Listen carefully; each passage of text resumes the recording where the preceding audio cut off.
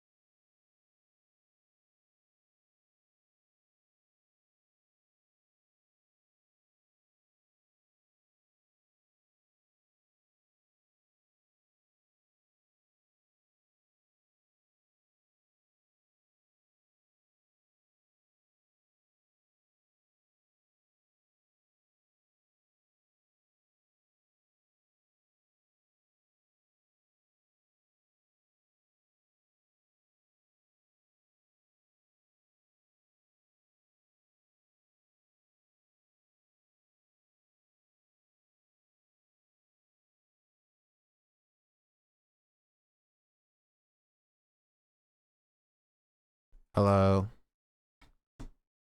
What's up, chat? How's everybody doing?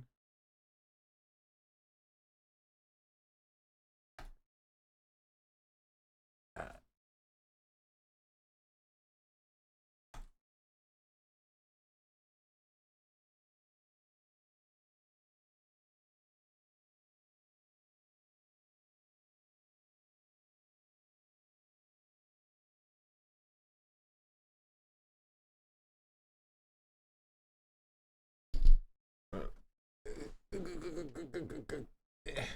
we go.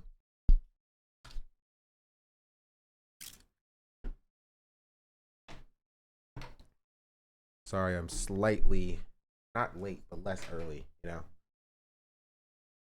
I'm making my breakfast. Because I woke up earlier today, it didn't take 30 minutes this time. So that's good. But how are all of you doing? I hope you're doing well. I hope you're doing swell. I hope you're doing great.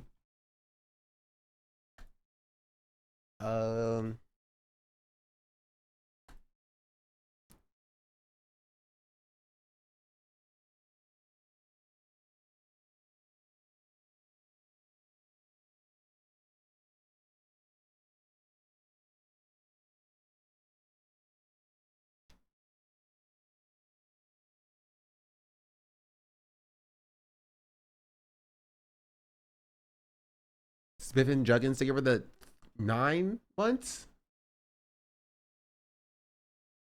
Much appreciated. Hold on.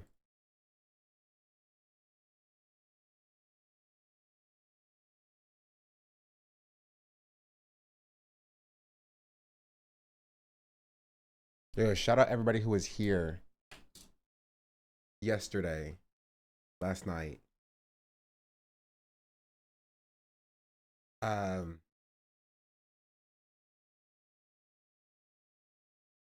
Because we did gaming, we did collaborations that chat has been begging for me to do.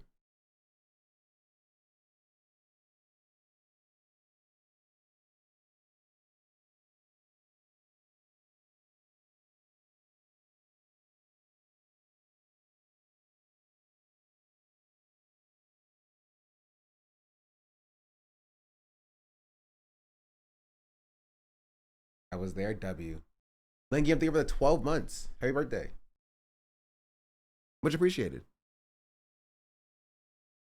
But yeah, we played some games. It was fun. I had an enjoyable time. Oh, my breakfast is done. Hold on. Be right back.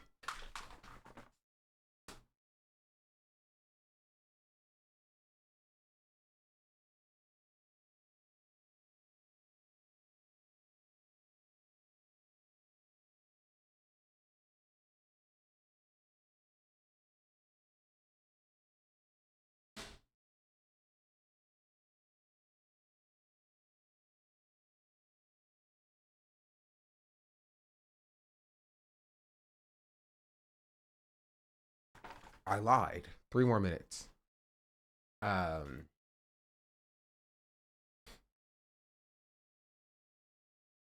but yeah. So the VOD's up. If you want to watch me play Valorant to a, like a middling level. Um,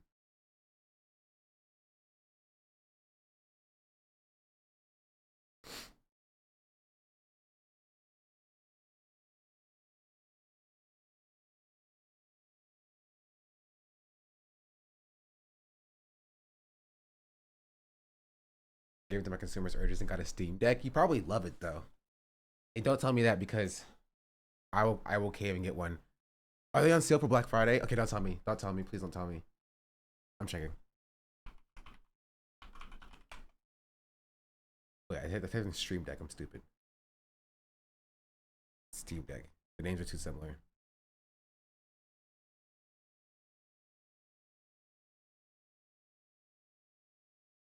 Ooh, it's 20% off for the LCD one though. Do I want the LCD one? It's 20% off. Ooh, maybe get a refurbished one. I'm a huge fan. Never mind, they're out of stock.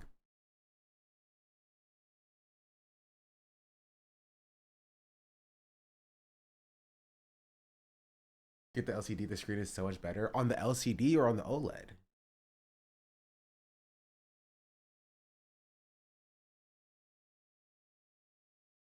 The cheapest one, you can get an SD card for more memory though. I was backwards. Oh, but it's like $200. It's $220 more. Is that worth it? The display is the same length. You get 90 hertz refresh rate, 10 hours more battery life, but like, and then like a better screen. And I won't be like, I don't know. I'm thinking about just pulling the trigger on the OLED. Battery life is kind of key. Yeah, but I don't foresee myself. I don't know. $500 is kind of steep. Steal Hassan's. Hassan probably takes his with him. You know what I mean? Also, he has like, honestly, he has armed security. He doesn't have armed security. That was gonna be. I can see that being clipped and be like, Sean the Black, who's been to Hassan's house, says that he has armed security. He doesn't have armed security.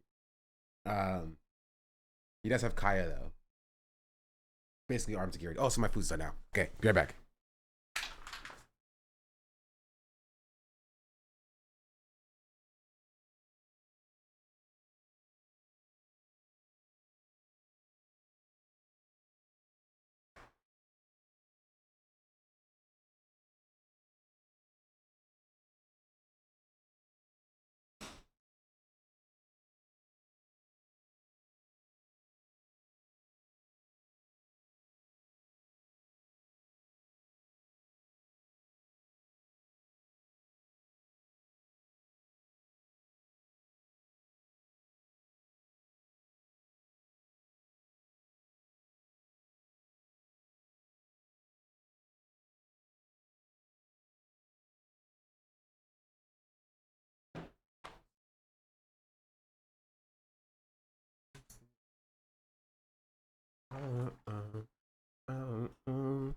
Good shot, share what you feel, share.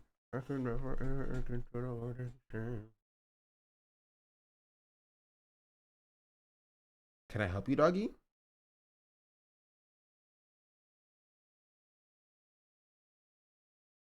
There she is back there. Sit. Good doggy. She's fake well behaved. She's only well behaved when the camera's on. What's for breakfast? I have some potatoes left, so I just made like a bunch of home fries and then 2 pieces of sausage. The sausage is buried underneath the home fries. See how they taste though.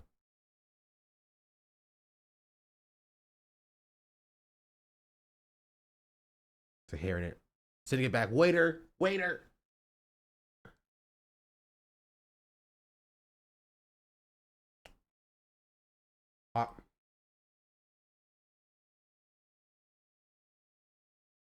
and the keys to assault.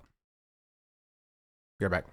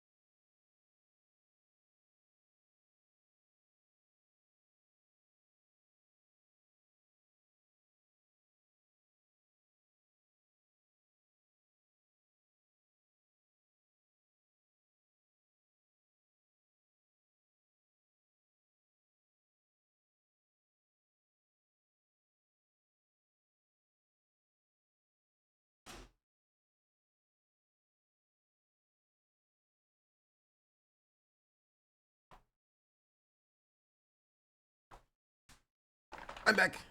Johnny, you want to do a raid? I saw the raid. No worries.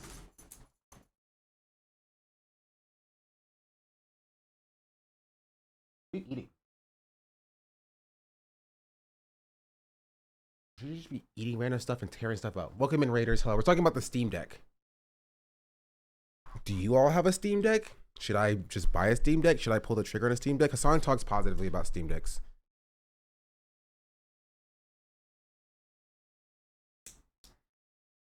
I want to know what y'all think. Let's watch the Steam Deck OLED review right now. You know what? You drive a hard bargain. That's a good thing. A good piece of content. I want to see the Steam Deck OLED versus LCD comparison. But everybody who gets sent the Steam Deck will just tell you like, oh, get the most powerful one because I got it for free and it's genuinely better. I promise. Like, I have a South African Steam account. I literally can't buy one. Really? Honestly, one thing I do respect about Valve is like it's not the best for like consumers holistically, but they don't sell their Steam Decks on third-party sites. Steam Deck is the handheld console, right? Yes. The screen that different or is it more powerful too? I don't know. Let's just see. Steam Deck, and we'll get to other stuff in a second. Pause. It's a lot of love, not a lot of lust.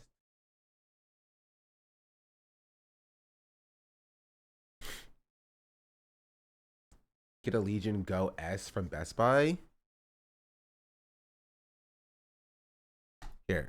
So as far as gaming handhelds go, for a lot of people, it doesn't get much better than the Steam Decks. Both are made by Valve, both share very similar designs, confining everything into these compact little machines that can morph themselves into pretty much any system you want. The amount of effort that has gone into making these handhelds the reality they've become today is pretty ridiculous. And as someone who has logged in probably too many hours than I should have on the original LCD model, I feel like 6 months has finally been enough time that going back and forth between the two of them, I've gained enough insight to share my experience about whether or not it's worth the upgrade for your money. To the point where the initial Steam Deck I bought was the 64 gig model because I didn't really know if I was gonna like it. So considering a new LCD model I don't even think they sell those anymore, by the way. I don't even think that Valve sells. I guess they do. Hold on. But it's not on the site though.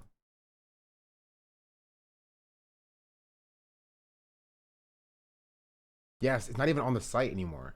So they might not even sell it anymore. Only refurbished? Yeah, but they don't even sell those anymore because they're all sold out. Let's see. Steam Deck 64. I mean, you can get it from Walmart for $500. Or you can get it from eBay for $350. Why would you not just buy the 256 at that point? You know, you just sent me the link to the store that I'm already on, chatter.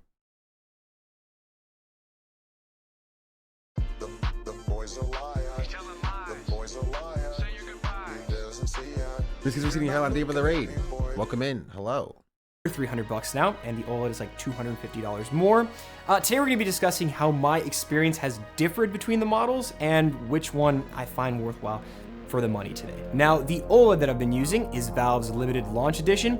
Basically, it feels the same in hands as the LCD model. They did refine the buttons a bit and gave it a transparent smoke case with orange accents. It weighs a bit less, but for the most part, it's pretty much the same frame. Now, where things are different are the displays. It's gonna be the first thing you notice when you pick up either of these. The LCD model originally had an 800p screen, which went up to 400 nits of peak brightness, and now these newer OLED panels do get noticeably brighter. The OLED can actually reach up to 1000 nits now with HDR support. And while I'd say that I'm someone who doesn't normally game at the max brightness a display can hit because it can kind of wear on your eyes after a while, you can definitely appreciate the brighter visuals on the OLED display. And that's before you factor in the image separation you get when you use OLED. Now, where I've found a legit advantage. Does that, because you're on a handheld console, right? How much does that really matter? You know what I mean? I guess credit from the LCD screen and the Hertz definitely are definitely worth it in my opinion. I mean, I guess, but is it like it's $200 worth it?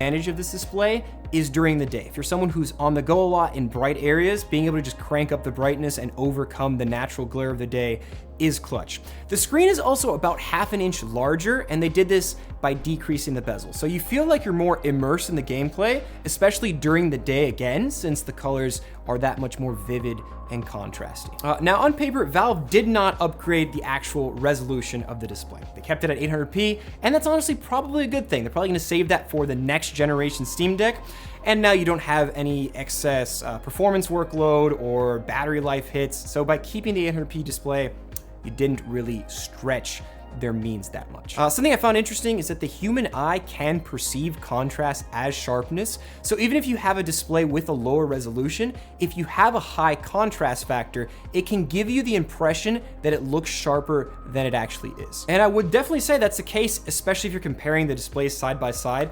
If you're gaming at night or in bed, the IPS glow. Like it?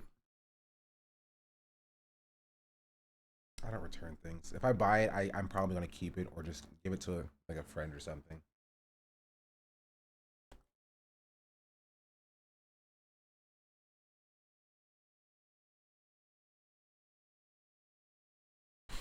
Get it sent to me. If you don't like it, that's not gonna happen.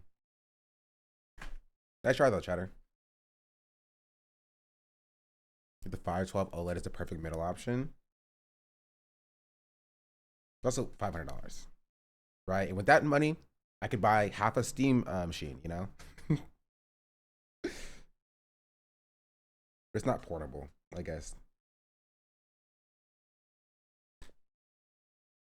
Glow is no longer a distraction anymore because the pixels are actually off. The infinite contrast you get with OLED and those deep blacks alongside the highlights. That is indeed 5 Valorant bundles, chat. It is 5 Valorant bundles. Honestly, the biggest use case that I would probably have, like, is just playing Steam games. Back there. Oh, hey, Dougie. On my bed. Second use case is probably when I'm traveling. But I have a PC set up at both my home and my apartment here. So it'll just be for like the airport and stuff. So the biggest hindrance on the Steam Deck is huge multiplayer titles won't work well on it. I honestly probably wouldn't play huge multiplayer titles on it. I would usually just play. I'd play my most played game would most likely be Baldur's Gate 3. It's not. No. Go sit down. No. No. Stop. You can't have my food. I already fed you. Go sit down. Thank you. I would play Baldur's Gate 3. I would play Balatro, Slay the Spire, Expedition 33. What else would I play? I don't know what else.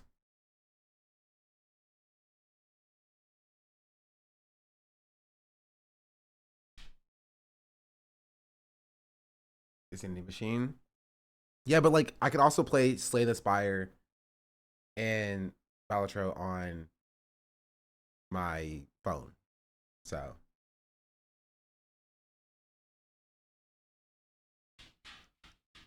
that's the only issue.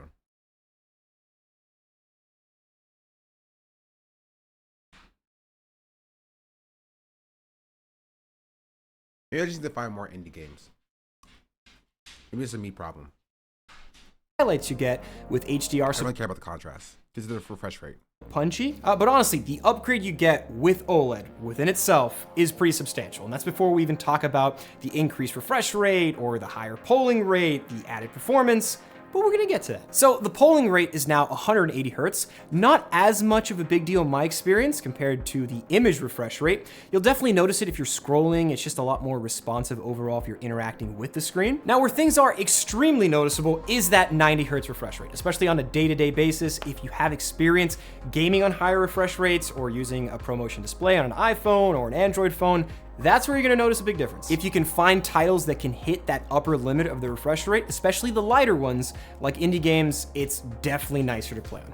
Harder to run, but in the cases where games you play are very graphically intense, since the display is natively 90, the exact half point is 45, which on a 60 Hertz display would be 30. And the better frame times you get at 45 do feel miles smoother than the LCD model. Okay, but normally when you upgrade a display's brightness, you increase the refresh rate, you're gonna expect a battery life decrease. But since Valve has optimized the display package, the hardware of OLED panels is inherently more dense and thinner than a lot of traditional LCD panels, so they were able to pack in a larger 50 watt-hour. Is that Dead Cells?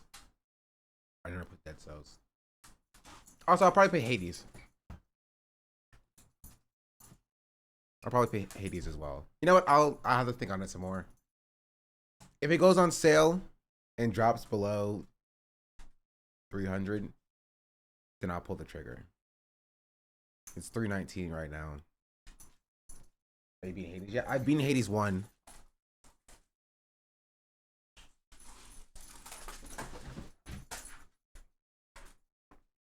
No, stop.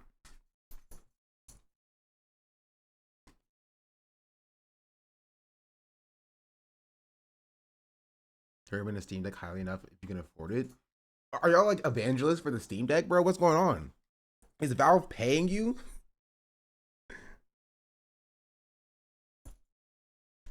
Yo, act like it's the best thing since sliced bread. What am I missing?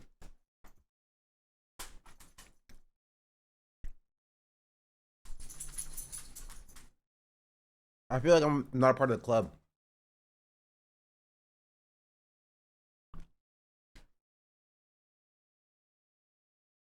You're gonna seem like I have emotion like this.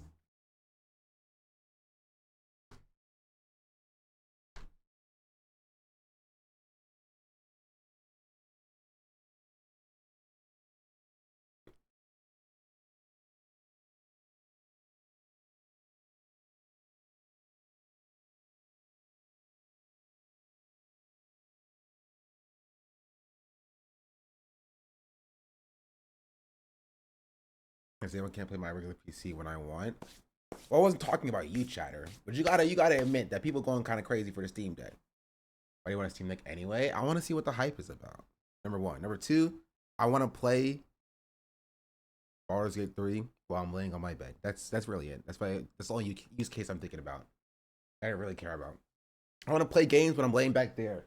When I'm back there, I can't play games anymore. You know, my computer screen's all the way up here. So I want to lay in my bed on my side, you know, playing freaking Baldur's Gate 3. I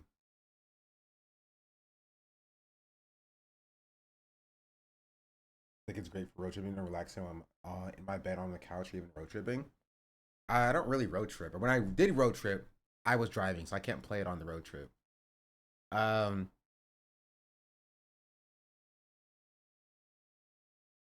Having a deck is still tough to overcome the urge to look at phone.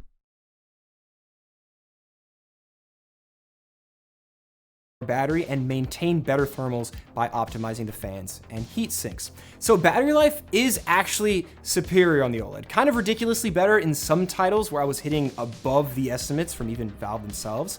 You can take the OLED model out and expect, again in my experience, playing indie titles like Vampire Survivors at a power draw of about 6.5 watts, I'm pulling almost 9+ hours of game time. Of course, this drastically goes down if you throw on something like Cyberpunk, but the fact that we're able to achieve 2 hours in some cases on a game that was annihilating PS4s a couple years ago on something that's battery powered is pretty insane. The LCD is no slouch when it comes to its power efficiency and gameplay, but the experience on OLED just really feels like they've dialed in and refined some of the main nitpicks everyone had with the LCD models. So as far as the upgrades on the battery and visual side, performance is one of those areas that a lot of people care about. And I think everyone knows at this point that the Steam Decks are not the most power hungry, explosive handhelds out there. So Valve did change the APU with the OLED model, and they also added faster RAM. And the new chip is a redesigned custom AMD APU that uses a 6nm architecture, which happens to be more power efficient. So I've tested 3 Steam Deck models head to head in some of the previous videos where we covered how the gameplay experience changes when you double the RAM. And it just kind of sounds like the only difference is the screen. Right? Even by the way he's describing it, it's just like, I mean, Valve tightened the left screw on the left side of the screen 2% more on the OLED device, and it's just like, that's cool, I guess, and it's interesting. Sure, okay. Oh, that's a huge difference. That's what they want you to think. It doesn't blow up when playing games.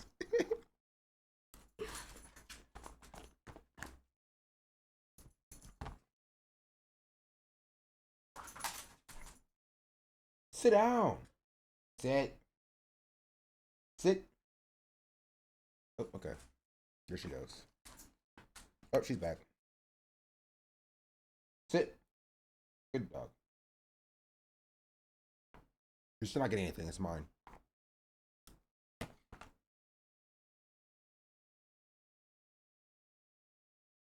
OLEDs still manage to outperform all of them. Of course, there are devices out there that are going to outperform the Steam Decks. The brand new ROG Ally X is right around the corner. But let's be honest, the customer experience offered by Valve versus Asus is a night and day difference. I also like that the OLED model does crush downloads significantly faster than the LCD deck because of the upgraded Wi-Fi 6E support. The haptics are another area where they are ever so slightly refined with a tighter response, where I can feel like if I jump back and forth between the LCD and the OLED, I can tell you that the OLED does have the better control scheme. So to wrap things up, I want to keep this video nice, short, and simple. It's a tough decision. Like, the LCD is definitely not a slouch by any means. In my original OLED impressions video about 6 months ago, I thought it was fantastic. I did say that if you were happy with your LCD model, you don't have to go out and buy an OLED necessarily. But today, after using both of them pretty much head to head for all of 2024 essentially, I would say that if you are someone who's a power-hungry Steam Deck user that loves your Steam Deck and will absolutely take advantage of all of these additional upgrades, it might actually be worth the upgrade. Significantly more than you might think. I trust this guy.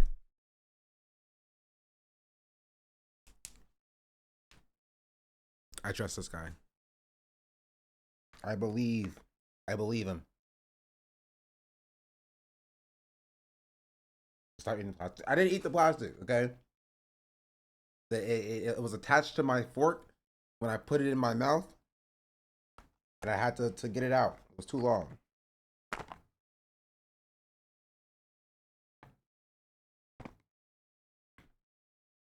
It's the way black kids are being failed on Twitch in reflection of how they failed to society at large, or minority civilization to black people where I'm from.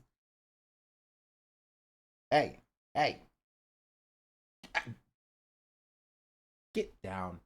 You want to see the stream? Maybe she just wants to say hi to the stream. See? Say hi, Nixie. Say hi. Okay, now get down.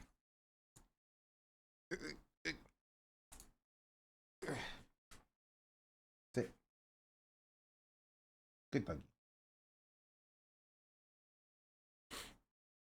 If you have a good PC, I highly recommend looking up Sunshine and Moonlight when you get a deck. It's a game changer. MKG is the only man I trust about tech. I actually don't trust Marquez Rowley anymore. I used to. I don't trust him anymore. I don't know. If I buy it now, it'll be here in 3 to 5 days.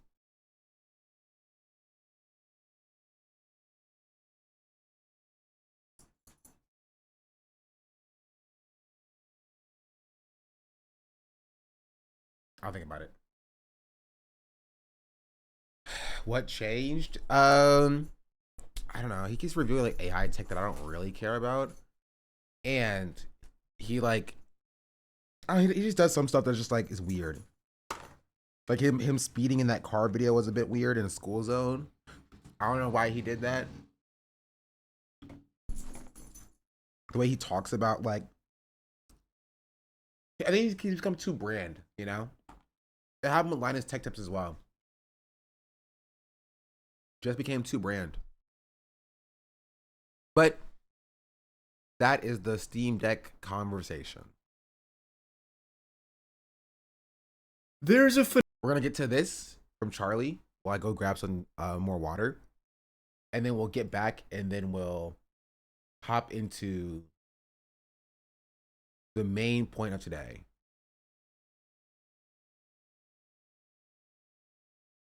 Right?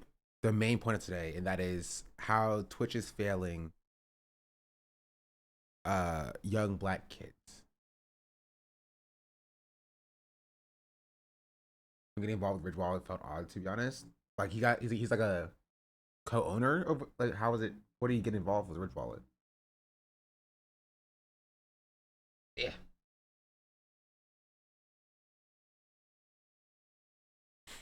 Let's continue. Phenomenon where some viewers get so parasocially latched onto a streamer, like more so than a newborn to their mother's titty, that they will actually carve out pieces of their paycheck solely for their favorite streamer. And it gets to such an extreme What you should do for me. I'm sorry, that was a joke, obviously.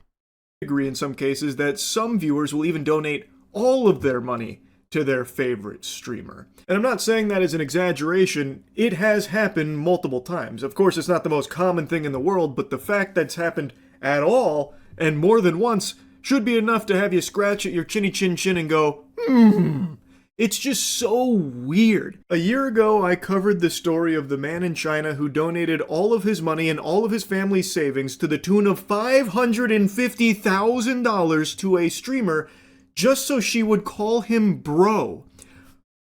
Brother, every streamer on the planet will call you bro for free. But he wanted that. It was so special and so important to him that he ruined his life and jeopardized the future of his family just to send all of that money to that streamer to hear her refer to him as bro. It's fucking insanity. Like, it's actually unbelievable. Honestly, it feels like it's a mental health thing. Can I get it, bro? No. Not without $500,000. Thank you. But I feel like these are people with like mental health issues who are like kind of attaching themselves to these personalities that they like online, and that they don't have the support system that they need to have in their real life to stop it from getting this far. You know?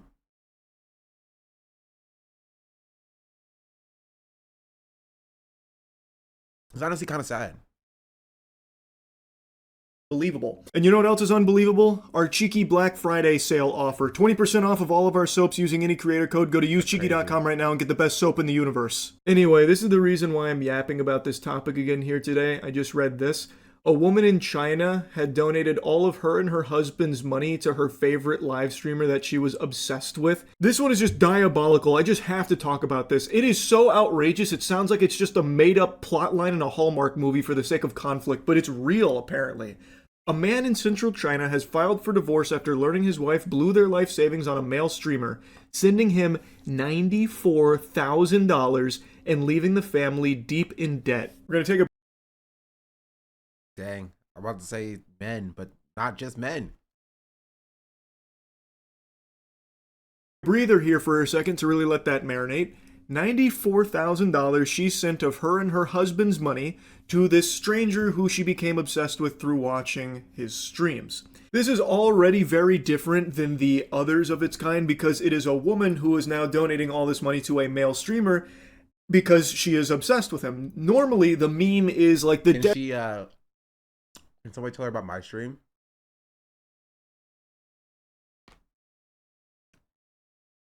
Not that I want her family to go in debt. Just saying, if somebody could introduce her to my Twitch stream, I think she would enjoy it. Langliam gifted a tier 1 sub to Athugger1. They have given 16 gift subs I think in the I'm gonna channel. give this up. What's your Hey, no. You can't have my food. It's my food.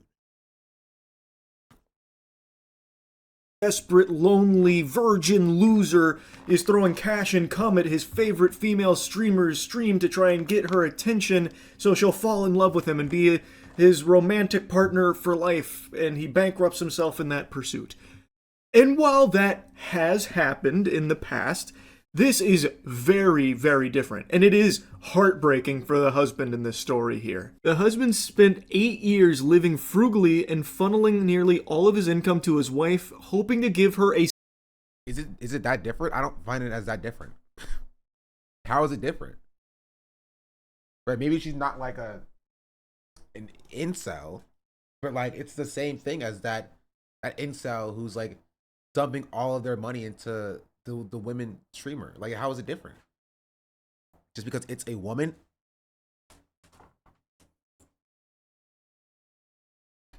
A sense of security. This guy was literally living and breathing to try and like make his wife comfortable and happy. So all of his money that he was earning through being very cost conscientious and everything that he was working towards, he was letting his wife hold. But his wife, unfortunately, was viewing this money as the streamer's money that she just had the privilege of giving it to him. Like, basically, she didn't even view this money as theirs. Basically, she viewed this as her holding that streamer's cash, and she couldn't wait to give it all to him. It's fucking concerning. It is alarming.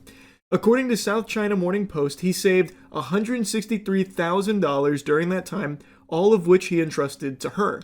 But when he recently asked to check the account, his wife refused, raising suspicions, and she later broke down and admitted the money was gone. Fucking devastating. That is tragic. Not only is all the money gone, but your wife is so obsessed with another man that she's never met or anything. And it is confirmed in this report that they have never met offline, at least allegedly, I suppose. But she is so obsessed with another man that she is willing to give all of your money, all of your hard-earned clams that you were entrusting to your wife whom you love and want to share this beautiful future with together. All of that is now... I just don't see it as... I just don't see it as different. Maybe that's just a me thing, right? You know what I mean? I don't see it as different. I think it's the same thing. Like, as like the 40-year-old virgin incel guy who gives all the tier 3s to a hot tub streamer or like whatever. You know what I mean? Like, it's the same thing. It's based in the same thing. It's a parasocial relationship. It's gone too far. You're right. He's playing into the wife betraying perfect husband type. Vanished because she wanted to give it to some other guy. Now, of course, this would still be tragic even if she was giving it to somebody else for an entirely different reason. Like, she just really likes Queso's streams and he was struggling during egging on, so she donated all of her and her husband's money to Queso cheering him on. That would still be a universe collapsing moment. But the fact that she was doing it to another streamer whom apparently she was so obsessed with, and I imagine in a romantic way based on how all of this reads, that is just another layer of gut-wrenching. Not really. Like, it would, as he said, it would still be weird, right? It would still be weird, and it would still be bad if she was doing it to Queso because she thought that he deserved it because he played good games, right? I don't see it as different, you know? It's just not like one step above how it usually is. No, it's the exact same thing. You know what I mean? Like, I don't view it as different. Like, there's nothing that like Charlie has provided to prove that she wanted to like sleep with this streamer, right? There's nothing to prove that she was doing like emotional cheating with this streamer. There's nothing that he said to prove that. It does kind of feel like he's you know what I mean? It does kind of feel like he's kind of feeding into the he's the small bean man is taken advantage of by disgusting woman, right? Who took advantage of his breadwinner status to enrich herself and her side piece or whatever. Even though like that's just kind of not what the story is a little bit. Right? It's still gross and it's still bad. And it can be bad outside of like the woman being like a nefarious cheater. You know what I mean? Like she could just be dumb. Also, can we blame the streamer? No.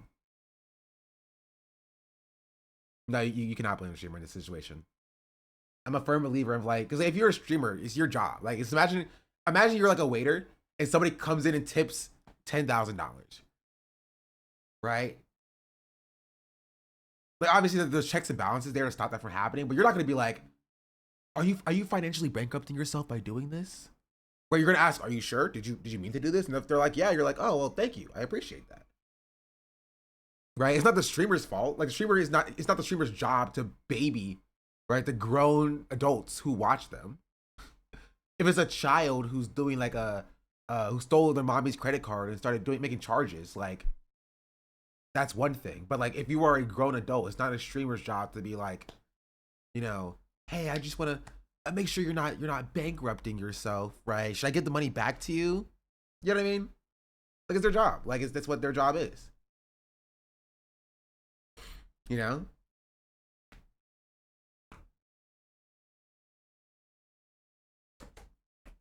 Kind of believer in women's rights and women's wrongs? Yeah. I mean, yeah, why not?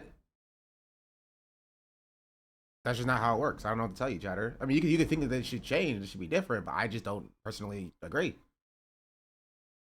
It's not the streamer's job to baby everybody who gives subs in their chat to be like, oh, Johnny, I see you gifted 10 subs today, right? I just want to make sure you're okay with that. You know what I mean? Are you financially okay? Your job isn't to cause bankruptcies. They're not causing bankruptcies. Why do these grown-ass adults not have agency in your mind? They're grown adults. They're grown adults who can make their own decisions. The decisions can be shitty and they can suck and be bad, right? But they're grown adults. Adults are allowed to make bad financial decisions. And it's not the job of the streamer to be like, well, I'm going to be the parent here and make sure you're making good financial decisions. It's not.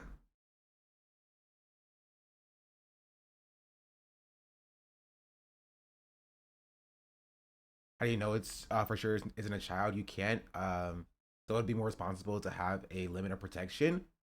Yeah, that's up for the streaming platform though. The streamers, but what is the streamer supposed to do? Is the streamer supposed to, every time they get gifted subs, to go back and like refund? I don't think streamers can refund subs. You know what I mean? Does a streamer ban people who are giving them money?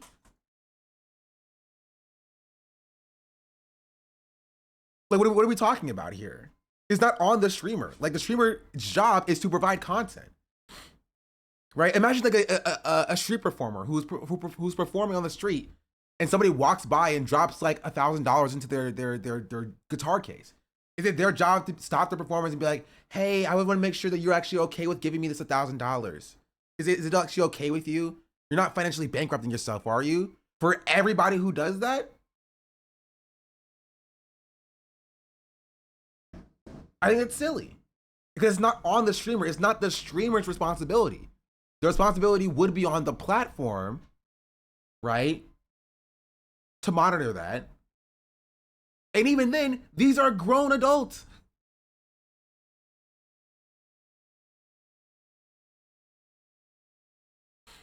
Jarvis and Jordan are the only one creators who I've seen plug their Patreon by saying, if you can't afford this, It's part of your discretionary entertainment spending. But even then, if people are going to give the money, they're going to give the money. You know what I mean? It's not on the streamer to be like, hey, I see that you've actually donated over the limit of my stream, so no more donations for you. Because what are you supposed to do? What do you do there? Like legitimately. What do they keep donating? Do you ban them? Right? Do you cash the money out and send it back to them via wire transfer? There's no mechanism to like refund subs. That's not a thing. RC Pinto _ just subscribed. 9 months LETSGO. RCB, thank you for the 9 months. You know, plus every Oiler like open presence aside and say you good. I'm not putting you out of your house and home, right? Yeah. Right? Because in people like if it is a child who is doing this and their parent finds out, they will do a chargeback and Twitch will give them the money back because they have to. Because the bank will give them the money back, and then Twitch will give the money back to the bank, and then you're as a streamer you're out of money, right? That happens consistently all the time. Subscribed. Right? That's why chargebacks are a problem on the streamers. Right? So it's not on the streamer themselves to like artificially limit their income on the off chance that somebody who's giving them $100 might be giving them the last $100. How do you know? You know what I mean? How would you possibly know that?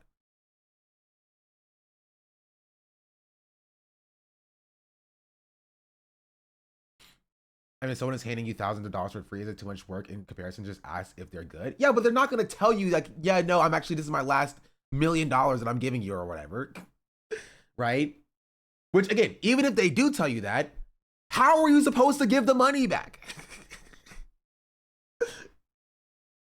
I live like a capitalist every single day, Shank. I live as a There is no mechanism on the platform to give the money back. Baya 0000 Of course just not. subscribed. Talking about this specific situation, you see a random woman bankrupting herself in the news, you wouldn't feel a bit bad at least, or give them, or would you like dances on her grave? That's not what we're talking about, though, chat. You're completely making up that scenario. We're talking about like after it's in the news and it's been found out that the news has reported on the fact that she's bankrupted her entire family. That's not what we were talking about the last 30 or 20 minutes. It was as a streamer when you're giving, who's saying giving it back? The chatter is saying giving it back. Right? When you're being donated to, you have no way of knowing. You have absolutely no way of knowing. Right? And also have to understand that even in that situation, it's still your job. You know what I mean? That's your situation, your scenario? Yes, because it's my fucking stream, chatter.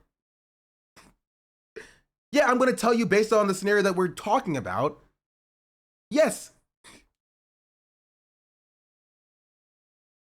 I've crafted the scenario that we've been talking about this entire time. And you're disagreeing with me, but about your own scenario that you haven't been, like, you know, that no one else is talking about, essentially. Right? But even in your scenario, I still don't think that it's a responsibility of, maybe it's the good thing to do, right? Maybe it's the nice thing to do to be like, oh, you gave me $100,000. I'm going to give this back to this guy or whatever. But you have no responsibility as a streamer to do that. You don't. Right? He can do a chargeback on his bank. The bank will give him the money back. Twitch, then the bank will go to Twitch and demand the money back. And then Twitch, or if it's on Twitch, or whatever the platform is, right, will give the money back to the bank. And then the money gets taken out of the streamer's account anyway, right? But it's not the Twitch streamer's job or responsibility to then like reach out to this random guy to be like, hey, your wife gave me $100,000. Here's the $100,000 back, sir. I'm so sorry about that. You know what I mean? And that expectation does not exist for like, you know, corporations or even small businesses, right? Who sell product. Like imagine Chipotle has some dude who comes in every day and buys 2 burrito bowls and leaves for the last 10 years. And then they find out that like, you know, he was using his last $20 every day to buy 2 burrito bowls or something. Is it on Chipotle to be like, after 10 years of this, to be like, I'm sorry, you know, husband of this lady who bought 2 burrito bowls. Here's the $40,000 that he spent on Chipotle in the last 10 years. Here's the $40,000 back, by the way, that he spent for the last 10 years.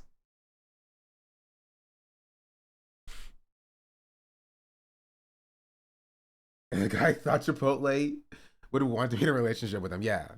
So working at a liquor store, I don't know that I saw alcohol to a drunk who abuses his family. Yeah. Right? And it's your job to have some discretion, but like the idea that the last person the onus is on is the streamer. Is that the same as one big $100? That's not a thing. You're doing the same shit. You're making shit up. You're literally making shit up. Nobody's saying that it's one big $100,000 donation. Shatter. You're making shit up. This is over the course of a long time. That's what the article is about. You're literally making shit up. You're literally making up a scenario. The article is about this guy who's been saving up money, right, over an extended period of time, right? And the wife giving money over an extended period of time to this streamer. There's no lump sum. There's no huge amount of $100,000 immediate donation. That's not a thing. Which is why I said you're literally making up a scenario. That's not what we're talking about. Sure, if somebody gets a donation of $100,000 immediately from a channel that they've never heard of before, then yeah, maybe the streamer should ask, hey, did you mean to do this donation or whatever? But that's not what we're talking about. Right? It's like $100 here, $250 here, right? It's somebody that, you know, as a streamer, you would assume, okay, you have this, right? This is within your means. Because you are presumably, right, an adult with a credit card and a job that can spend this money. Along with, you know, hundreds of other people who are also spending money. The last person the onus is on is the streamer. That's the last person it's on. The first person the onus is on is the adult who's doing it. The second is the credit card company who's authorizing these transactions. The third is the platform the transactions are happening on. And the last person is the streamer themselves. There are 3 other entities, right? 3 other entities before the streamer that can step in and be like, hey, you probably shouldn't be doing this. Why are we not putting the onus on the credit card company for stopping this from happening? Right? Why are we not putting the onus on the platform for stopping this from happening? Why are we putting the onus on the person with the least amount of power in this entire situation, right? Who's getting a little bit more money than they would have usually gotten otherwise. And yeah, it sucks for the husband. It sucks. It's sad. I feel bad for him. Right? But let's not act like it's like the streamer's responsibility for every person who donates, you know, a little bit more than what is on the average or whatever, to be like, hey, no more donations from you. You're bankrupting yourself without even knowing that that's happening. As a streamer, you must, you know, you must have an artificial limit to what the donations are. And you must be keenly aware and be omnipotent and be keenly aware of every single financial situation of every single donator in your platform. Right? And then you must check in with every single person who donates in your platform. And if they are, for some reason, stealing their husband's money that you're aware of and bankrupting the household, which you're aware of, give that money back to the husband somehow.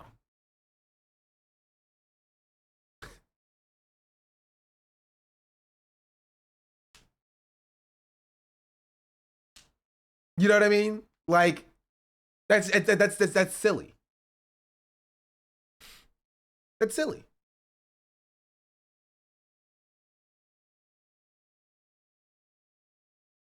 It's just so fucking awful. Out of the 1.16 million yuan, she tipped 670k to a male live streamer she followed obsessively. She couldn't explain where the rest of the money went.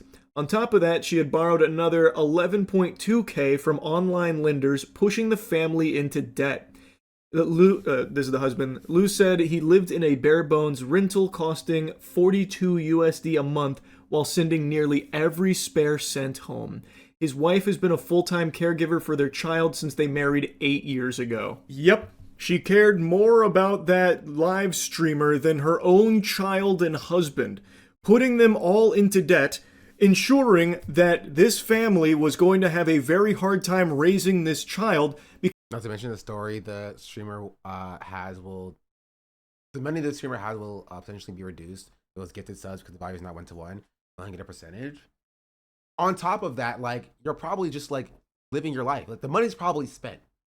So we're not talking about like him just giving the money back. We're talking about him dipping into his own savings for money that, like, you know, for all intents and purposes that he earned, right? To just pay this random guy back because of what this random woman did. You know what I mean? Like, imagine working at your job for 20 years and at the end of your 20-year tenure, right? Some random guy comes up to you and say, hey, the job that you worked for that paid you for 20 years, right? Well, that job actually stole my idea. So I'm gonna need you to pay me $10,000 because of that. Like, the streamer doesn't have anything to do with that. I thought it was in a one-time $100,000 donation. The concept of tipping a long period of time. Then yeah, I don't care. Okay, then we agree.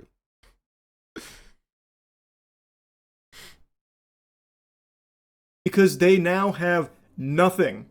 She was so fucking obsessed that she sent them into financial oblivion here just for a crumb of attention from this live streamer. It's sickening. Like, it's actually just despicable. It's a mental health thing, right? She has a it's the same exact thing as like the incel guys who are like, you know, tier 3 subbing to hot tub streamers. It's a mental health problem, and they need a support system, right? They need a support system to step in and be like, hey, this is bad. This is wrong. This is not good. You need to walk it back. Right? Like, not to like victim blame here, but the husband theoretically should have been more aware of the finances so that he could, you know, step in when it was time or when it was opportunity. Like, the woman's still in the wrong, right? But that's what support systems do. You know what I mean?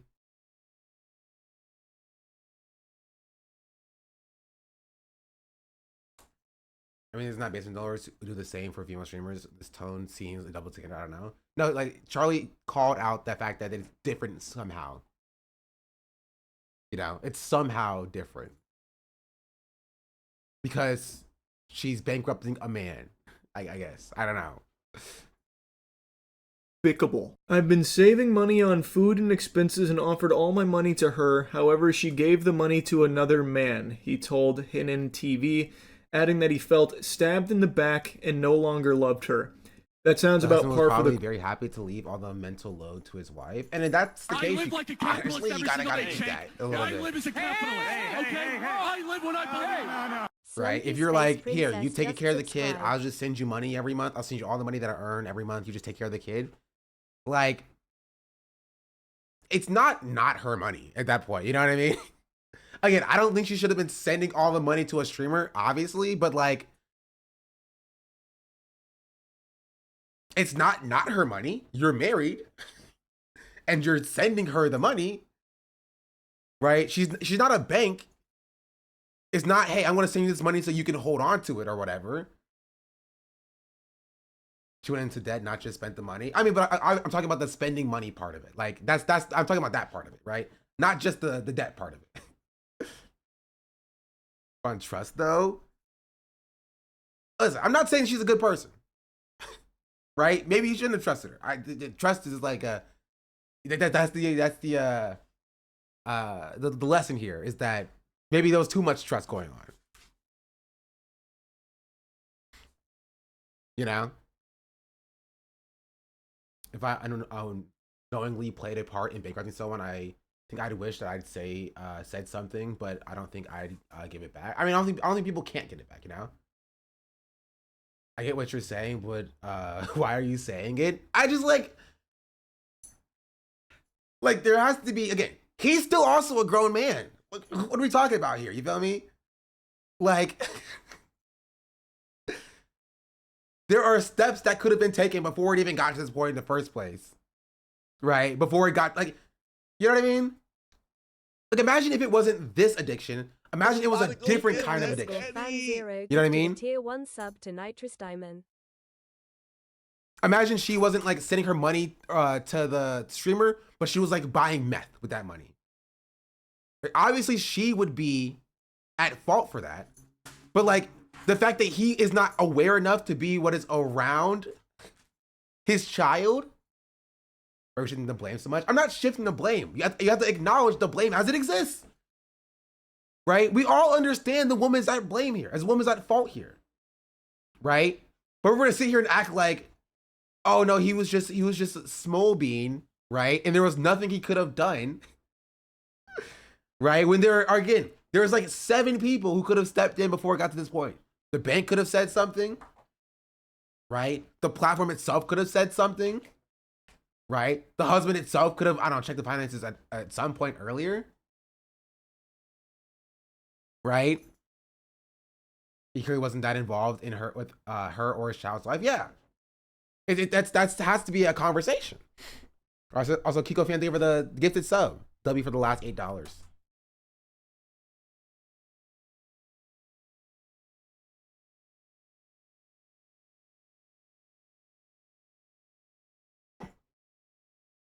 Nix, what are you doing?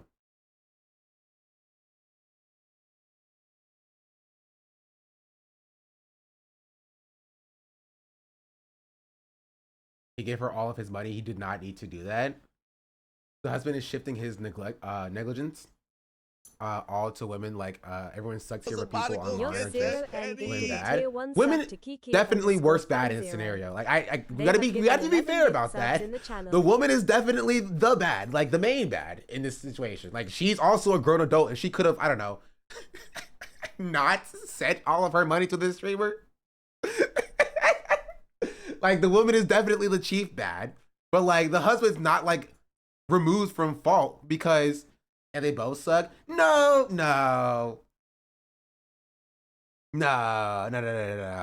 There's no they both suck here. Like one is definitely worse. What is definitely worse? That that's how I feel about that. You know, the husband is a victim here, like the child. No, I won't agree with that either. The child is the chief victim because it's a child, but the husband is a grown adult with a fully formed frontal lobe who made the decision to send all of his money without checking where it was going to his wife. Like, I blame it all on the child. True. Like, he's the fool who gave his money to a woman that proceeded to waste on some dude. Yeah, like, see, this is the problem, right? I don't think a lot of people, I think a lot of people feel some type of way about this because it has, like, relational dynamics. Like, a lot of people identify with the man, a lot of people identify with the woman for a number of different reasons. But like, imagine if it was like a 28-year-old, you know, incel in his mom's basement, and his mom keep giving him thousands of dollars of an allowance, right? Every month, your mom keeps giving him thousands of dollars of an allowance, right? To hopefully get a job eventually at some point and move out at some point, right? But he takes those thousands of dollars and just kept sending to a streamer every month, hoping to get her attention. We would understand that, like, yeah, that kid, right? The 28-year-old, like, okay, sorry. The 28-year-old child, if you will. That guy is at fault, right? But you'll also understand, like, why is his mom just giving him a bunch of money without even checking to see where it's going, right? To seeing the fruits of the money that's that she's giving him, right? We would understand that, like, the mom is also be a little bit at fault because, like, she was enabling this behavior when she could have done her due diligence, right? To make sure that that wasn't the case, right? Marriage is not like that. Marriage is not like that. But that's why this situation is honestly worse than that because you have joint finances. You have access to the account, right? And you have to go out of your way to be completely removed from what your wife and your child are doing, right? And that's like a conscious decision that you've made. You know, you've made that decision. You've made a decision to not be involved, right, in that dynamic. And your only involvement is just sending them money every month. And you're surprised when the money's not being used in the way that you thought it would be used. Why are you not checking that?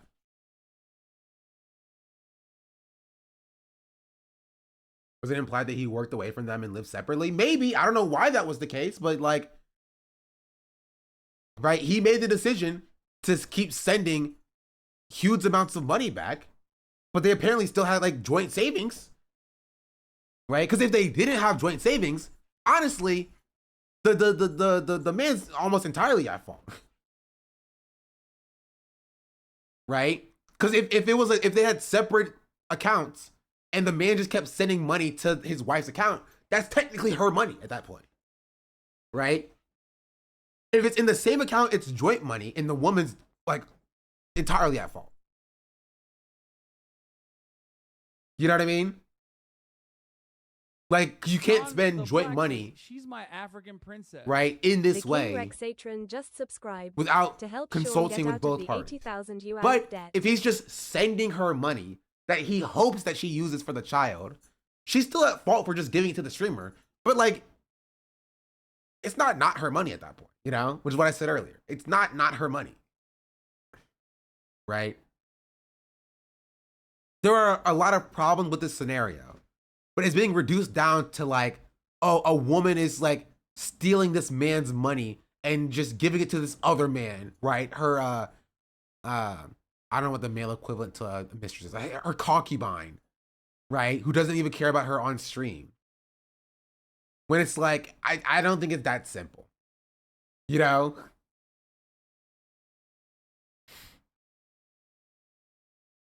So it's falling to a scam because you trusted the wrong person, not also make you the victim. Not when that person is your wife and you have access to those finances. Like, you're still a victim, sure, but like, let's not act like you don't have responsibility in that situation.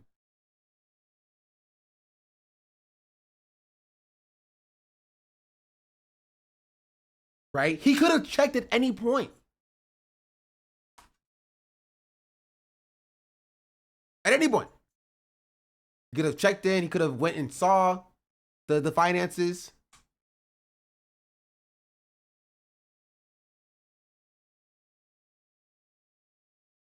Like, that's just the case. Of course, that is the ultimate betrayal, and it makes sense that he would fall out of love with her following this revelation. The wife admitted she became obsessed with the streamer.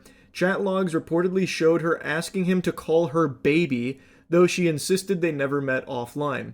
With the savings wiped out and 80,000 yuan in debt, Lu now plans to recover half of the couple's common property before filing for divorce. Just crazy. I hope he gets whatever he needs here in order to rebuild his life, because it's basically starting from scratch now thanks to her. I also hope she doesn't get to keep the child. I hope he gets full custody, because clearly she can't. He doesn't want the child. He was very clearly not involved in the child's life. Again, I won't say that. We don't know. We don't know if he doesn't want the child, but he wasn't involved in the child's life. She was the caretaker. Like, that was the entire thing that we just talked about, right? He was essentially paying her to be the caretaker. He assumedly did not want to be involved. The wife had the child, and he was just giving her money. Like, am I misunderstanding that scenario? Like, and she squandered that money. Because on my firstborn to you, dog? Yes.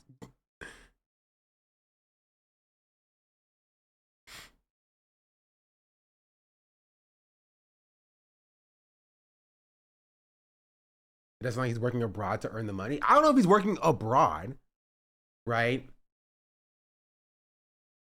That's not necessarily described. He's just working away. He's away from the child and his wife. right?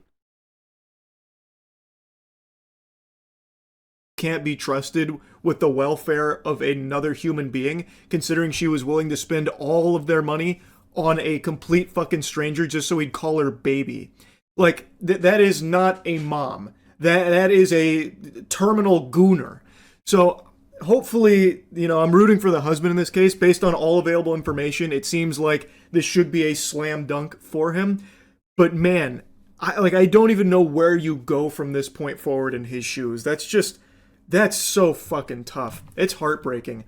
And in stories like this, I always wonder if the streamer ever gets made aware of it. I understand there's no obligation for the streamer to, like, give the money back, but I feel like if the streamer in this case heard what happened and what was actually going on, I imagine he'd probably want to help the guy here, at least in some capacity, right? You would think. Because, I mean, come on, if you boil it down, this is the guy's money that was being distributed like Johnny fucking... No, it wasn't. That's the main problem.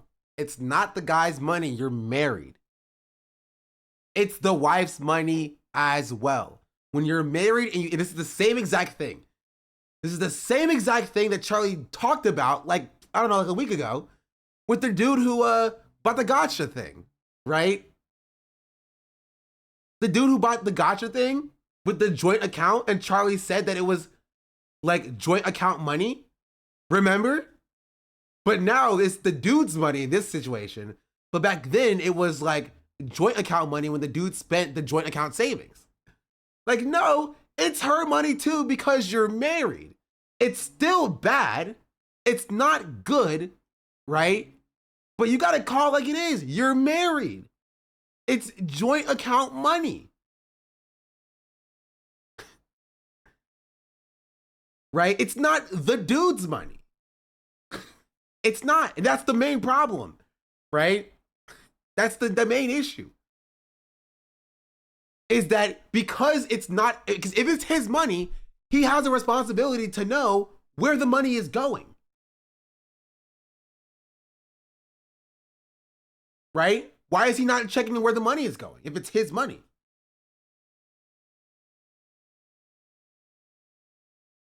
Or if it's his money that he's sending to her, then it's her money. If they are separate accounts and it's going from his account to her account, it's her money at that point. You know what I mean? Like, what are we talking about here?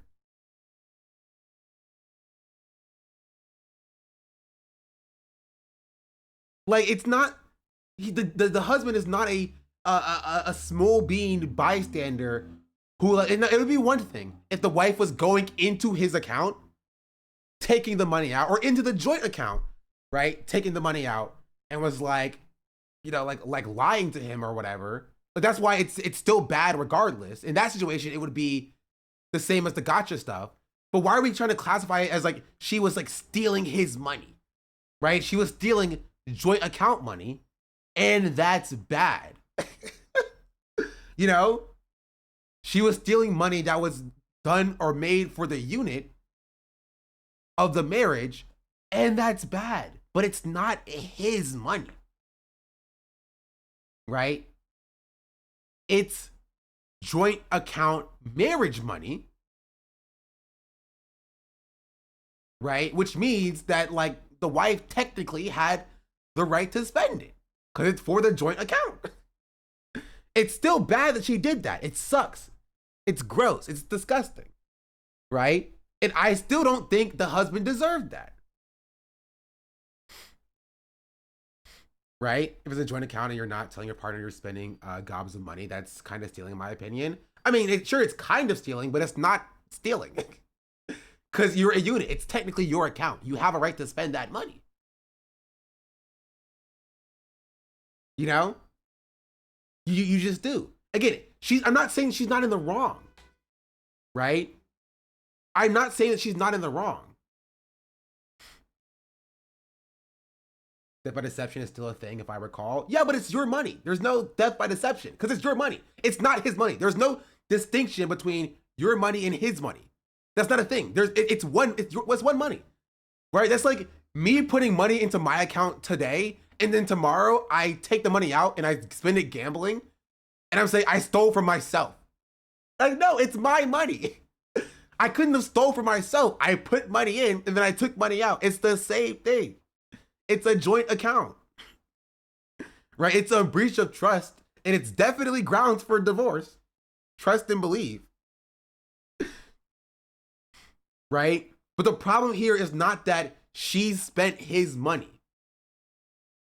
right? Because it falls down into this, not stolen from that. It falls down into this idea that like housework, like wife, like housewife, like a home work is not like real work, and like the breadwinner, like going to an office and making money is the real work, right? It is misogyny, but she's like taking care of his child. She's not like not doing work. You know what I mean? She's not doing work. Yeah, she wasted their money. Exactly. That's what it is.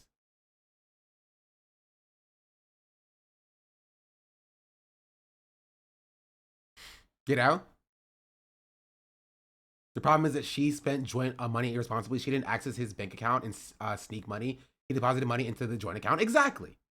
Exactly. And that can be bad on its own, which is why I don't understand the framing that Charlie is here and saying that it's his money when, like, literally, I don't know if it was like, I have to find out when the video was posted.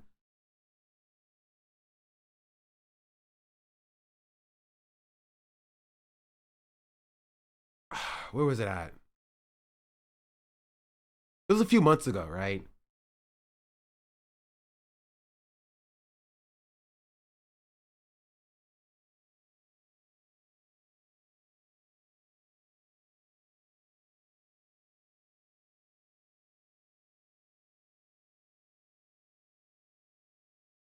I'm trying to find it.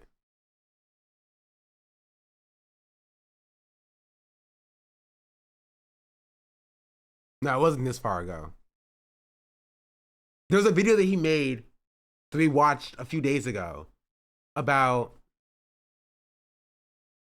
a guy who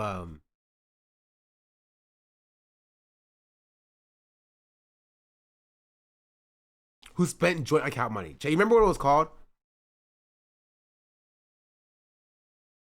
Oh, it was March 19th, apparently.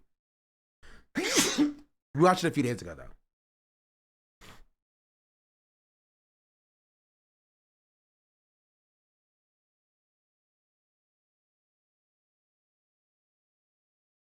Let me paint you a scenario here. This is kind of like a gamer's version of Rorschach's. You have $600 lying around that you're saving for a rainy day. You live paycheck to paycheck and it's emergency money for you and your fiance. But Genshin Impact has some new gacha coming out. What do? Do you let that money sit there, idly, just waiting to be spent? Or do you take the initiative like a true level 100 raid boss and spend that $600 that you and your fiance have been saving on that Genshin Impact drop? There's only one right answer. And unfortunately, that correct answer of spending the $600 of emergency funds on Genshin is getting this marriage in hot water. It's actively falling apart. Now, gamers are some of the most misunderstood creatures in the universe, but we're also the most advanced species, so I don't blame people for not always fully comprehending our methods. We can level up, we can emote, we can even make you come through the computer screen. Watch this. Sorry. But sometimes shit just goes cattywampus, and this is one of those stories. So, this guy's fiance, his IRL life duo's partner, found out that he spent $600 on Genshin, and it's not looking good. So his fiance finds out and tries to get a hold of him. We tune in the middle of this where he's saying, "Stop calling me." She insists that they need to talk right now, but he says, "You're not being fair at all. I explained my boundaries to you, but you're not respecting them. This is exactly what Redacted says is abusive about you." So she says in caps lock, "You spent $600 on our credit card on a fucking game. I explained it already to you. $600 for 2 virtual characters you don't need without asking when we are paycheck to paycheck. That card was for emergencies with the Civic." And then he just drops a screenshot of one of the Genshin Impact characters that he bought. An interesting strategy. He tries to turn this around on her, and anyway, this goes on for a little bit, but the point that I wanted to make is that in this scenario, right, the husband, or sorry, not the husband, the boyfriend, right, the fiance, he spent joint account money, $600 on Genshin Impact characters, right? On Genshin Impact characters. And Charlie here and everybody else who watched this video understood like, hey, that's silly. It's the joint credit card, right? It's both of their accounts, right? And so it's not his money to spend, which we agree with, right? That's true. That's correct. It's not his money to spend because it's the joint account, right? It's the joint account. And he's like, well, I made this money. It's my money I made. But I'm like, yeah, but if it's on the joint credit card, right? It's still a joint account. You have to have that conversation with your partner, right? And with this one, now it's his money and she's spending his money, right? On the streamer or whatever. When it's like the same situation.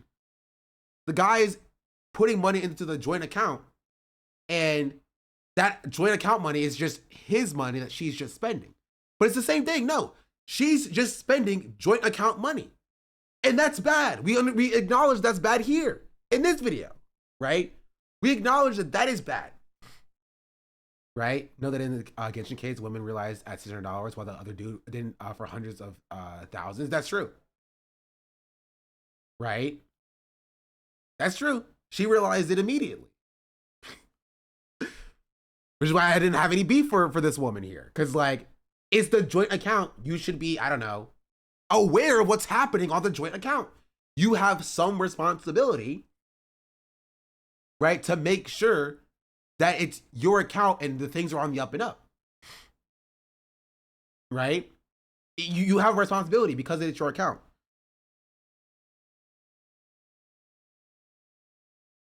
These people aren't even married and she noticed that $600 gone? Yeah. Did no story start because she saw the charge? I think so. Joint account means joint maintenance? Exactly. They don't just watch your spouse drain your account and then be surprised when you're far into debt. Yeah. So that's the difference is here, right? Like here, the woman here is completely in the right. There's no way where she's in the wrong. She did what she's supposed to do. She saw a charge in her account that was weird. She called up her partner and was like, why did you do this? They had this whole argument and she's breaking it up with them, right? Called off the wedding. That's what you're supposed to do. Here, this guy just kept sending money that is basically being burned. And he's just like, what does that smell? It smells like smoke. Anyway, here's more money. And she's like, thank you. I needed more kindling. And he's like, huh, interesting. It smells like smoke. And you don't realize until the pile of money is like this big that's on fire, right? Yeah, I feel bad for you. But like, you smelled the smoke. And you were just kind of fine with it. You were like, okay, it's whatever. Until the pile of smoke, until the pile of ash got too big to ignore. Right? So again, the woman in this scenario is in the wrong. She's in the wrong. Completely in the wrong. She not only, right, spent joint account money on this streamer, she went and borrowed another $11,000 on top of that, right? Pushing the family further into debt. That is, there's no way you can spin that to being correct. She's wrong, completely wrong. Right? But like, we're gonna sit here and act like, and funneling, you know, act like the guy who was just like, he just kept throwing the money back. It's like, it's fine. It's fine. It involved absent parent when they're giving money to the spouse, like checking on the well-being of the child and making sure they're healthy and well clothed. Yeah. It's just it is a situation where do father cases go well in a Chinese divorce court? I have no idea. This will be open and shut in most countries though. Like it's like yeah, yeah. Did you spend $600 on 2 characters? It Genshin Impact that expensive? Yeah, because you have to do it's gotcha, right? So it's like you spend money on like these tokens or crystals or whatever the premium currency is, and then like you would do that on spins. So like imagine a giant like slot machine that you put money into and you pull the lever and then it spits out a character, right? And so it may spit out, and each character has like a different odds of appearing. The most like super popular characters have like 0.00 something percent chance of appearing sometimes, right? It's really bad. And so you have to spend like hundreds of thousands of times, right, to get characters sometimes. So the premium currency is not like expensive. Like you can get like 100 crystals or whatever for I don't know, like $10. But when you realize you're gonna need like 50,000 crystals to get specific characters, it starts to add up. Gotcha is literally gambling with a nicer name. Yeah. It is gambling. It's not great. Anyway, this went on for entirely too long. We got into a complete stun lock about, who was at fault in that situation. Mostly push need dupes most of the time, so that's even worse. Not just one is enough. Ooh, my leg. But yeah. Jesus. I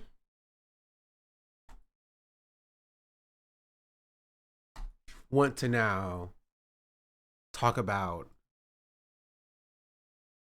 what's in the title. Hold on.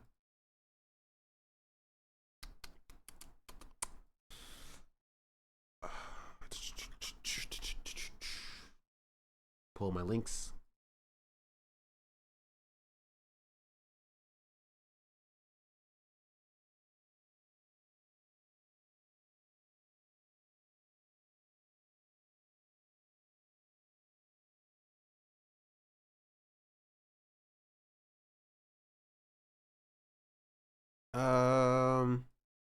Yeah. Here.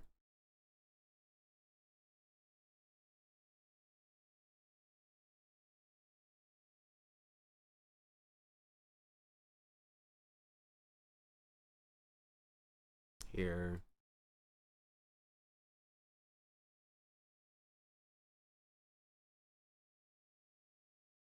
Here.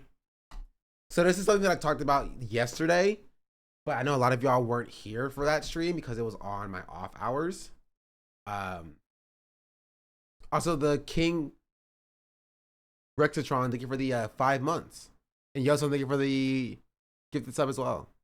And Slumpy Space Ranger, thank you for the 15 months. Squishy Doe, thank you for the gifted sub.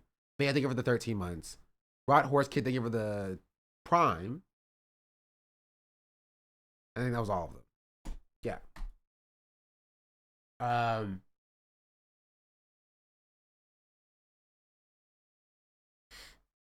Yeah. So if you weren't here yesterday, I talked about this a little bit at that point. And it's about Rakai. Show of hands, one's in the chat. Who knows who Rakai is?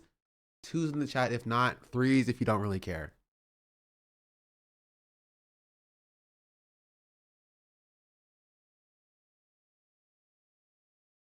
What does 1.5 mean?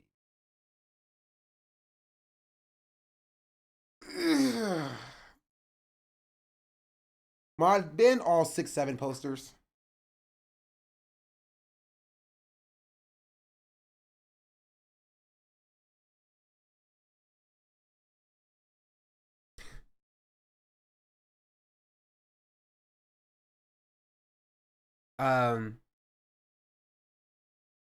Messed the kid's life up when taking him out of school. I didn't even think he got taken out of school. I didn't think he got taken out of school. I thought he was still going to school. But like, what is he doing? Is he being homeschooled?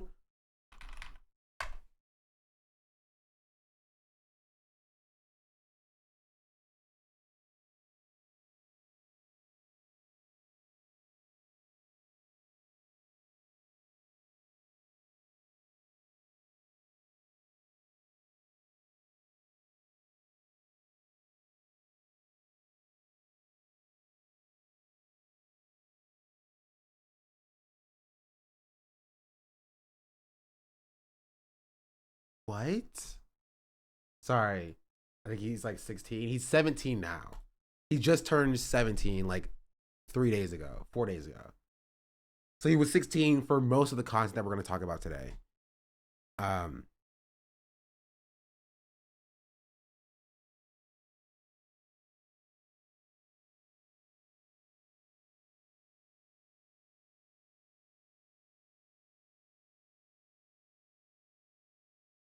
Bro, why are these grown women just like hanging around this child?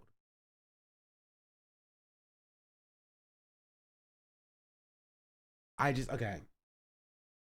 Anyway, isn't this Kai's cousin or something? I don't think he's Kai's cousin. I think he's a kid. Okay. I think what happened is he's a kid that like reached out to Kai and like, how did it start, chat? I don't know. I wasn't watching these people at this time.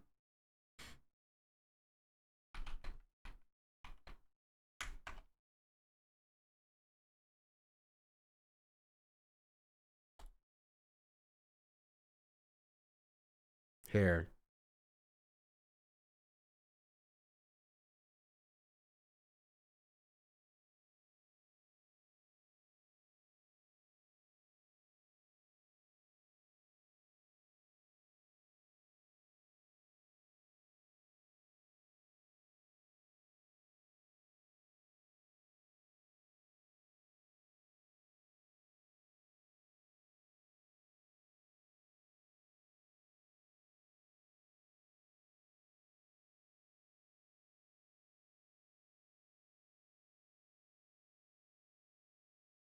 Trying to find.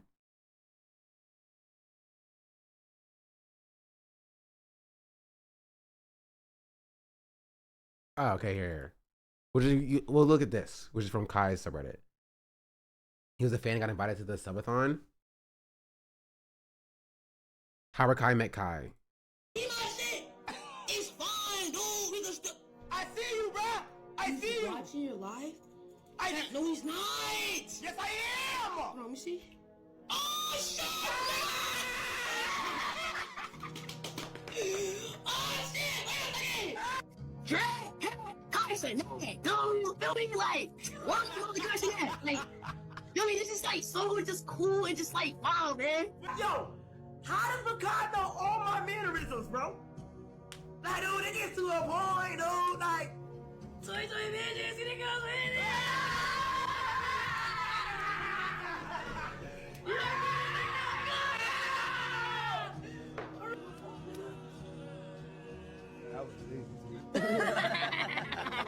Right, so what it appears like is that Kai was a fan of Kai, right? And so he got famous off of being like a little Kai, right? It's like Kai was like, oh, he's like me, but he's like younger, right? He's like a younger me.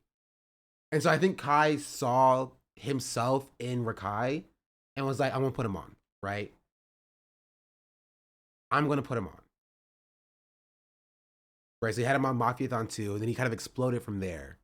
Right, which honestly, like, I don't even think that that's inherently a bad thing.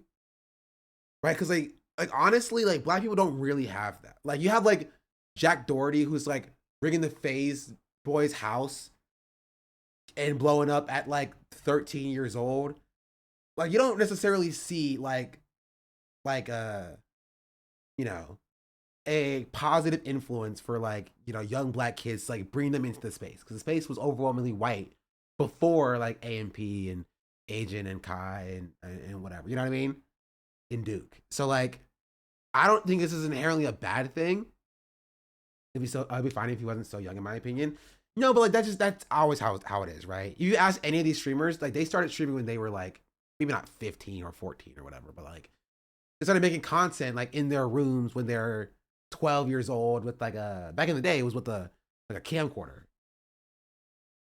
You know, like a lot of these streamers who were like making like skits and stuff, they would be like, you know, in their room with an iPod Touch with a camcorder and like making content like that. And that's just how it is. Okay, sorry, when she was like 14. Yeah, like that's just how it is. That's how the space is. So that's not inherently the problem. I think that, you know, kids should be kids and they should not be propelled to such a big, right, a big audience, right? But like kids being creative and trying to create content has been a thing for decades, or at least a decade at this point, right? The issue is that Kai should have stepped into a mentor role, and there was times where he did, right? There were times where he did, where he like actually did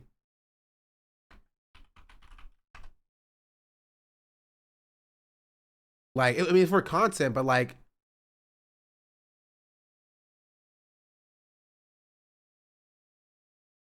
where like he was like, you know, where he was in school and he was doing stuff like this. Let me see your grades. My phone dead, and I can't. This PC is on an account where I can't go on my school account. Yes, you can. That's what you got right now. On a certain account, you can't go while you're live streaming. Bro, you think I was born in 1987 with Duke and them? Nigga. No, nigga. I know you can just log on, nigga. You're lying. Okay, I'm gonna do it right now. Okay, do it. Let me see your grades. My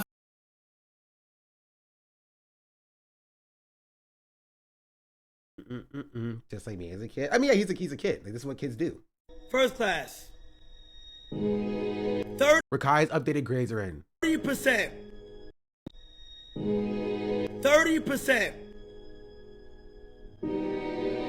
Second class.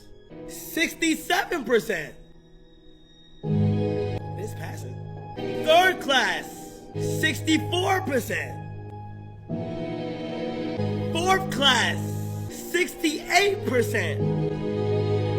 And for the final class,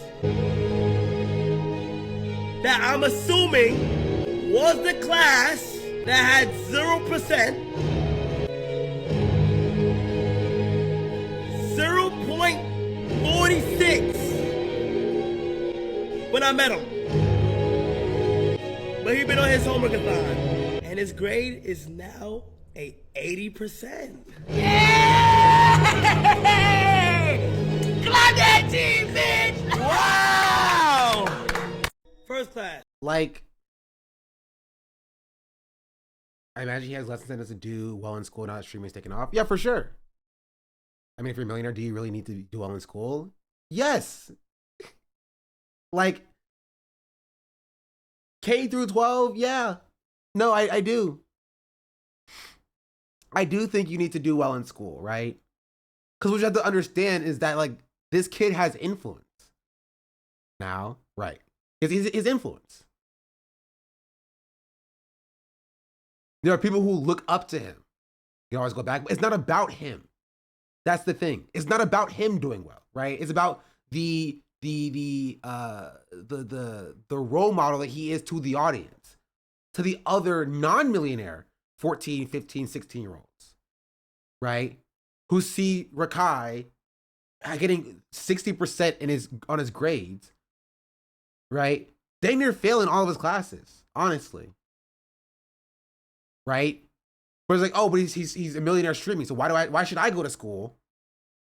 Right? When I can just stream like Rakai is streaming and then profit. And then win. I would like America to not be the literal worst country for education, personally.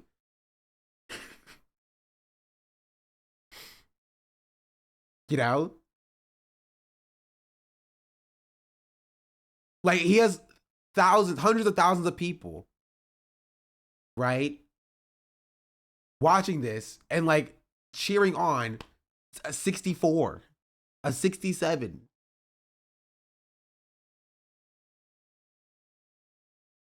Where is this child's parents at?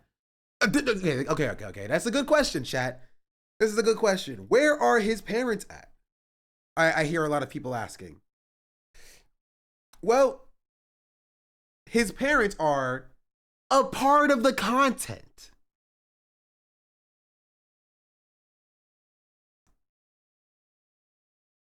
Rakai reveals his new braces to his mom and friends. They're a part of the content.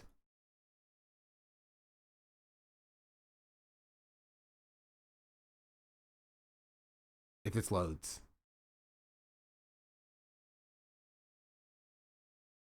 Gosh darn it! Someone beat me to this video.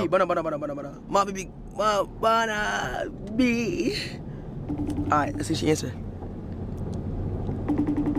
Hold on, I'm not sure first. I don't know what I'm doing. Like, What?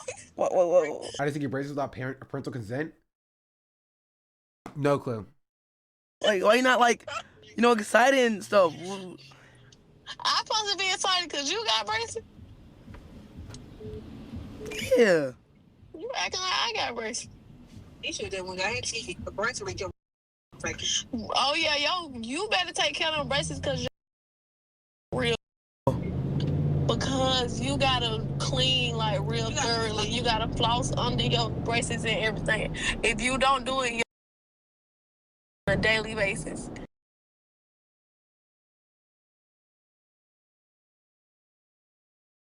Most people get Invisalign with money, and that's true. But like, that's the point. The point is that like his mom and his friends are like a part of his content. That's where his parents are at. They're like in the content, right? Because they benefit from it. Recently had a dental appointment on screen too. I think I saw that as well, right? But like, we're not thinking about like the ramification that this has, not just on like Rakai, but the people who watch Rakai, right? The kids who watch Rakai in the future. And this is all the honestly the kind of innocuous stuff, right? This is the stuff that can be hand waved away by being like not that big of a deal. Right? So we're starting with this stuff, and then we're gonna get to the actual like problem stuff in a second. Right? But like, the fact that like you have young kids who are watching Kai and now who are watching Rakai, seeing like, 64 to 67 and 68 being like, even like an 80 to be like the height of grades which you should aspire to. It's like, it's kind of sad, right? Like, when I was in high school, if I brought home a C, bro, I wasn't getting looked, but like, it was a problem. Right? I got one C in my entire scholastic career until college, and I got one D, but that D was in AP calculus, so we don't talk about that one, right? But the rest was honor roll for like the 12 years of my life at in school. I think it's good that he improved, but yeah, I don't know. But it doesn't. Sure, but like, what you have to understand is that it's content, right? So the improvement doesn't necessarily matter so much as like, it's still like funny that he's, getting D's in his classes. You know what I mean? But that's still the content. The content is, oh, Rakai is dumb, where he's failing his classes. Like, that's why you saw like them laughing about this when he was showing that when Kai was showing, or he was not showing Kai his grades, or this video from Kai. Wow. Right? We caught Rakai skipping class. Right, 1.5 million views. It's content. I'm with Rakai. Now, how much of this is real? I don't know. I don't know how much of this is real or how much of this is content. But what you have to understand is that children are watching this, right? And it's not about whether or not this is actually real. It's what they're taking from it, if that's real, right? So now it's content to skip class, right? It could lead to 1.5 million views. Now it's reinforced in the content that they watch. Teacher right now, come up here. So apparently Rakai didn't even make the effort to go to the classroom and wait on you. Okay, I don't know what's going on. We have to, Rakai's teacher is right here. Rakai was nowhere there to be found. No Rakai or Tota. Come on. So Rakai is missing from his classroom, right? And I have no clue on it's his content. Where Rakai is. I have no clue on it. Who is the entourage? I don't understand that. I don't get that. Like if you're doing content about like, oh, this is Rakai's teacher or whatever, why is there an entourage there? He's not here. So y'all can set up in here. And he's actually going to spend some time in here. This man Rakai has no common sense, bro. Dota has no common sense. Okay? Do I have to put belt to ass today? Come on. Kick your monkey Get my ass. shit. Come on. Wrong? No. Get my shit. Hurry up. Put some pepper in your stack. Put some fucking pepper in your stack. Come on. Oh! Speak. You want to skip class, right? You want to skip class? You want to skip class? You want to skip class, right? When we stupid?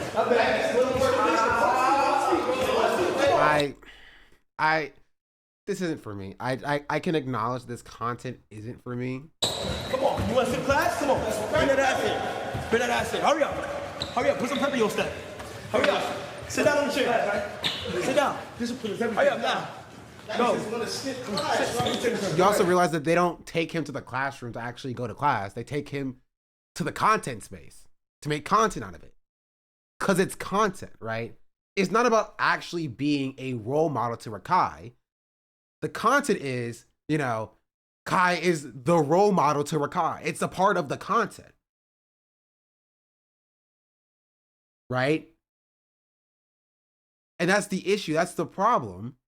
When we start getting into like what Rakai is doing now separate from Rakai. Wait, what Rakai is doing now separate from Kai. Jeez Louise, I'm getting mixed up, right? So like, Cheer. when we sit here and act like, you know, or we acknowledge the role that Kai is supposed to be playing, which is he's supposed to be a role model for Rakai in this, you know, in this like scenario, even outside of like it being fake for content, he's supposed to be a role model for Rakai. That is his role. That is that's what he's doing. He brought Rakai in the space. He introduced him to all of these people, right? He brought him to this house, right? I think even Rakai moved down the street to Kai, right? To be more a part of the content, right? Kai has a responsibility to Rakai to actually be a role model and to protect him in the space. Does that make sense? Cheer. Hold up. Quality cheer. Hold up. Hold up. Sit down. Sit down. Come here. But look, these new belts. They got his name on the belt? Yes. All of them? Yes. First of all, you didn't brush your teeth. I can tell. Second of all, But you leaving you shit. look musty as Third of all, you skipping class. He left Dookie in our toilet, bro. And you sleeping in the bed with people that you gotta put in the Word sleeping to my And dad. you fit in the bed next to Thought with boxes on. Listen, Flush the toilet. to my freaky ass young. I told you you need to take care of yourself. You left a human size turd in the toilet. We talk. Listen, You like a waves on it. You might need to use this one. let me talk real quick. Can I talk real quick? Go. Me and Thought got breakfast. Me and Thought got breakfast. Hold on, before you stop, keep talking. You stink. I'm not Nah, genuinely stop talking to me. Every time you talk, I get mad. Excuse me. Your breath. He stink. Thought stink. Why you trying to say he stink just because you stink? Yo. Can I Is talk it that real quick? RP? Me and It's Thought got- supposed to be like, you know, the content is this is Kai parenting for Kai. That's what the content is, right? That's what the content is. Like it's Kai being a parent to Rakai, but they're never actually doing any actual parenting. You know what I mean? One, he shouldn't be a parent; he should be a role model. But two, they never actually do any actual parenting or role modeling. Right? It's all about just how much content can we pull from this, right? And again, we can have a conversation about like what that means in the grand scheme of like, you know, like holistically the content as a whole. But what you have to realize is that when they're doing stuff like this and they're not actually doing some stuff to protect Rakai, right? It leads to Rakai being in situations that are genuinely predatory, that are genuinely bad. right? We can acknowledge that this is fake, this is not real, this is hammed up for content, right? But when it leads into, and we're not going to watch more of this because it goes on for a while, right? But when it leads to like this, that's when it becomes a problem. Do you think it happens behind the scenes with making sure that he gets to do things like keep his name and brand ownership and all that? I don't think this is good, but I wonder what's going on behind the scenes. I don't think anything's going on behind the scenes, really. I think Rakai just goes live and then he becomes a part of Kai's content, and that's kind of it. I don't think it goes deeper than that.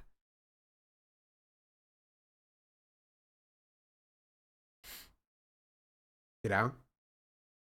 He's gonna put himself in dangerous situations because adults around him are convincing him it's for views. He's gonna get so many likes. She'll be so cool after you do this one thing. Well, it's already there, right? So we can acknowledge that like this is for content, and this is supposed to be a role like model session for Rakai, right? But when you normalize the type of content that these other guys do with Rakai, when Rakai sees what they do and mirrors them, it leads to stuff like this happening, which is genuinely predatory.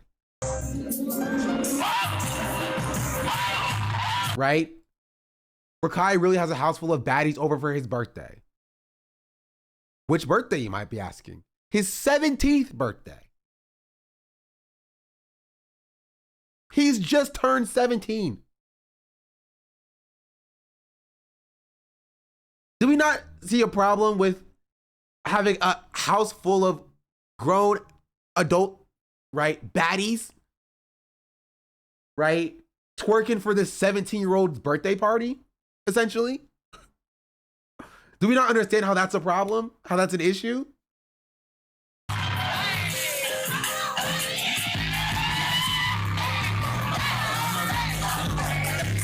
Grown woman, like grown adults.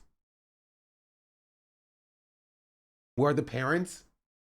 If they're not a part of the content, they're counting the checks, chat.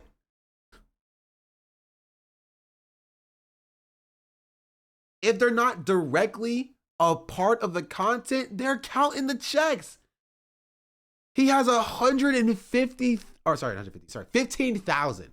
He has 15,000, I'm bad with numbers, 15,000 subscribers. If we were to do a little bit of math, if we're doing kind of a bit of math, 15,000 times, let's just assume he gets 70%. That's $63,000. That's like above the median salary in the country, by the way, per month, just on subs.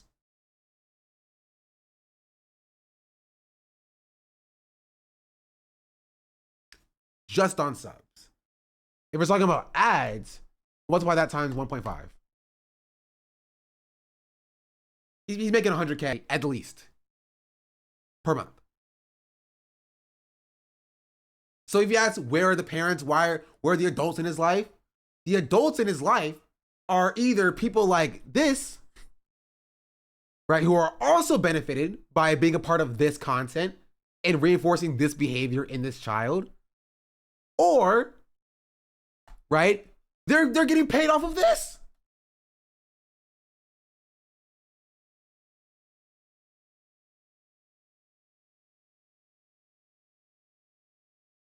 That's where they are.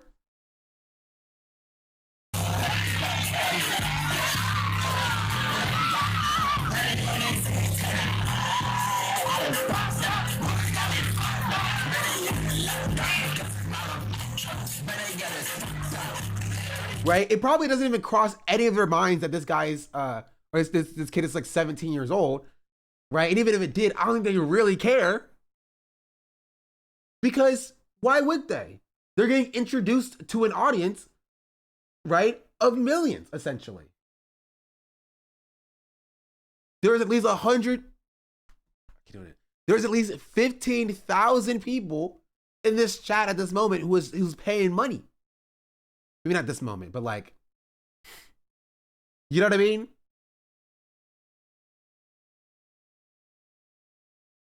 So if they can go here and promote whatever they're doing, whether they make music, whether they dance, whether if they're Instagram models or whatever, if they can just go here and then promote their own streams or their own content revenue, right? Which the question would be asked, why would you want, right, to attract 14, 15-year-olds to your twerking content? I don't know.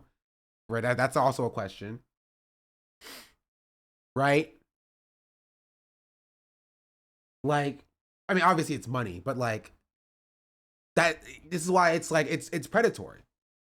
They're not only preying on Rakai by, you know, just like being in proximity to the 17-year-olds doing like sexual content, right? They're also preying on Rakai's young audience.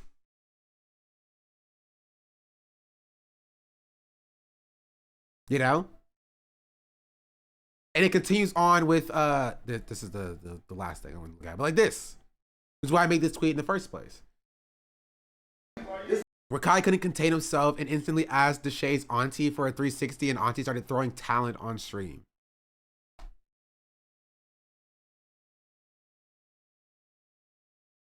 God damn. Who this little ass boy? Just wondering what y'all done. Is he legal? Yeah. Listen, I'm grown. My birthday just passed. How old is you? Huh? How old are you? 19. Huh? What? 19. 19? See, you can't even talk right. You can't be old enough for me. I'm old.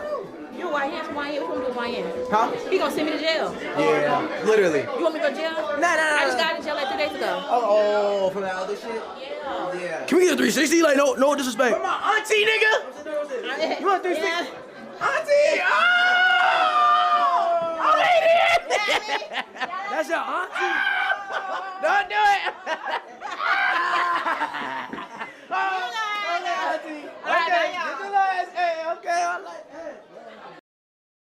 Right, this is why I made this tweet, right? I said we need to have a conversation about these grown-ass men who've been encouraging this behavior from this child for years, right? And it's not just Deshay, right? It's all of them. All of them. And the women who willingly feed into this proto-pedo bait shit as well, right? And the clip channels who will reinforce this and incentivize this behavior while profiting off of this type of content. You feel me? Because the truth of the matter is, none of these people really care about Rakai. This is what happened with Lil Wayne. Look how cooked he is now. Chatter, get out of my brain. That's literally my next point. Right? It's literally my next point. Right? Because as and we'll get to that in a second, but like, see, even this comment is like, and it's his mother too, allowing him to stay in that house while he should have been focused on school, but he's most likely the breadwinner in the house now, and that's how he would get them out of poverty. Yeah, like, but like as a parent, right? And this is a problem that has existed for years, right? Yesterday I brought up Aaliyah and R. Kelly and Aaliyah's parents, right? This happens all the time with like the parents of young stars, like child stars. Before it was like in Hollywood or in the music industry, right? Britney Spears, right? Like these parents essentially putting their own needs and wants over what's best for their actual child, right? Like this happens all the time, all the time, all the time. You know?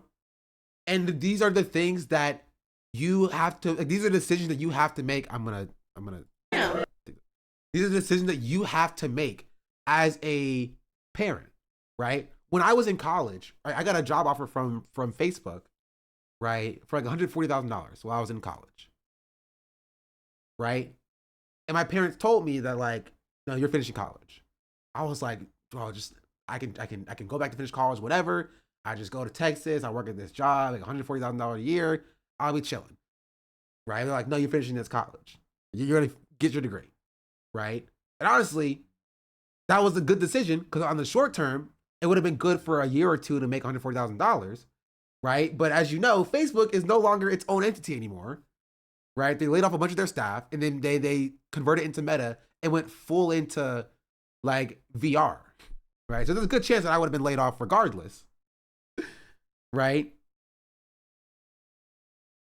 If I would have taken that offer, and I wouldn't have had a degree, and I wouldn't be where I am now,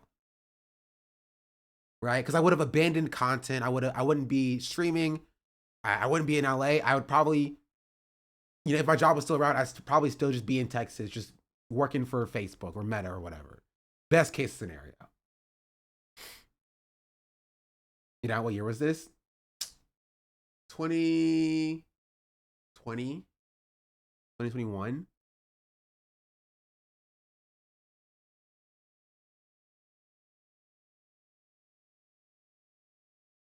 Was, if I remember correctly, didn't they use people they recruited to like trap workers?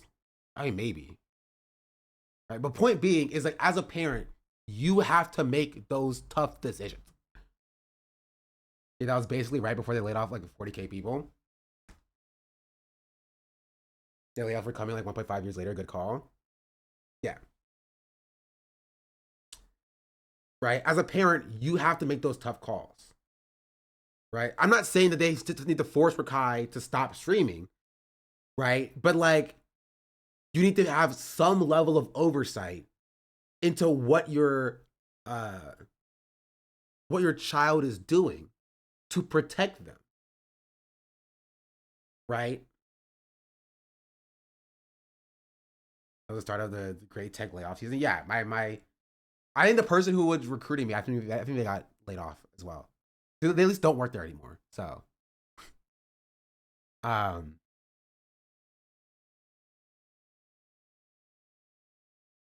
yeah, it's your job to do that. I don't remember if y'all remember, what was that thing called? It was a Netflix like limited series about Dan Schneider and Nickelodeon.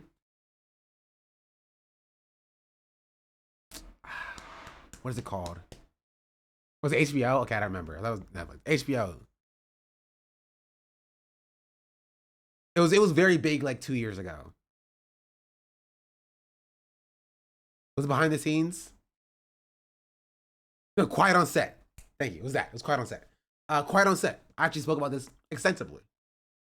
And I see a lot of overlap by what was talked about on Quiet on Set on the documentary, right? And what's happening to Rakai, right? Because there were parents who were okay with and actually encouraged their children to get involved with Dan Schneider, right? Who was super weird, you know, forced them to do weird feet stuff on and off camera because it enriched them,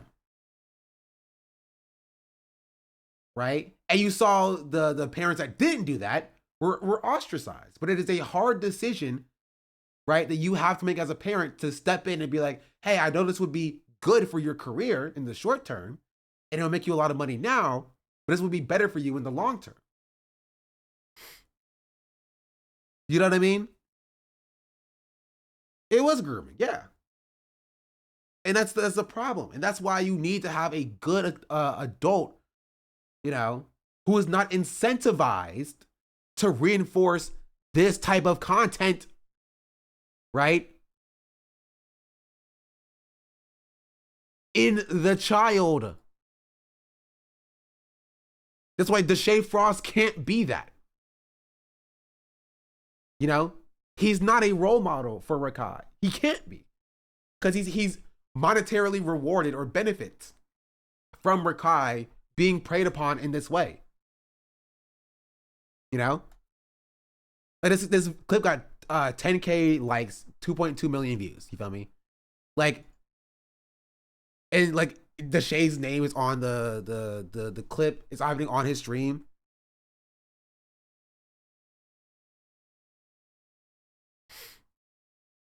You know?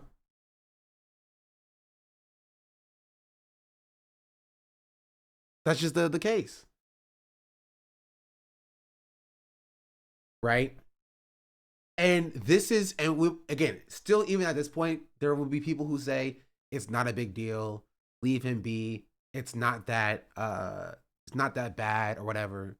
But what we have to understand that what's happening here is not dissimilar, right? It's not dissimilar to what happened with Lil Wayne. You know what I mean? Because it doesn't just stop here. It doesn't just stop at this generation, right? It's a cycle of violence. That's something I talked about consistently as well.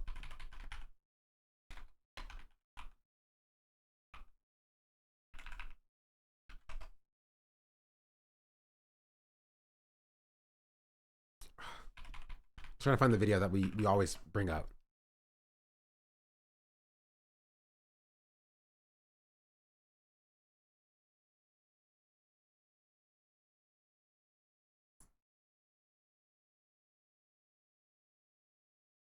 You know what video I'm talking about?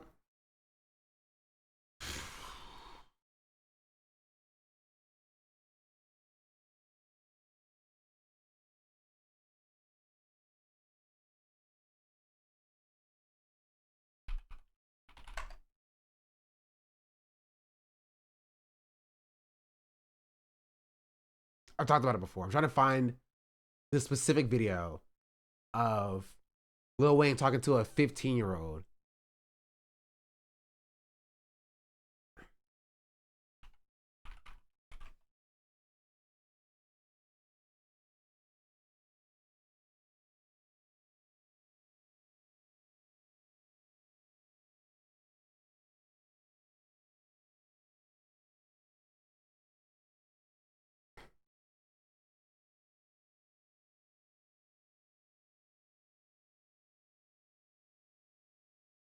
We talked about it. I'm trying to find it. I know the clip you're talking about, like early 2010s or late 2000s. Yes, it's that clip.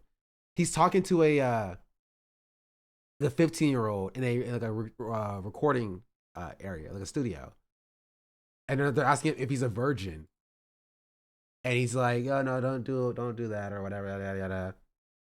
And they were like, "You know, we're gonna fix that for you or whatever." You know what I mean?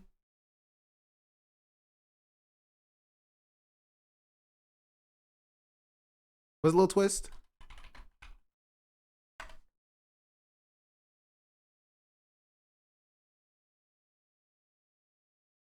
Bro, Google search is so bad now.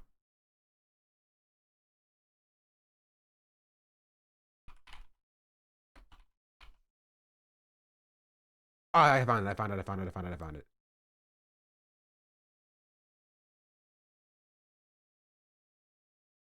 Here. This is the clip. Oh, yeah, it's what? 15. Oh, yeah, it's what? 15. Yeah, huh?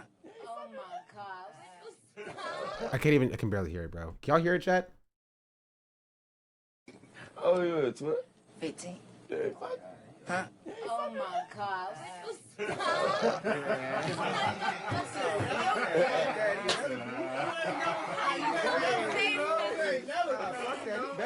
You bet I'm on the real. Cause I'm I was fucking at 11.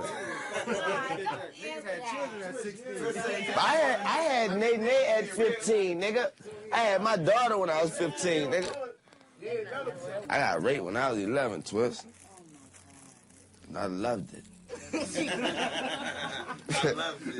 I ain't never pressed charges. I'ma do you like baby them did me. Yeah. I'll never forget that day. Yeah, no, they was all in the kitchen. I was scared. It was cool. There was about this many niggas and shit too in that bitch. I never forget the word. Suck la wine la dick. I was sitting on the couch. Everybody in that bitch. That nigga was like talking. Girl with your good dick. Girl, you know you suck with your good dick suck on that. Boy, that bitch suck all nigga. Have a nigga. Bitch, suck la wine la dick. I'm sitting there like, sure, yeah. Suck up. I ain't never had this happen. In front of G. Oh my God, that was the best ever, boy. I walked out that bitch. I felt like I killed 5 niggas, ran through 3 banks. Boy, you don't understand. I was a different man after that. I was Lil Wayne.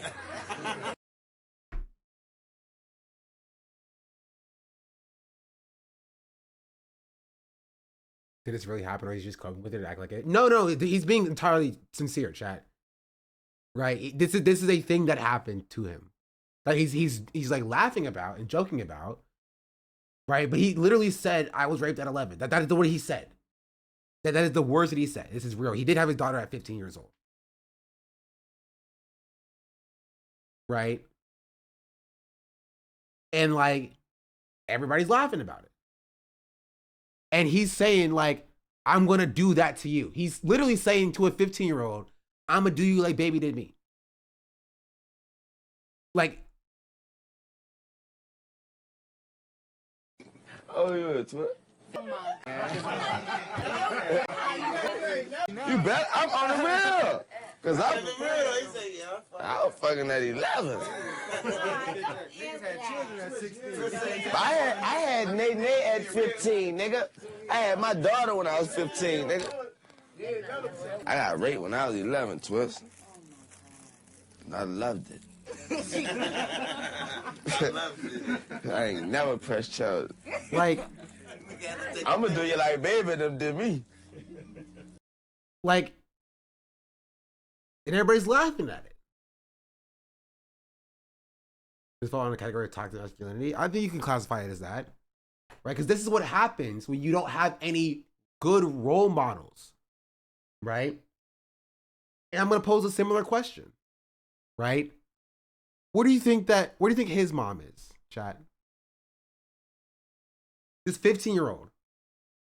Where do you think his mom is?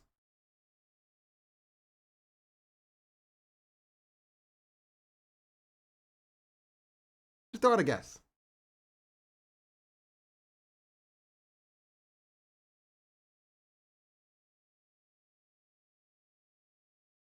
This is how he says baby. I think a Birdman. And that's what he's referring to. But to be honest, he's telling me she's not holding the camera. No, she's right here.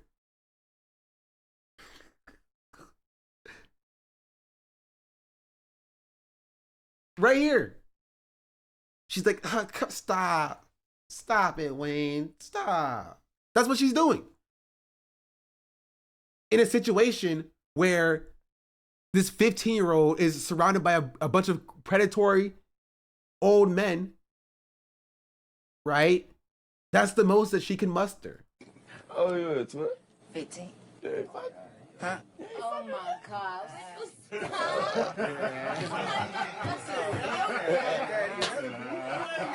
Where like these grown men are talking about okay, that's a huge trigger warning for sexual assault, but like these grown men are talking about essentially raping him, right? He's saying, I was raped at 11 and I'm going to do to you what was done to me. And she's like, stop, stop. You're so silly. You're so silly.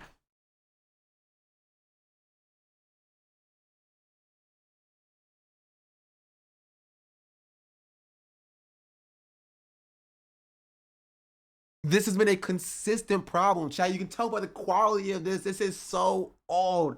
This is like 2 decades old. And we're still getting into the same situation with young black men. We are failing black kids, right? Young black boys. We are failing them. Because this, what's happening here, is not dissimilar to this. Sean the Black says, she's my African princess. Free HGZ just subscribed. It's not dissimilar. So Twisted 32 now? Okay, you're gonna make me... yeah, you're correct, but like, you're making me feel old. Sean the Black says, she's my African princess. Dofus 9090 just subscribed.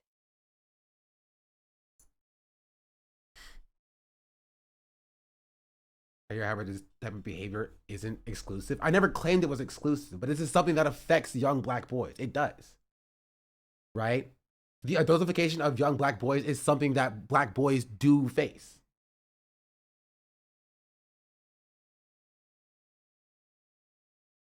It is. Right? Because there's an added layer of white supremacy on top of it where like black boys are made to be or are like black men holistically are made to be like beacons of masculinity. Going back to the historical ramifications of things like the Buckenbrook archetype, right? At slavery, the hyper-masculinization and hypersexualization of black men, right, is also applied to young black boys, right? So you can't just remove race as a concept from this, because it does, you know, underscore a lot of why this exists now. You know?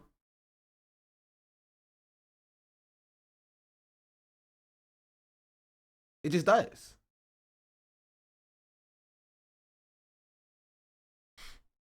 Right? And we're failing.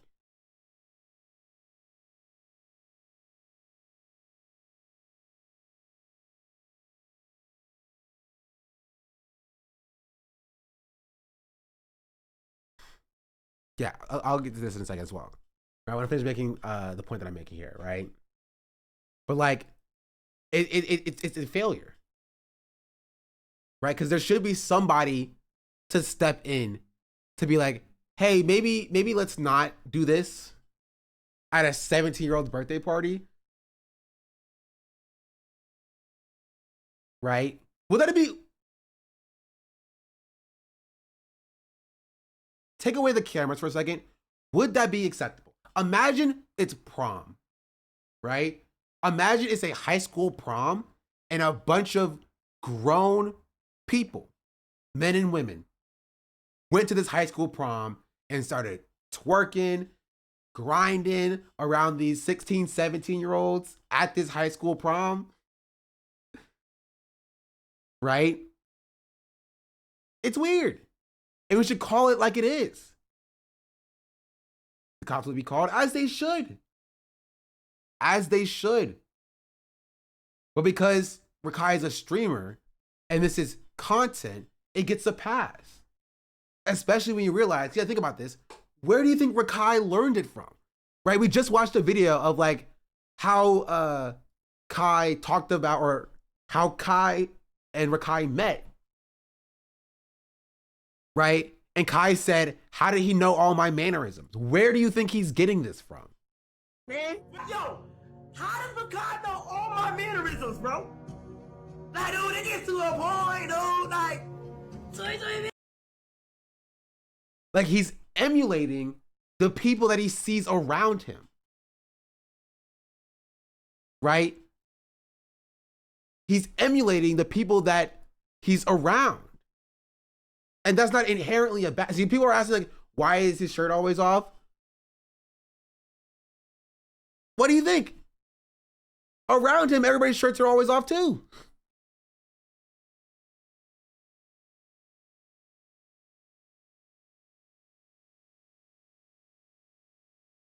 You know what I mean?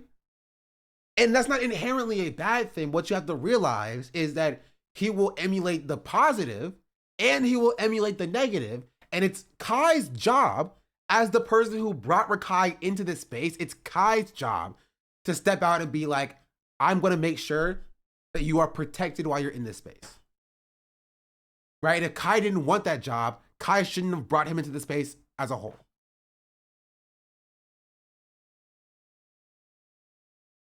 Right? Kai should be protecting Rakai from things like this happening. Or people like Deshae Frost doing this. Literally. You want me to go to jail? Nah. I just got in jail like 2 days ago. Like, you have Deshae Frost, who knows that Rakai is 17 years old at this point, bringing this older woman around him, right? And helping him lie about his age. He brings this older woman around Rakai, lets Rakai lie about how old he is to her, which is a part of the content, by the way. Right? And that's not removed from what happens in this time as well. Like, you will have older men who will be around like high school boys and will do like Lil Wayne style stuff, right? Help those young boys lie about their age to get with older women to raise their status up, right? Because remember, under the patriarchy, as a 15-year-old, a 16-year-old boy, right, getting with a bunch of women still raises your status, right? Under the patriarchy. It's a point of honor, it's a point of pride. You know, getting with a 20-something-year-old woman as a 15-year-old boy is a point of pride, it's a point of status, right? And that's what Deshae's feeding into here. That's predatory shit. Him helping Rakai lie about his age, right? Which obviously like nothing like really happened here, right? From that, but that's not based in nothing.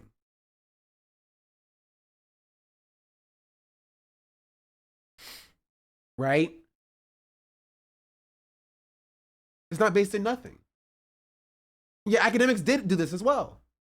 But the thing about it is we all understood, right? We all understood when academics was doing it, that it was a bad thing. Right? Academics talking sexually around a 15-year-old, right? We all understood that that was a bad thing. Like here, in case you don't remember,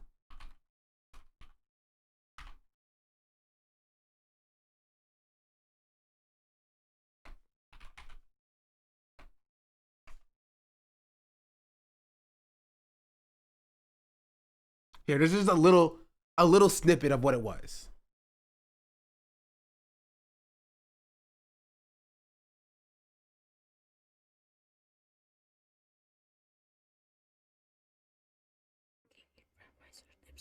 Yo, Nor, what's your address? I'm gonna send some strippers over there. Slow down, yo. I am 15. I hope you know that, bro. Like Nor here and Rakai 3 days ago were not that far away in age. Nor was 15, Rakai was 16, and this was happening to Rakai when he was 15 as well. Trust. Right? But we understand that like this is weirdo behavior. We understand that when it's this. Why do we not understand it when it's this?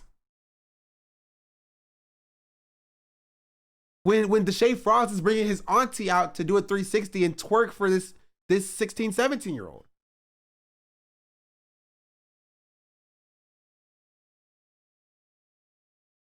You trying to Oh, get? you scared of women, bro.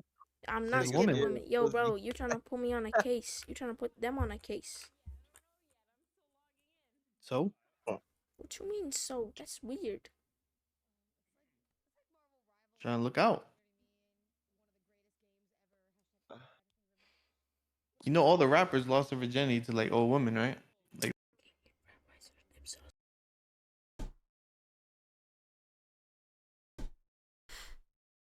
People really struggle with the concept of young boys being sexually preyed on versus young girls. Society is hypersexualized young boys in different but equally harmful ways. Yeah.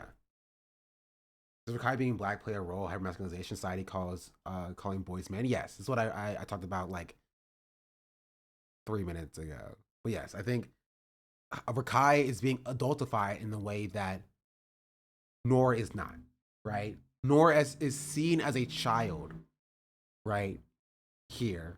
Because he's not being like hyper masculinized and adultified in the same way that Rakai is. Rakai is seen as a more adult like, even though he's 16 years old, you know? Because of how society views young black boys.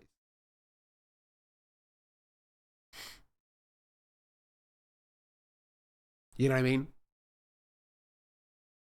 That's why like this Lil Wayne clip is like Lil Wayne can still walk around honestly pretty unaffected by him essentially being like, we're gonna help rape this 15-year-old boy.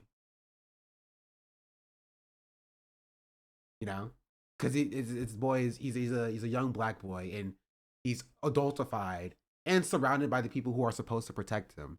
And there's no support system here on this.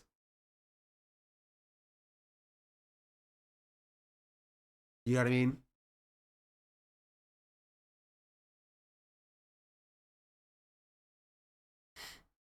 And it's sad. It's sad. Because again, in 5 years, in 10 years, we're gonna look back and we're gonna be like, how do we let these people get away with it? Right? In 5 years, we're gonna look back on this clip specifically and be like, yo, why were we letting these grown women twerk around this 17-year-old boy for his 17th birthday? You know what I mean? Like, why was that the case? Why was that allowed? But in the moment, it's just like, oh, well, you know, it's not a big deal. It's not a big problem.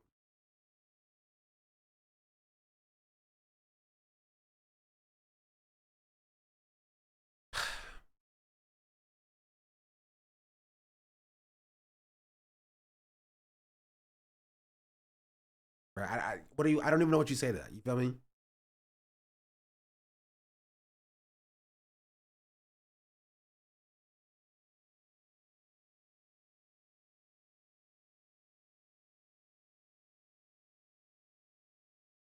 But like, this is a failure. This is a failure. I think this is a failure on Kai's part. Right?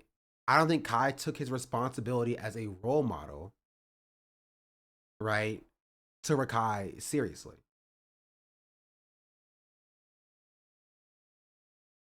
You know what I mean? I don't.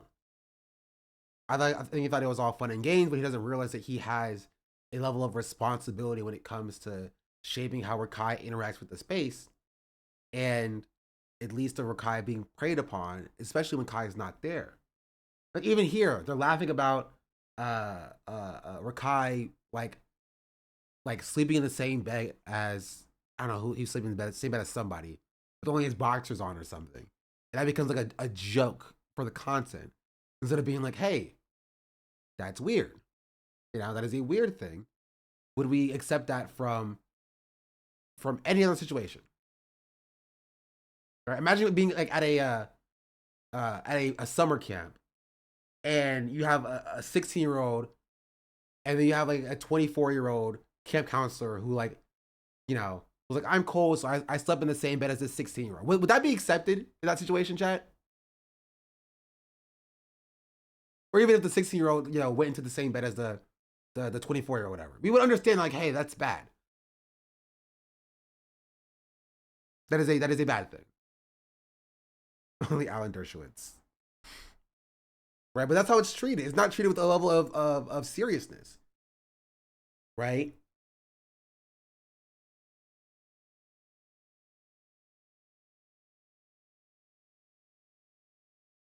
At the White House.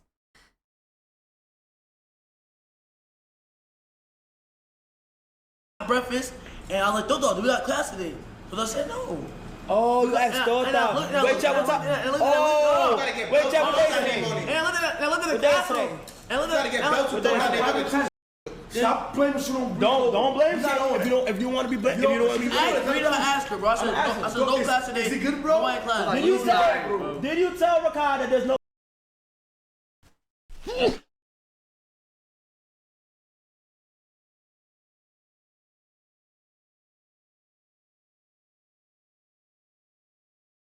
Sorry, I tried to mute as well. But there's also one more thing I wanted to show as well. And that is this clip, because it shows just how the adults around Rakai view actually trying to be role models, right? Because as a 16-year-old, Rakai is going to like mess up and say things that aren't good. But it's how you as the adult react to that shapes how he's going to move in the future, because he's a child, right? This is what like how like Rakai started, like, I don't even know what you would call it. Like, he was just being very weird to Cutie.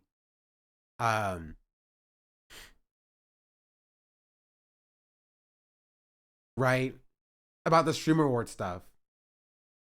And how this is the reaction that people had to it. This is the actual clip itself. But nah. Rakai Cutie Cinderella looked good during the Streamer Award nominations and does a demonstration. Oh, chat, listen. Cinderella looked mad good. She looked mad. I ain't like Cutie Cinderella. She's 16. Sorry. He's 16 years old at this point. Right? But nah, though, chat, listen. Cinderella looked mad good. She looked mad. I ain't like Cutie Cinderella looked mad good. In that motherfucker stream. Girl. I don't know who did you hear that day? Your makeup. Whoa. Cause bitch, you look good as fuck. You feel me? I'm like, hold on. I'll play in the snow, but not like that. But it had to just, you feel me? Like, she was looking mad good. Breakout streamer of the year. How you doing? Where do you know this from? What do you think, chat? What do you think? Like we know where he learned it from because Kai told us where he learned it from. Oh man, yo, how does Ricard know all my mannerisms, bro? Like, dude, it gets to a point, dude. Like, It is Kai 2.0, right? Even Kai's acknowledging it. Like, where do you think he's getting it from? You feel me? Hey, breakout streamer of the year. You feel me? Like, I'm like, It's a potentially ignorant question, but sometimes your boys crush on older girls. One, these are your colleagues and your peers. Like, who's in a relationship, be better than that. But two, you don't like. It's okay. So the adults in the situation. First of all, he's 16 here. He's not 17, right? And two, it's up to the adults in the situation, right? To like, I don't know, not talk about like playing in the snow when talking about, you know, I don't know how old Cutie is, 29, 30-year-old woman, and you're half her age. Like, you don't, like, even if that's okay, I'm like, I don't fall for like the whole boys will be boys shit. You know what I mean? That's bad. It sucks. Even if it was normal, it's still shitty and it's bad, and we should curb that behavior because we understand that, you know, boys will be boys shit is still based in, rooted in a patriarchal society. And it's not good to reinforce this behavior.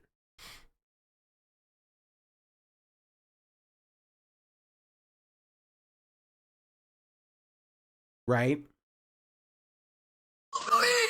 but nah, me chill though because you feel me, she's the judge, and I don't want to hinder anything like that. You feel me? I don't want to hinder anything like that. But nah, though, child, listen, Cinderella. Right, and also it would be different, and it is different when it's, you know, a friend group of 16, 17-year-old boys, right, among themselves, talking about like how, you know, hot Zendaya is or whatever, and you have Rakai, who is not surrounded by other 15, 16, 17-year-old boys, right, but instead surrounded by 24, 25, 26-year-old boys, right, and those are his peers, and he's doing this, right? It's not removed from that as well, because this would be one thing, but when it comes to like Deshae Frost, who's like 26 years old, bringing in like older women to twerk for Rakai, you have to understand and realize that like that's where it comes from, right? This behavior is being reinforced within him, right? But like, this is the reaction of the grown men around him when he's like I don't know what you would call it, like thirsting after, I guess, lusting after this, like a cutie Cinderella, right? This grown woman. Their reaction is not, you know, hey, you're too young for that. Maybe look at women your own age, right? Or whatever. It's instead, we're trying to save your PR, so maybe don't say that, you know? I don't know if it's a bad take, but Cutie Cinderella.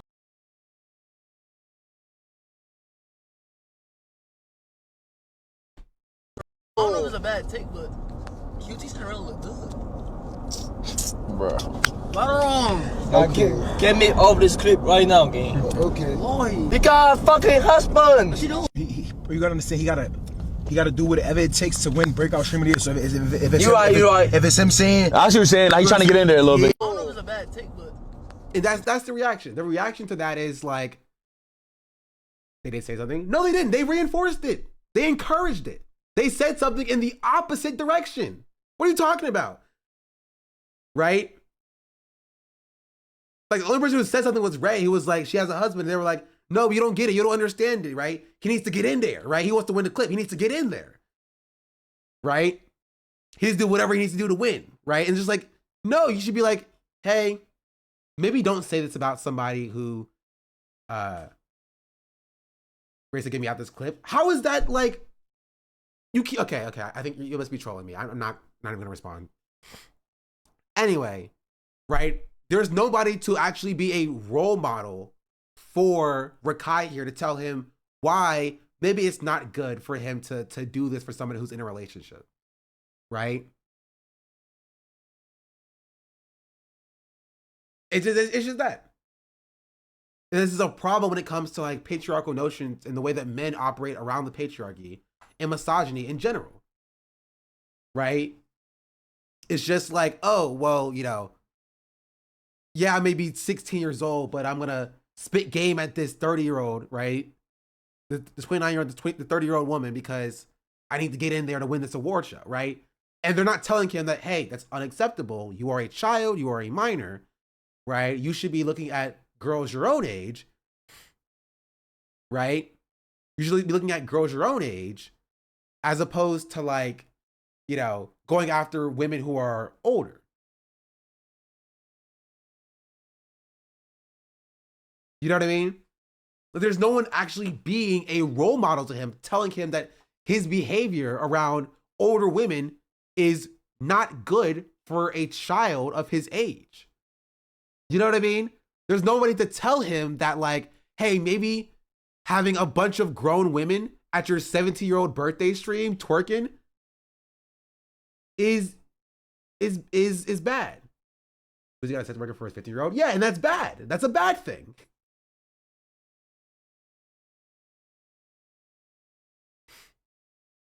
They are being role models though. They behave like that. You know what I mean? Positive role models.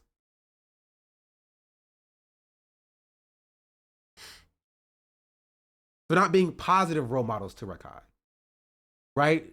They're bringing young, older women around this child, helping him lie about his age for content reasons. Didn't DH usually say anything about his sons? I don't care who said it. It's bad.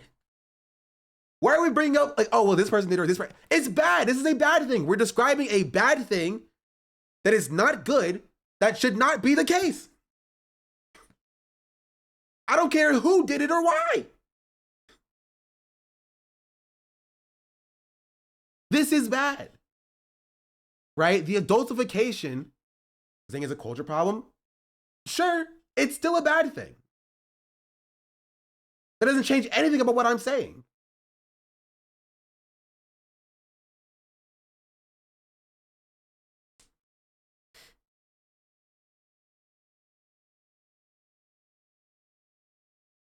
You know what I mean? The problem in the overarching issue with young men is that they'll call up all the kids' funny moments, like he's just like me, he's growing up just like me. But as soon as it's something problematic, they will just double down, bringing up another generation of boys who can't take accountability. Is a part of it.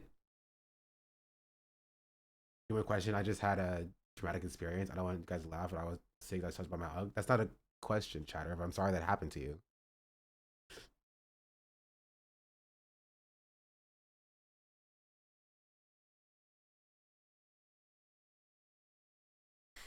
Right? But this is just the type of content that is just done. Right? This is young Dabo. I don't know how old is young Dabo now? Is he like 18? At this point? Because before Rakai, it was young Dabo.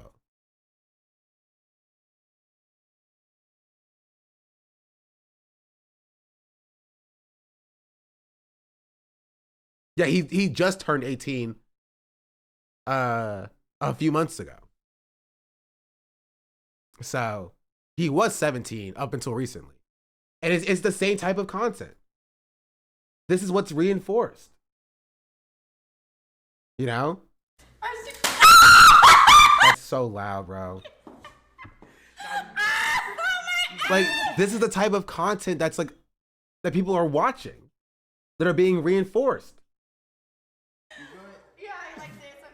Me refuse slap if you can suck me off no more. Like, what is with this, like, it's like weirdly, like,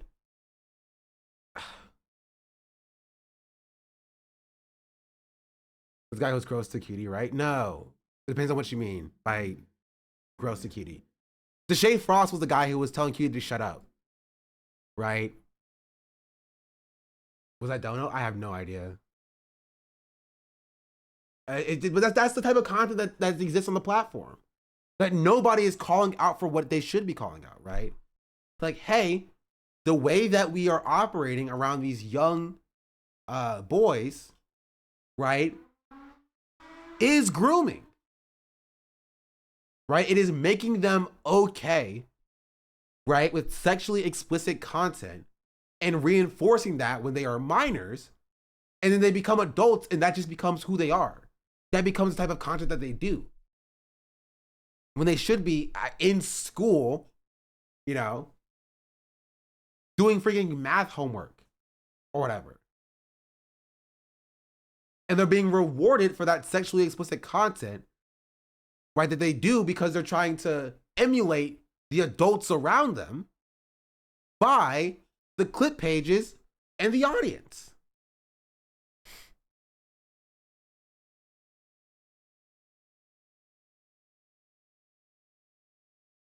This isn't an ethnic problem, this is a general social media problem. There is an underlying issue as it pertains to the way that young black boys are adultified. That's it. That's it. There's truth to that, right? The hyper-masculinization and adultification of young black boys makes this more justified, right? It justifies behavior more readily for when it happens to young black boys. This is why I brought up Who this little ass boy? freaking Noor. Where I don't know where the clip was. Oh, here. Right? Just think about the difference between how Noor, when he's being spoken to sexually by DJ Academics, and how that differs from the way that like Rakai is being received with this behavior. For years at this point. Right? This came out and like there was, you know, massive condemnation for Academics and his behavior here. Right? I think he also got banned on Twitch, I'm pretty sure. Yo, Nor, what's your address? I'm gonna send some strippers over there. Slow down, yo. I am 15. I hope you know that, bro. You trying to get? You scared of women, bro. I'm not scared of women. Yo, bro, you trying to put me on a case. You trying to put them on a case. So? What you mean, so? That's weird. Trying to look out. You know all the rappers lost their virginity to like old women, right? Like How is that not illegal is beyond me? I don't know.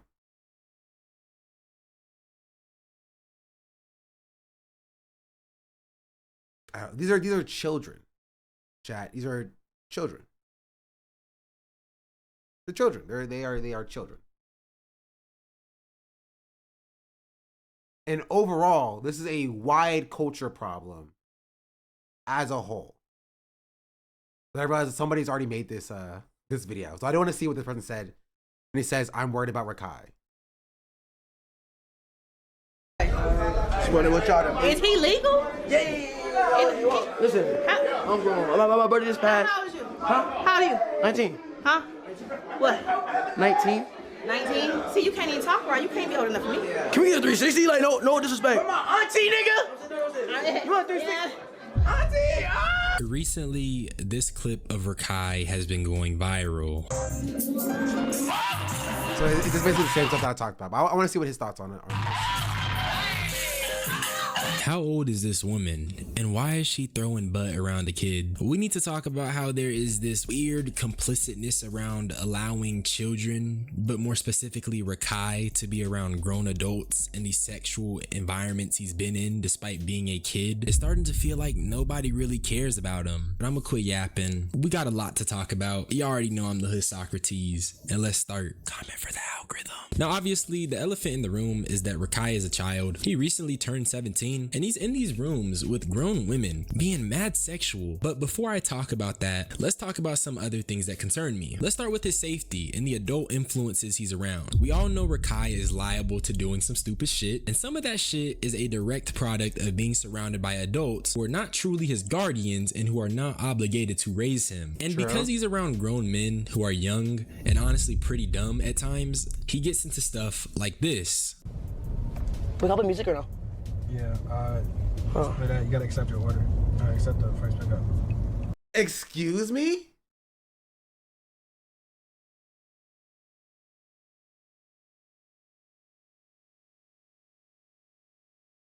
Play that. This got him banned, I'm pretty sure. Oh, oh my God. Oh, so what should I play? This is Rakai taking both hands off the wheel while driving. I don't even have to really speak more on this. That is extremely dangerous. And he was 16 here, streaming alone, driving alone, and on his phone. And it makes you question, where the hell is this boy's mom? And I want to talk about her a little later in the video, but my point is that he could have lost his life. And he's still a kid, whether he's popping on the internet or not. And I'm not here to hate on a young nigga, okay? I'm actually happy to see a young black boy not in the mud. But let's just make sure we doing it right, because 5 years from now, when he got to reflect on this, I hope it doesn't bring him pain. The thing is that it's... Bro, this is just my take. Down to the 5-year thing. That's exactly what I said. This is verbatim what I said. That's crazy. Easy to ignore. The video is 15 hours old. Yeah, but I said that same thing yesterday. So, I said that before this video dropped. So keep that in mind. I said it at like 4:00 p.m. yesterday. Or the ramifications of what we allow young black boys to do because society sees them as older or more mature. I'll come back to that line. Okay. All right. All right. Of thinking in a second. I'm gonna get my homies to kill you. I'm gonna get my homies to rob you in the room. But you know he just saying that out of... No, he said that multiple times. Bro, he said the football just game saying too. that to He said say the football that, game and too. he's just mad, He said the bro. football game too, so I'm gonna get niggas to kill you. Dads love you and he'll never do nothing to you, All man. that. He said that to me, straight to my face. You say shit to people, you say... Listen, I when he didn't said say you, that to him. I didn't say listen, that to him. you are a Ask kid, Bugsy. listen. You ask You anybody say else, shit to I didn't say that people, to him. listen, But you say shit to Oh, people... before I continue with this, I wanted to see this as well. There's also this clip I wanted to look at as well.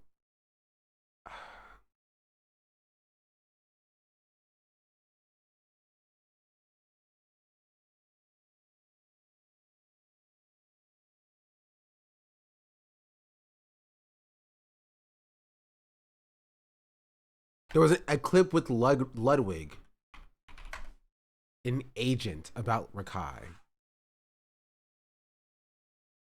This one.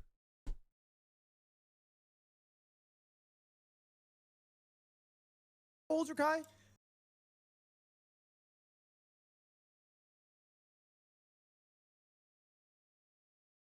How old's Rakai?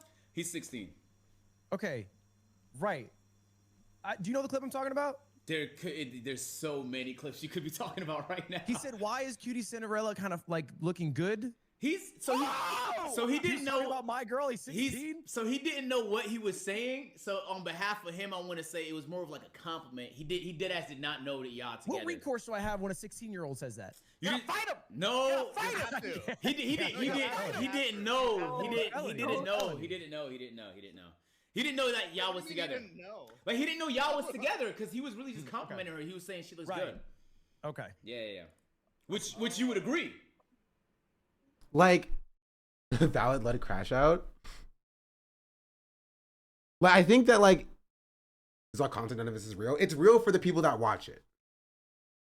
Even if Kitty was single, it would still be really weird. I agree, right? But, like, this is a moment where, right, if you're in, like, agent's position, or whoever, if you're an adult around Rakai, you say this to him, right? There's a clip of him doubling down when chat told him that she was with Ludwig. That's not surprising, right? But you go to Rakai and you say, hey, this is unacceptable for these reasons. This is why you shouldn't say it. Maybe you should try saying this instead.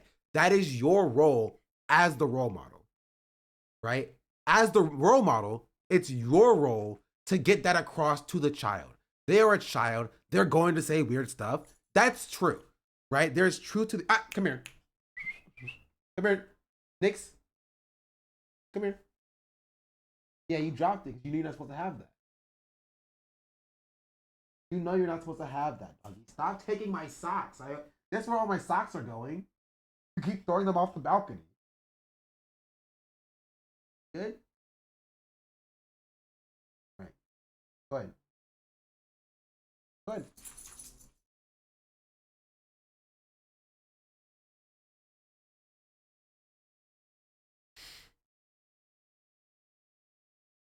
If you want to make a joke, do it appropriately. Yeah.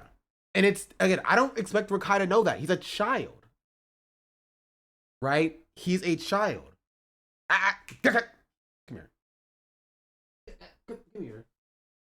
Give me a sock. Let go. Drop. Drop. No. Drop. Stop it. Stop it. Stop it. Let it go. Why does her teeth clench so hard?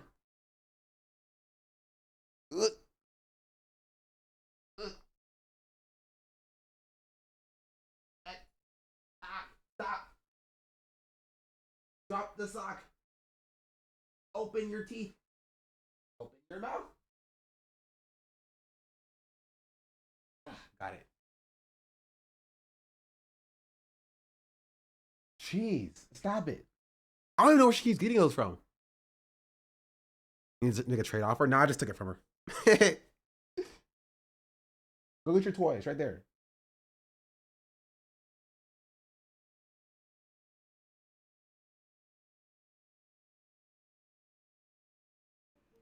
Yeah, I mean, I would agree. Yeah, I would agree with that. he's agreeing with you, really. Yeah, she's breathtaking. Yeah. How But anyway, the point is that like it's your job as the role model to let him know why what he is saying is unacceptable, right? Why what he is saying is unacceptable, and right that he should be better in the future. The problem is that people just keep doing what Agent's doing here, and that's just running defense for what Rakai is saying, right? Everybody around him, from what I've seen, people talking about it on stream, is just everybody running defense for what Rakai is saying. They're not telling Rakai, hey, maybe don't say this. Maybe it's unacceptable for these reasons, right? Maybe let's not talk about women this way, right? There's a way you can compliment a woman that's not like coming across so, weird, right? So that he can be better about that in the future, right? And he can learn. But instead, it's people running defense for Rakai by being like, oh no, he ain't really mean it. He's a child. Don't worry about him. Like, yeah, he's a child, but you have to correct him, right? You have to correct him.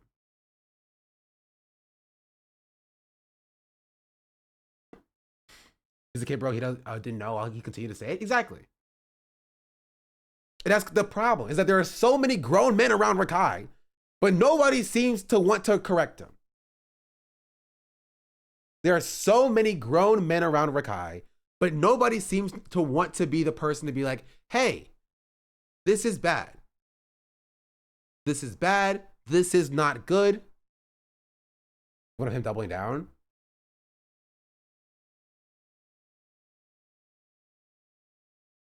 And that's the problem.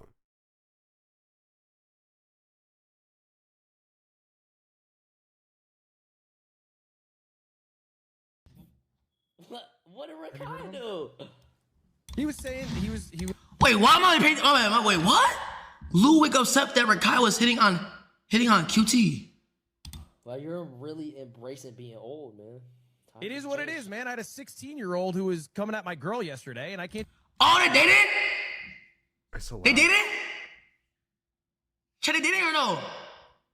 Oh, that's his girlfriend? What we fucking do, bitch? Your bitch bad as fuck. Bitch, you mad at? Bitch, why you mad at me? The girl look good. The girl look good in the hood, mud. That's all I had to say. The girl look good in the hood. Don't be mad at me for that. Feel me? Chill, mud. And nigga, I ain't even mean like, hey. I ain't mean like disrespect, my nigga. You feel me? Nigga, you go up. Stop, they won't want you for the award. Oh my God. Yo, you right, bro. Listen, sir. I'm sorry, bro. That ass, listen. It was AI. You know, bro, I'm right now, and I'm actually in the process of suing AI because they've been making clips of me doing stuff like that. So hold on, I'm just gonna use this evidence real quick. Okay, I'm not even gonna. We got the point of it. Why is he shirtless? Chat. He's a child. Children imitate what they see other people around them do.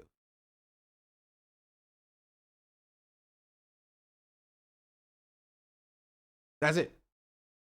He's imitating Kai. It really sounds like Kai, same cadence and everything. That's what Kai said. He's just imitating what Kai is doing. And that's it. That's the thing. You know? And nobody's telling him, hey, maybe don't do this stuff. Right? Because Kai did this stuff when he was this age. You know? They don't see it as a problem. Kai doesn't see it as an issue because Kai sees himself in Rakai. And there's nobody actually being a parent to this kid, which leads him to being in predatory situations. That's the cycle of abuse. You know what I mean? That's it. There's no one to tell him or to actually parent him.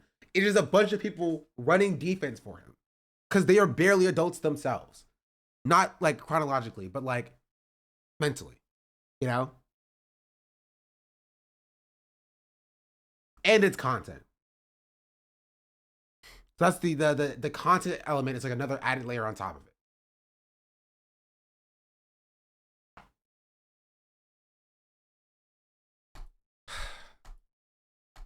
What were we watching? I lost it. Oh, this one. No, not this one. No. This one. I went to the movie saying, "Hold on my dick." I said, "Tell him." They would never. I don't know if y'all remember this, but Dez and Rakai had an altercation where Dez got out of body and he was threatening to harm him. It was a huge situation that everyone talked about, but once again, why is a child even over there? Why did that situation even happen to? Exactly. Like, obviously, Dez is in the wrong for like saying slurs at a child. We talked about his slur slinging and talked about him like getting out of character, or maybe into character. I don't freaking know. And like threatening to harm Rakai, right? But nobody seems to want to ask the question about like, why is this kid not in school? Why is he in situations where there can be adults who are a physical threat to him in the first place? Where are his parents? Where is his legal guardian? Where are the adults in his life that actually care about his well-being? Does anybody in his life care about his well-being? So, because as it seems now, the answer is no. Nothing that I've seen so far has demonstrated that anybody in his life cares about his well-being. It's only other streamers who only care about the content that he can provide or that they can provide to him, and the adults in his life that profit off of his deeds or misdeeds. And no one that genuinely cares about any harm that befalls him. To begin with, Rakai was 16 and he was in an altercation with a grown man. People around him are truly failing him. I think people tend to excuse this stuff due to the fact that Rakai's made a shitload of money from it. But if you can excuse the fact that Rakai is constantly around grown men who aren't trying to guide him or properly mentor him just because he's making money, you're part of the problem. You have placed monetary gain over the safety and well-being of a child. Exactly. And I just think that's not right. Sure. I don't want to play this card, but it's partially my fault because I don't, like, there's no consequence with what he does. So, like, I never take it there with his parents or his mom and shit. You feel me? Because I see the good in Rakai. I mean, I actually feel like Rakai will be the biggest. I think he's going to be the biggest in the world. That's why I always be lenient with him. But to a certain extent, I had to remember, and we have to remember that he is a little kid. That's Kai saying he doesn't take nothing up with my dukes because he thinks Rakai will be the biggest. And honestly, he really might just be the biggest streamer in the future. But why is grooming him into being the top streamer taking priority over making sure he's not doing things that potentially harm him? And I really don't understand why nobody raised more eyebrows at this clip when it initially was dropped or when Kai initially said it. Because Kai is the biggest streamer in the platform and people are scared to say anything about him. If we're being real about it, like legitimately. If we're being entirely real about it, that's why. It's thin purple line. Kai is the biggest streamer on the platform and people are afraid of saying anything remotely critical about him. So if Kai says Rakai is cool, everybody else like a little ducks in a row fall in line. That's it. That's all it is. And maybe even Kai had good intentions when he was saying it. But the truth of the matter is that that's incredibly honestly, I think he does. Like, legitimately, out of all the men around Rakai that we've seen, I think Kai is probably one of the better role models that he has. Right? But again, I think Kai is woefully unprepared to role model Rakai. Right? He is unprepared. He was not prepared for it when he brought Rakai into the space. And he kind of just, you know, stepped back and let Rakai do what he did. And it is how it turned out. I don't think Kai has any ill intentions. I think Deshae Frost does, right? I think Deshae Frost is totally fine with like putting a minor in these like sexual situations for his content. Right? I think this guy has negative intentions. You feel me? If we're being honest, he's not prepared for himself. That's true. That's true, right? But I think Kai just bit off more than he can chew. He wanted to put on this kid who reminded him a lot of himself, and I think he just was not prepared for what he had to do for that. How old is Kai? Like 24.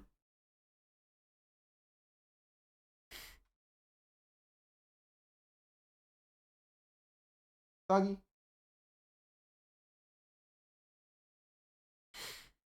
I had him in a similar sexual situation though. How is it different? Which situation are you talking about?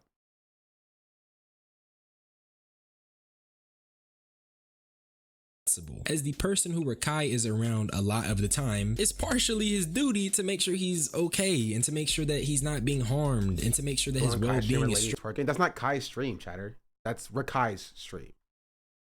Like, this is not Kai's stream. Kai's not here.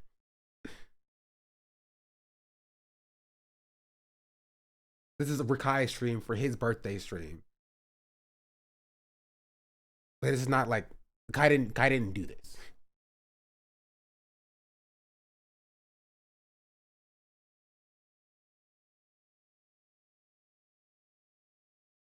Straight. Putting monetary gain and internet clout over that is highly questionable. So with that being said, I want to take a look at some recent events that were really frying me, starting with the White Chicks cosplay because that was just rubbing me wrong for a while. I didn't know how to make a video on it until now. We lost Rakai. Blah, blah, blah, blah. On a mission at Rusho. Y'all so quick to say him and Rusho. I believe in Jesus Christ and only Jesus Christ. Like, bitch, I can wear a bust down one time? No. You feel me or not? If I'm being honest, Rakai, you can wear a bust down. I don't really care. The issue isn't the bust down though, but it's the fact that not only does it feel like a humiliation ritual, but the fact that there's clearly a sexual element to it. The nigga started twerking. I don't adhere to the humiliation ritual thing, but like this YouTuber's correct. Like this is a 17-year-old. Like 16 at this point, 16-year-old kid, right? And again, I don't think that this like solves every problem to be like reverse the roles or whatever, but like just understand that we would understand a 16-year-old like a 16-year-old girl twerking on stream and how the people who are watching that content, right, would be weirdos for doing so, right? We get that, we understand that. Right, a 16-year-old girl twerking on a stream, we would understand and call that out for what it is. Be like, hey, the people watching this content are sickos and it's gross, right? But like we're gonna understand that like Rakai, who's a 16-year-old boy, also twerking on stream, is like of similar content when Kai was younger, which is why I think there's a lot of overlap there, right? Humiliation ritual comes off as a homophobic dog whistle to me. I think it is. It gets there, right? For sure. Twerking, bruh. Are we gonna act like seeing a 16-year-old who is in a feminine cosplay twerking for thousands to see is okay? Whatever Rakai does in his free time is whatever he does. But the implications here are weird as hell, twin. It's so weird. Niggas tried to make it about him doing whiteface, but I see a black boy engaging in digital minstrelsy for virality. Mind you, he pulled up on stream dancing and he was pulling his shirt up and stuff. I just think that's there's a lot of homophobia on display when it comes to Rakai and him being zesty, and that because a lot of overlap with how Kai first started, chat. I think a lot of people didn't realize it because a lot of people weren't watching Kai, right? Honestly, this is a lot of like y'all's first time seeing like black content on the stream, besides watching me, right? So a lot of people weren't watching Kai when he first started, so they don't realize the stuff that he was doing with Aiden Ross was almost identical to this. Right? Almost identical to what Rakai is doing. Where do you think he gets it from?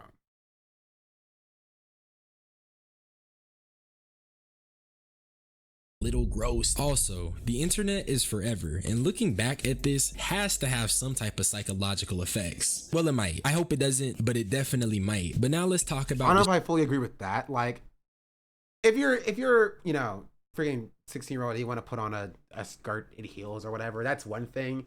But again, once it gets into like, you know, you start doing sexual dances and twerking and stuff, that's the line that I think personally it goes too far.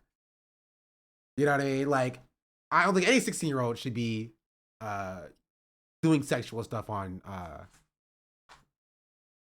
Dog, what are you doing? Where are you going? If you get under there, you won't be able to get yourself out. And I would have to go under there to get you. Chill.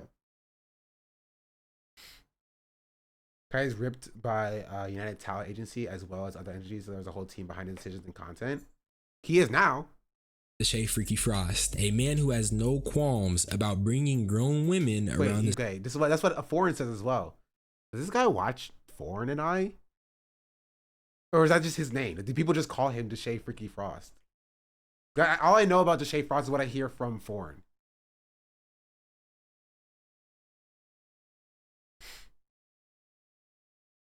I think in the context of Rakai's community, I think it's less forgiving of the non-binary gender norms, and he may be doing it the best he could in that moment. No, the idea that he was like,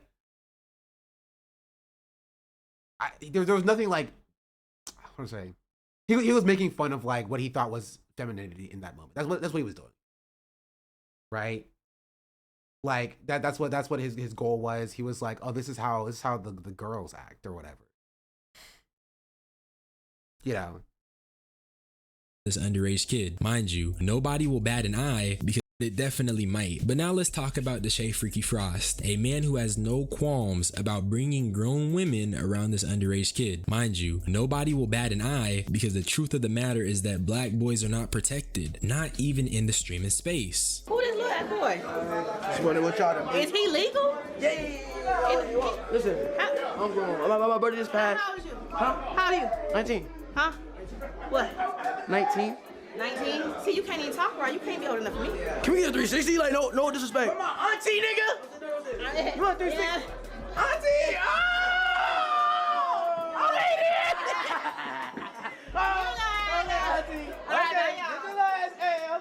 This clip is so disgusting, but I'm not faulting Rakai, by the way. He's a young man, but who I am faulting though is the adults, starting with Deshae for lying about Rakai's age, and the woman who clearly knew Rakai was not grown, but she still gave that 360 and started getting freaky or whatever. That is predatory. There is no other word to describe it. Putting a child in a room where grown women are being sexual is predatory. Not to mention, we know Deshae Frost is incredibly hypersexual. Like, he has a problem, a big problem that the entire internet knows, but for some reason, people just kind of ignore it because he be joking. Where I'm finding fault is that he's quite literally putting Rakai in a position to be just like him. We don't need no. That's what grooming is.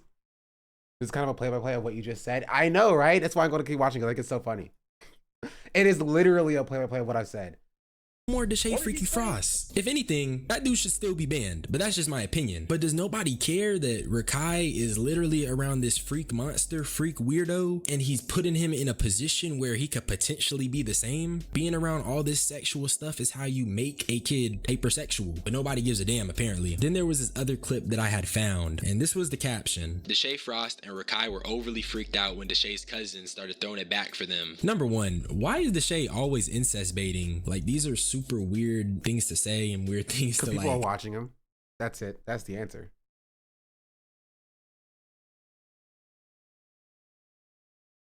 People are watching him. Label these women that he's getting on. And also, I just don't want to show this clip. Like I've been saying, these are grown women being weird around a child, and I just don't want to keep showing that. And still, I'm left to ask, why does nobody care? But I know the answer, and that's because black boys are seen as more mature. People use this flawed logic to perpetuate and normalize the victimization of young black boys. Now, I will say there are people on Twitter who are condemning this, but I just don't feel like going and showing you all the tweets calling it out, because what we need are bigger content creators to stop purposely ignoring the fact that a black boy is being groomed. Rakai is literally being groomed. Okay, he said, you know what? He said he didn't want to show the tweets because he didn't want to show my tweet. That's it. That's the answer. He doesn't want to give his sources away. He's like, yeah, there are people on Twitter calling it out. By that, he means me.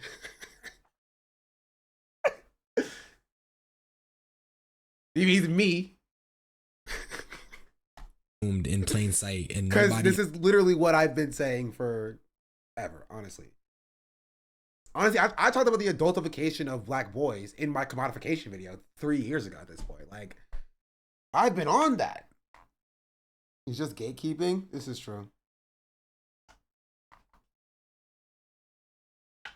I'm not from the U.S. I don't think that's the reason. I think it's a systemic form of racism. Chatter, that is racism. The adultification of young black boys is racism. You just said, I don't think it's racism, but I think it's racism. It's a different form of racism. Black boys being hyper-masculinized, right, hypersexualized, right, is a part of racism. It is a remnant of the buck/brute archetype. Here's Kai telling a similar story where he lied about his age to older women. Time save was 2:26. Come here. Come here. Come here.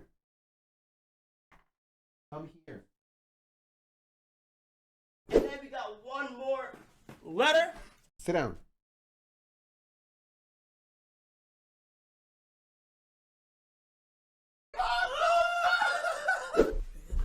So, the girl upstairs, right? She older than me, type shit, like by like 3 years, right? Basically, like she had asked me like, yo, like, what's your age type shit? And I had lied and said 20, like long time ago, right? I said 20, right? She was like, Kai, how old are you? You know what I said, nigga? What did you say? I said, nigga, I'm 20.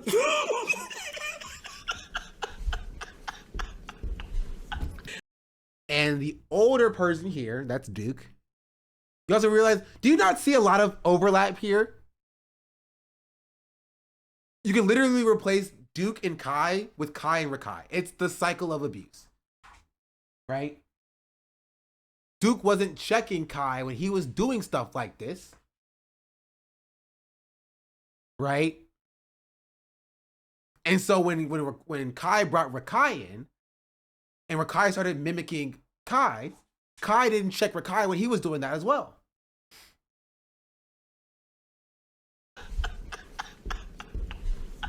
She was like, oh, really? How old are you? Nigga, I'm 19.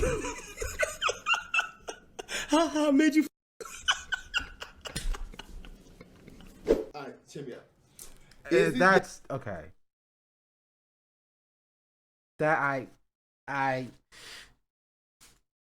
That's I won't speak.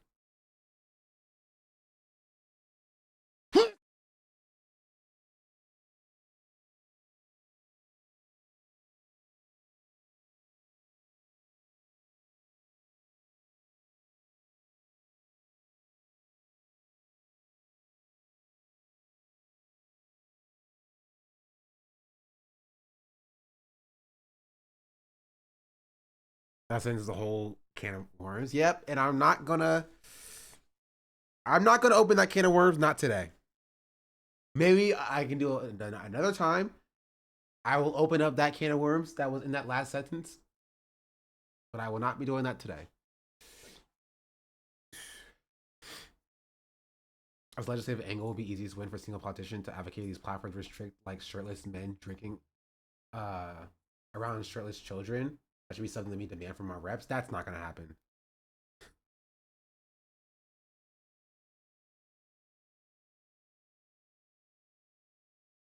You would be quicker to get Twitch to make a policy about it than you will to get a politician to actually sign legislation about it. Like Twitch making a policy about like, but then like, you know, you're gonna open up a can of worms about like, you know, filming at a pool or whatever or something like that. Like, which I think you shouldn't be able to do anyway. But like, you're not gonna get Twitch to make that policy because like it opens up like a whole, you know, a whole thing. Like it's like filming at the beach, you know. If there's a shirtless 12-year-old kid who walks by the camera, you get banned for that, you know? Right. I think there are better ways to fix this situation instead of like trying to, you know, be like, oh, if you have a shirtless kid, then you know you get banned or something. You know, there's a better way to go about that, in my opinion. But yeah, it's a cycle, right? People were asking like, why is Rakai shirtless? You know, here next to a bunch of shirtless men, like older men, and it makes a lot of sense, right? When you see Kai is shirtless next to Duke, right? It's a cycle. It's things that are just normalized, like, you know, doing content shirtless is what Duke did with Kai, and now it's what Kai does with Rakai. It's just how it is.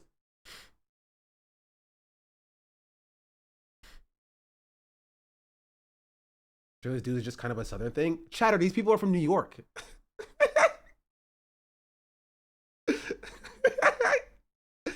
Like maybe not Duke. I think Duke is maybe from Virginia, but like they're from New York.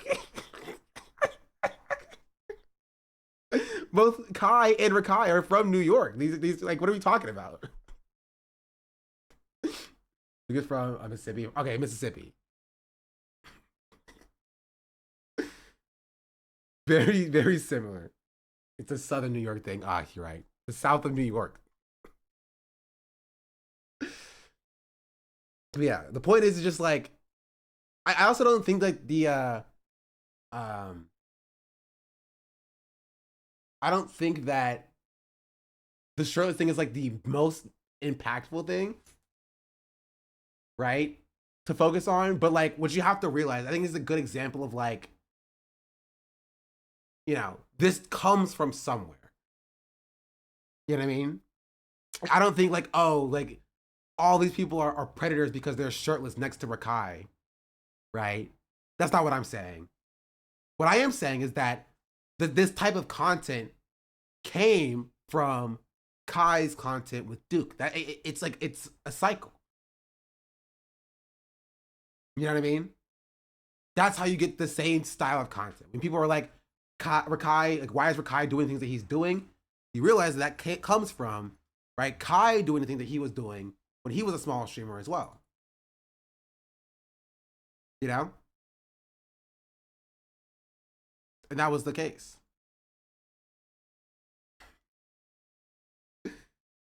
Hello?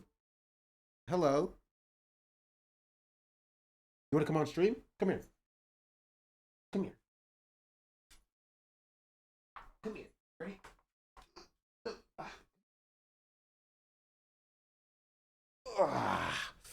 Oh, you're getting too big, doggy.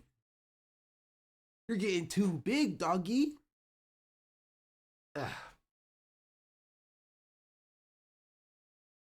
Oh, who's my good doggy? Want attention? Hi. Hi. Hi. Hi, how you doing? Good.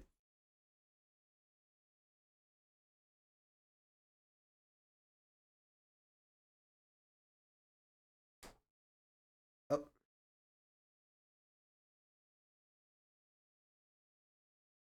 Good, dog. Good. Ah, don't bite my hair. Okay, want to get down? Oh, you're just shifting around. Okay. For someone, please tell her that she's beautiful. Flowering D said you're beautiful, doggy. Don't bite my hair.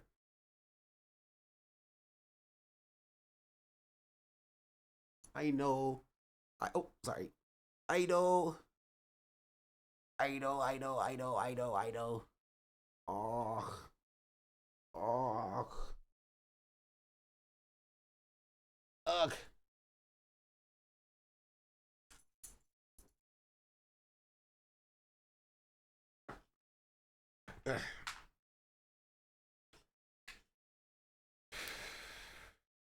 How old is she? How old are you, Nick? 6 months? 6 months old? Yeah, she's like 6 months old. 6 going on 7. If it's not a husky, he'd be canceled every day because they're so dramatic. True. You hear that, doggy? He said you're dramatic.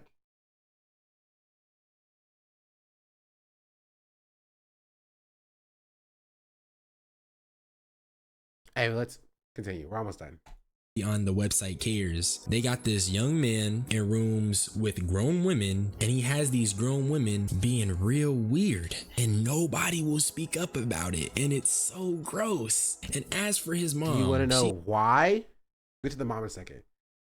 You want to know why, chat? I've talked about it before. You know the thing. You know the thing.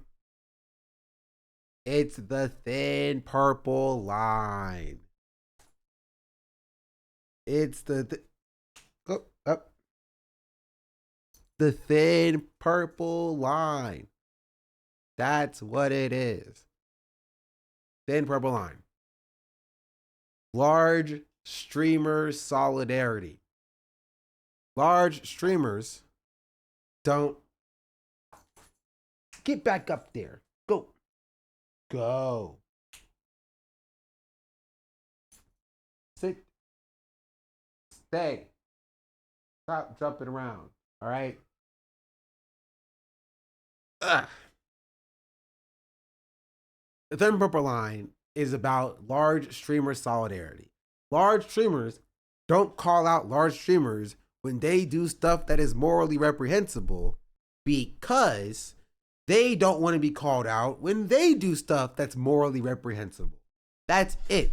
They're like, if I don't talk about how Rakai is being groomed by the adults around him, people won't talk about me when I inevitably get called out for saying the N-word in the future, right?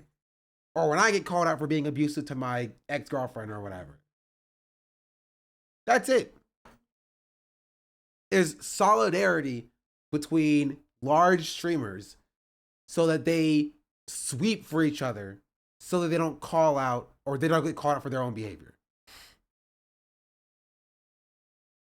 Because I was streaming with Neon the other day. That's not surprising. Right? Neon was invited to the phase party. It's not like Neon's fringe.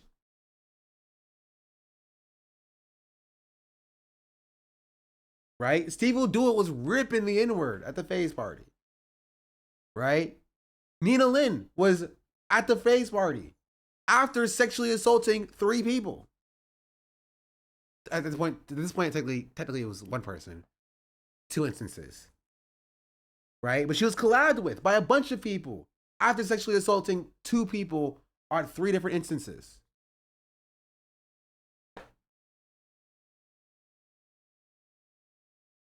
You know what I mean? The space has a problem. A huge problem.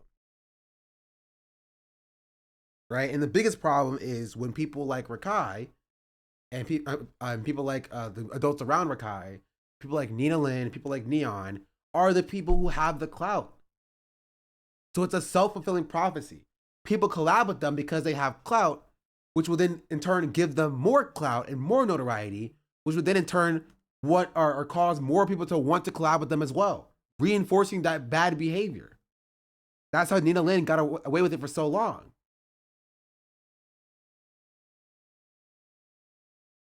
You know what I mean?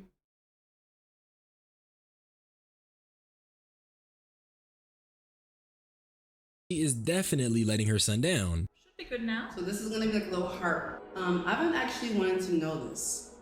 Do you miss just waking up, going to school, and being a normal 16-year-old? Do you miss that?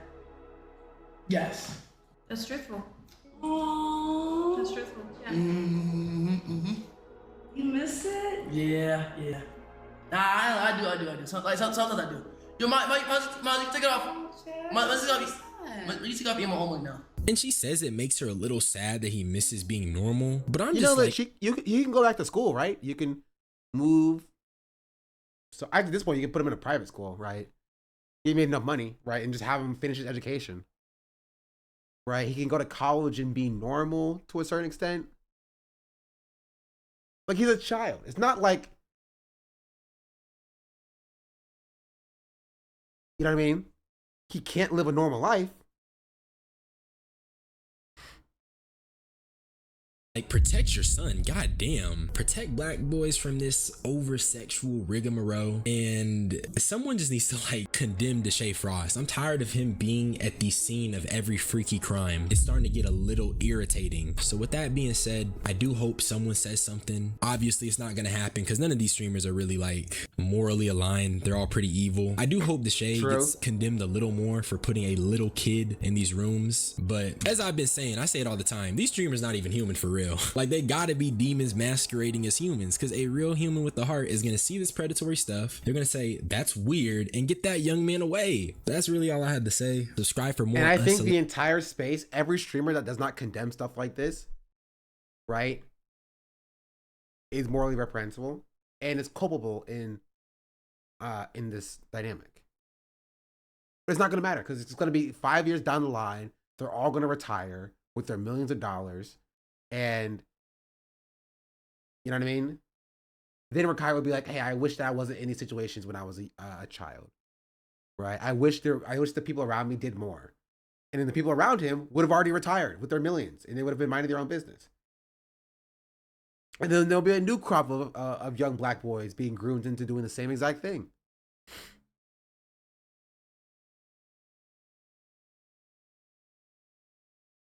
Solicited opinions, because these are my opinions. At the end of the day, this is how I feel. But y'all niggas be blessed. I'm gonna get up out of here. Bye-bye. Hashtag save Rakai. Yeah, I mean, it's a good video, actually. It said everything that I was gonna say. I will still be making my video, by the way. Just this will still be a video for me. So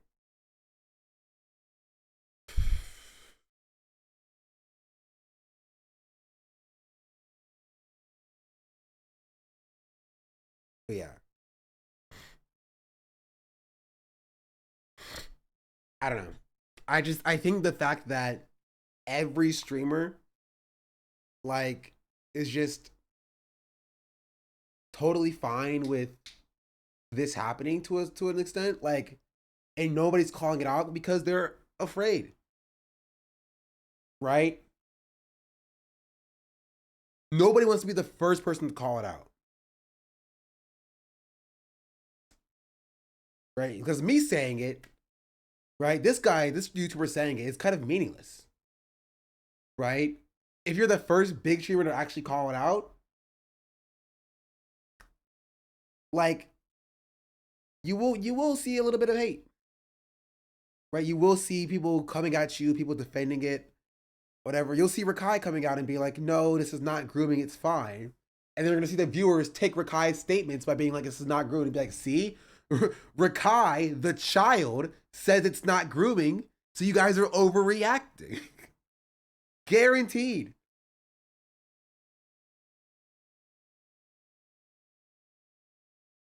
Right? Because it implicates some of the most popular streamers on the platform. You know, and it's frustrating because like these streamers get rewarded. They're rewarded. Marlon's going to the streamer awards. Rakai is going to the streamer awards. Deshae Frost is going to the streamer awards. Like all these streamers are, Ray's going to the streamer awards. All these streamers are going to the streamer awards. They're invited to the streamer awards. They're being rewarded for this behavior. Why would they ever feel the need to change when that is the behavior that gets them the accolades, right? If this predatory behavior, right? If this predatory behavior is what gets them recognition, why would they ever change? Streamer awards is going to be crazy with clip farming. It already is. It already is with streamers going out on like freaking Hollywood Boulevard, right? Accosting freaking random people on the street to vote for them, right? To campaign, essentially. Hey, doggy. Hey, girl.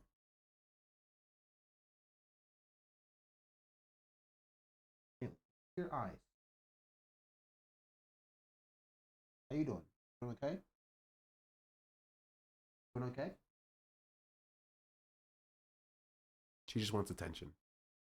That's a thing? Yes, it's a thing.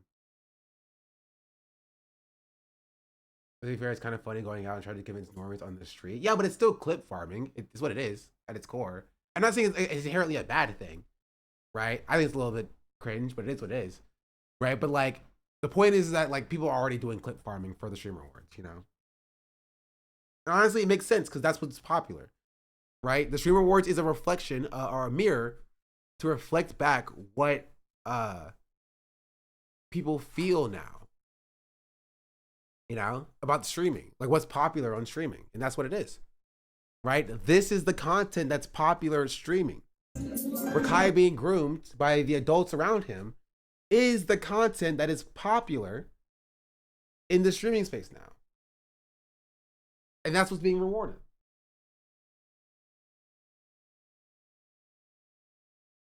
And it's sad. It's a sad thing.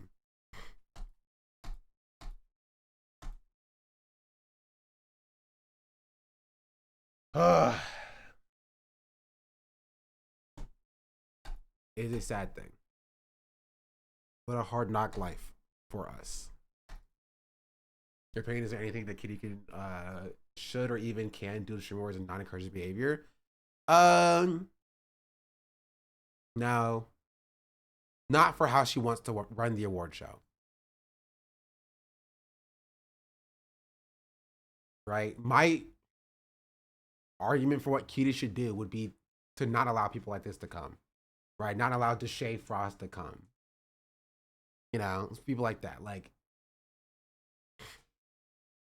that's what I would argue. But like that would not be what Q would want to do, because Q wants the show to be like an unbiased, you know, fan voted award show. Which is why she said that Deshae Frost is not disinvited even after dissing Cutie herself. You know? So why Aiden Ross got a nom last year. I wouldn't do that. It's also for the reason why I'm not running the show, you know? Because it wouldn't be the same show if that's the case.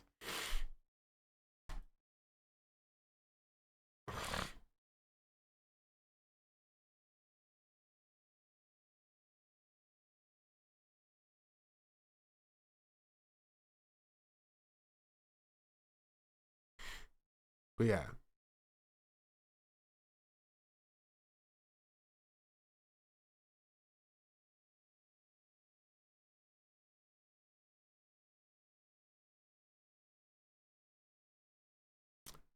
I think I said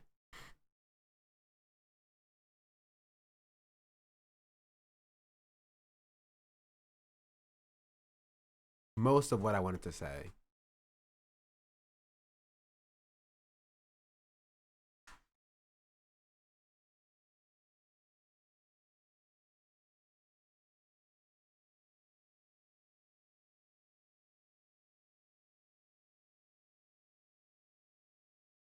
See.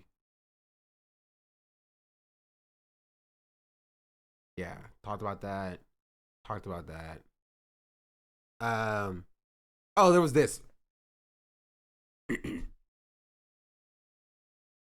garbage shouldn't be eligible for nom, but she's not keeping anyone out, so it's going to be what it is. Yeah, which I can disagree with, but I can also acknowledge that that's what Cutie wants to run for her show. It is what it is. Also, there was this though that I saw when I was looking for a clip.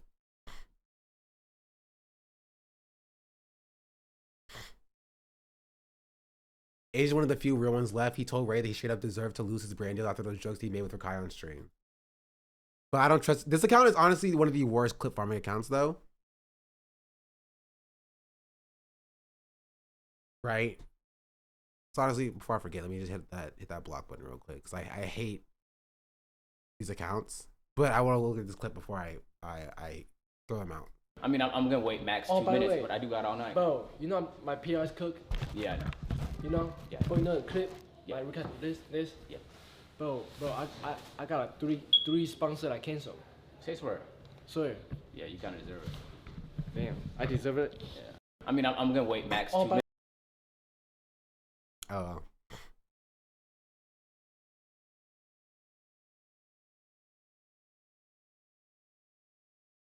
It wasn't my fire alarm, chat. All right, listen. It wasn't me. It was them.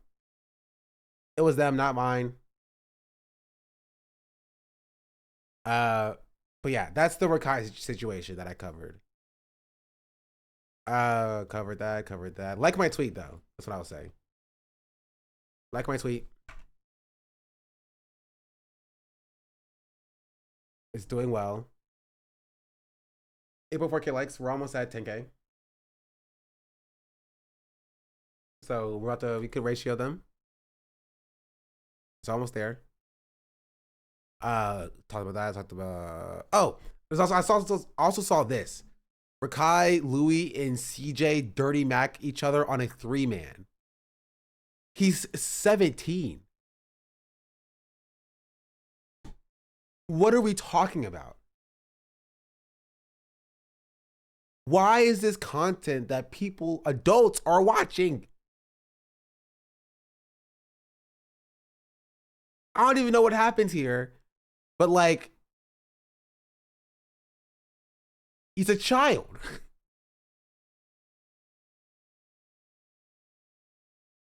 We're moving on before I get mad.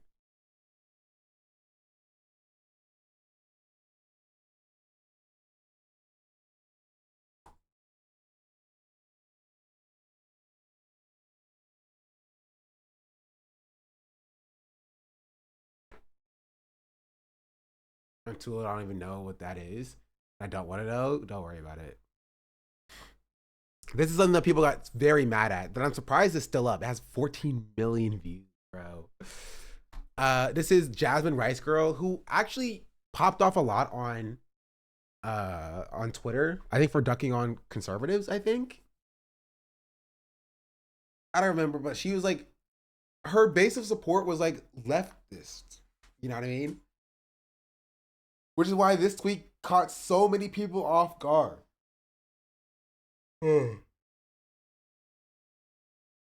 Right? And she said, I grew up singing. I sang everywhere I went. I wrote songs in my diary. I told teachers that I wanted to be a singer-songwriter when I grew up. But wanting to be a musician in 2026 in 2006 required resources that low-income families don't have. My parents couldn't afford to get me any instruments. I couldn't pay for music lessons. They couldn't even get me into studios. A dream that I had became just a memory until now. I'm beyond proud and honored to get to work at a company that is enabling music creation for everyone. For the 13-year-old kid in their bedroom who dreams of being a musician, you can be one. For all the professional artists, you can do more of what you love. I really wish Suno existed 20 years ago when I was a kid in elementary school, showing strangers songs that I wrote with no way to produce them. But I'm really, really happy this exists today. For all those other kids who might need it, we are still just getting started. It's AI, isn't it? You know it's AI. AI music platform Suno valued at $2.45 billion. Startup has raised $250 million and says the AI revenue has reached $200 million. This is a picture of her singing. She's the head of creators at Suno. Which, let me see if I can show you what Suno is. Here, we'll look at the Suno AI tutorial for complete beginners to show you just how much skill it requires.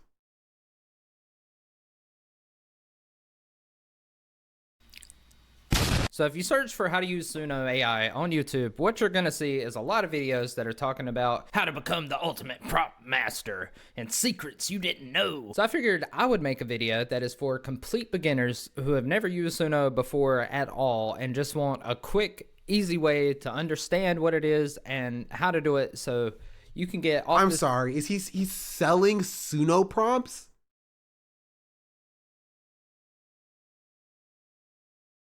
Stop. For $20? $20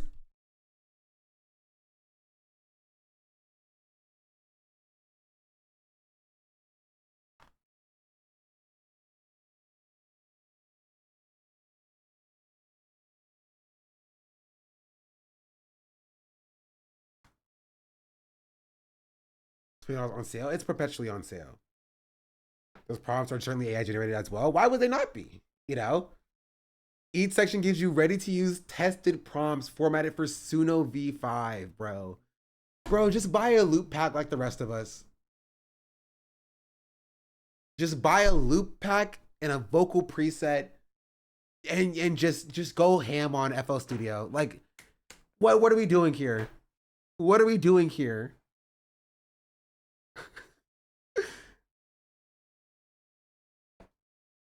Just get the MIDI keyboard. You don't even need a MIDI keyboard. You can literally just click the notes. He's a publishing guy here. The way music labels are embracing AI to push out the songwriter side of the industry, which they really control the rights to, is disgusting. Yeah, but it doesn't even stop there. They're also going for the vocals and vocalists, right? Because they're trying to get vocalists to sell their voice to these like labels, so that the labels can remove the songwriters and remove the vocalists and remove the producers. T. Lacey made his album on GarageBand on iPod Touch. You just need the vision.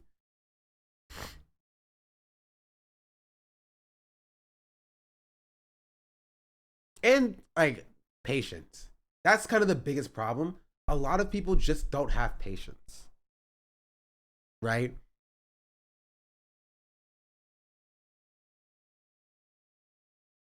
So it's not even just about like the technical know-how.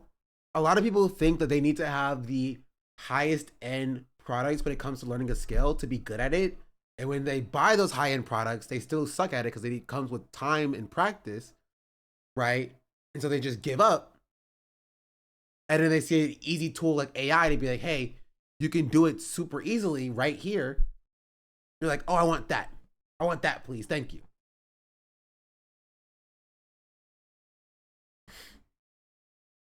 Sick of having to come up with prompts.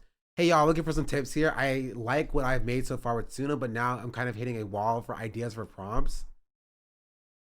Bro, AI slopist learning about a writer's block is insane.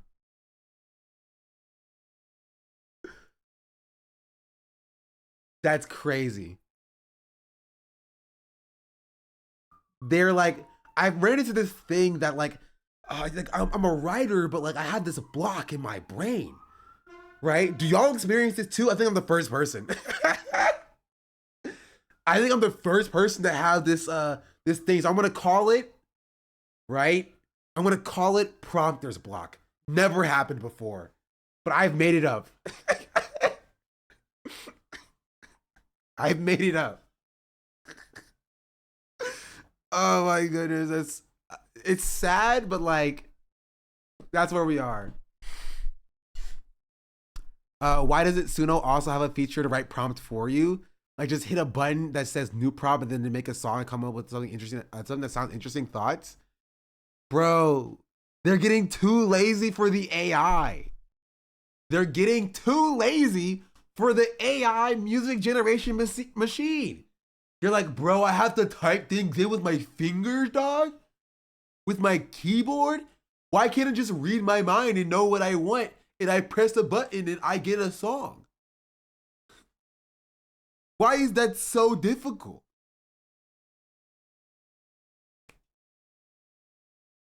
Hey, Nuggie. Speak. Speak. She doesn't know that trick.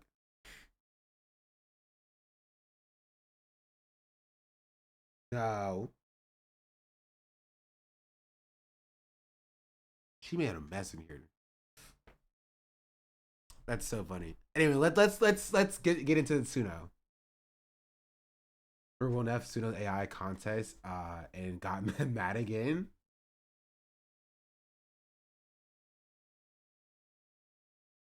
To be fair, they were on the cutting edge with that one though. That was before anyone else really jumped on it.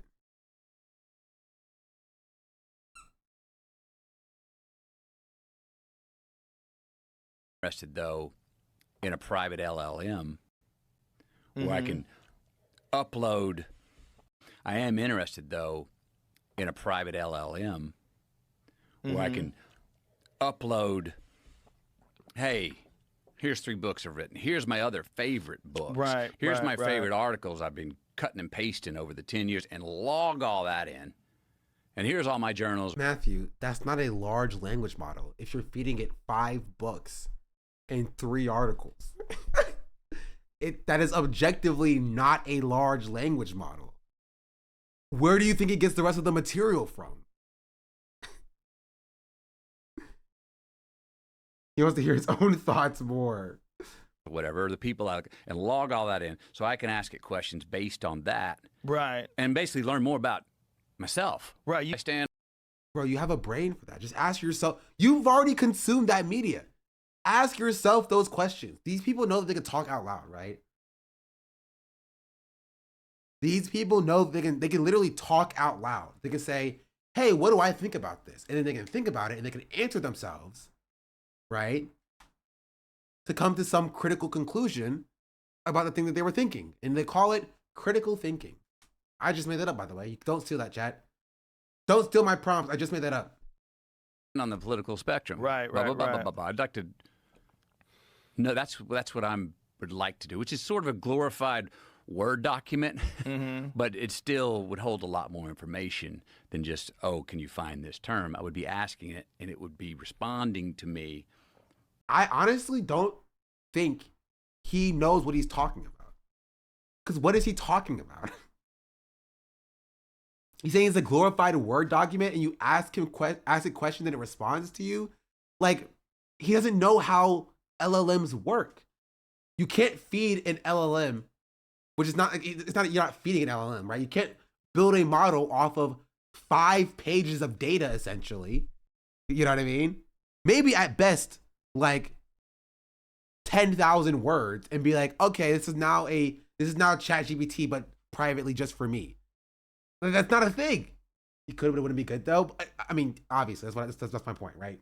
It would not be it would not be what he's describing. You would not be able to ask it questions and it answer you, right? You could maybe potentially train a model that's already built off of the backs of like the entire scraped internet, you know, like the 7 billion, 13 billion parameter models, and then train that to only respond based upon the information that's inside of the. Hey. Rog. What's up? What? Ah, I'm being attacked. She's attacking me. Okay. She's back here now.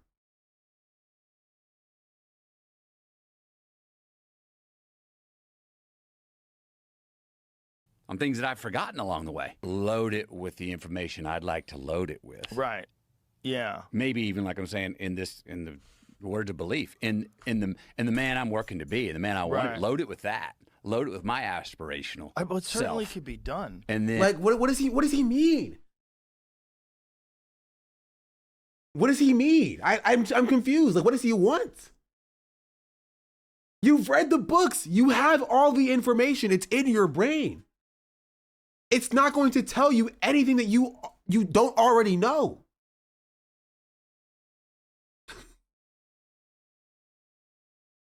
It actually, it's dumber than you are because you are the sum total of all of the materials that you've consumed in your entire life. And if you have a language model that's trained only on 3 books and 5 articles, that's all that it knows.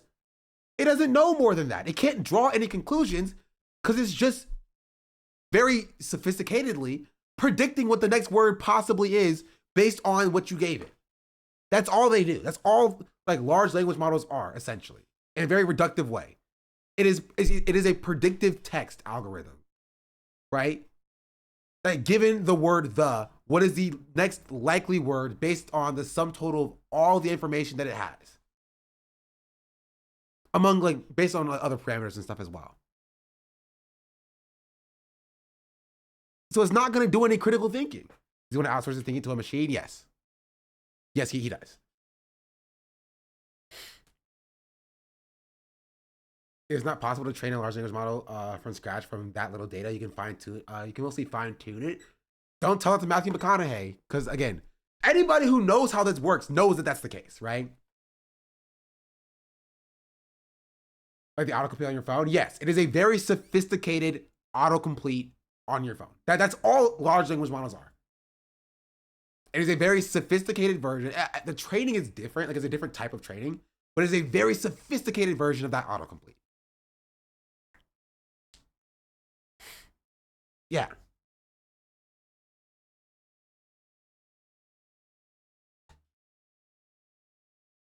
It's an encoder-decoder architecture, which is a transformer. And ask it, and it's giving me answers going, oh, this is... But before, it's slowly learning about me through conversations, then going, oh, it doesn't learn. It doesn't learn. Because it doesn't think. It just adds the text that you have into, like, the wider, like, prompt itself. That's all it does.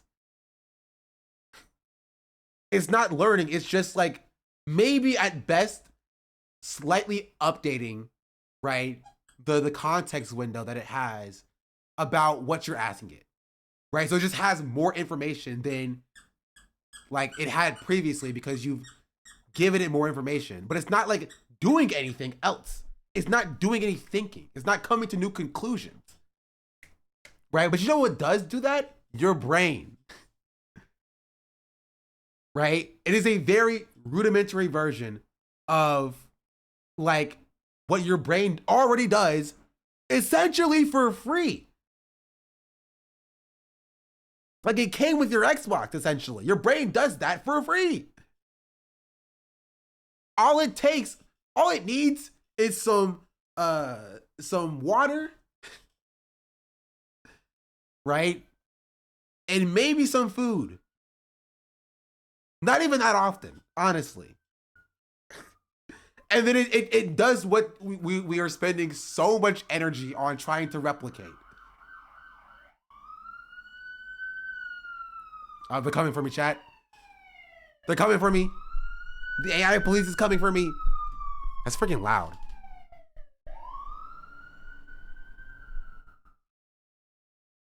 Okay, they're gone now. Like, based on our conversations. No, I want the answers based on what I've uploaded it with only, not from the outside. What answers? What questions are you asking it? If you've read the material, it's like reading a book, right? And then being like, what happened on page 1? You read the book. Theoretically, you should know what happened on page 1. And if you don't, do you know what a cool thing you can do is? Go back to page 1 and check.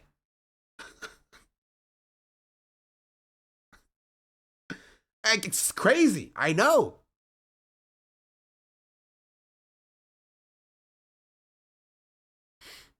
So I'm saying, what does he mean by answers? Those things are not going to be based in any facts. Unless it's talking about recollection, in which case the AI is just doing a worse version of what you can already do. You can recall information faster than it can, by and large. If you've actually internalized the material that you've read, you can recall that information faster than the AI can, right? If anything, like, Control F will get there even quicker, right?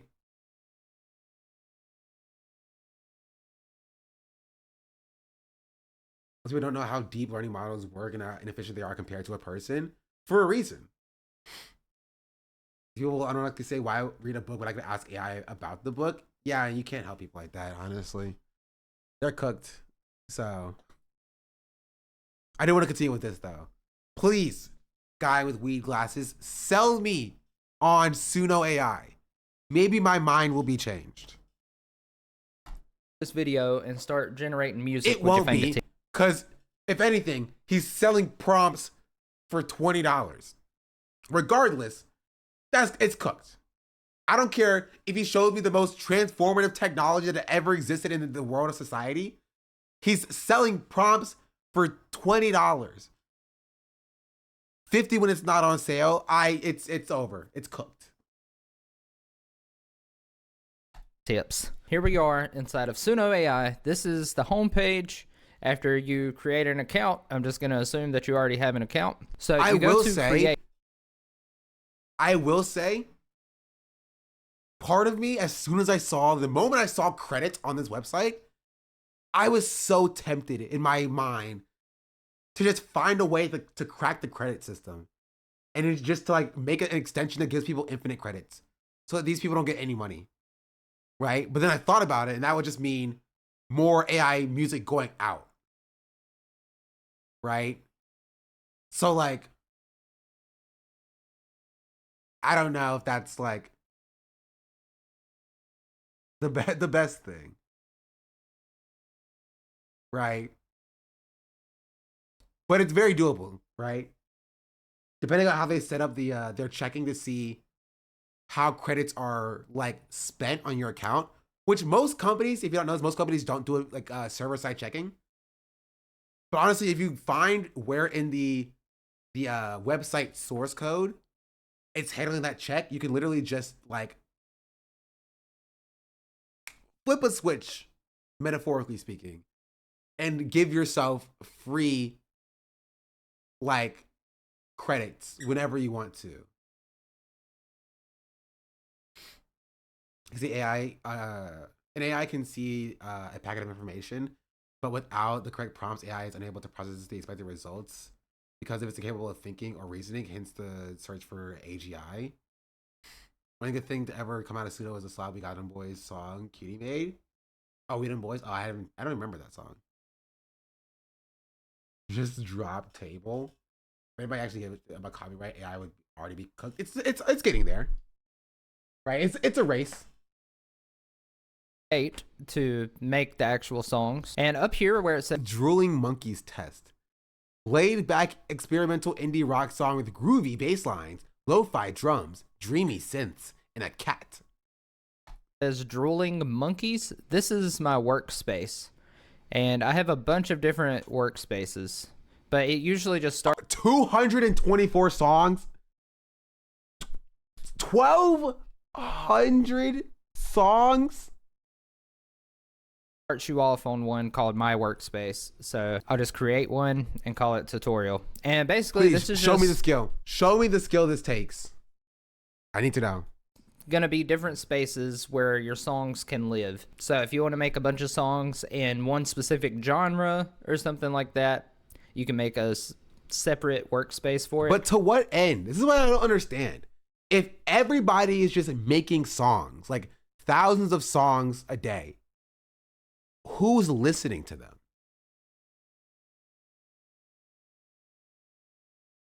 Right? Right now, there are AI artists that have people listening to them, but that's only before, right? Everybody's making it themselves. You know what I mean? Like, before wide adoption, you have a few people who are, actually skilled with music, using like the tools that are given in Suno to actually make something listenable. And that's getting a lot of success now. But like in 2 years, in 3 years, where like it becomes so widely accessible, who's going to be paying you for it? It's like Stable Diffusion and like DALL-E 2 or whatever. People built on top of Stable Diffusion to make an image generation thing, but now Grok can do it inside of Twitter. ChatGPT can say, hey, build me an image that looks like this, and they'll do it. Right? So now who's paying for your stupid service where you're like cartoonify me or whatever, where you have to pay $10 for 12 images when they can do it on ChatGPT for free? And that's kind of the problem when it comes to like how easy it is. Because who is it for? Does that make sense? Or you can just do what I did for like my first year using Suno and do everything in the same workspace. It does not matter. So Suno has two modes right here up at the top. We've got simple and we've got custom. So let's go over simple first. Simple is basically you just prompt it out. It's like ChatGPT, image or video generation, anything else like that.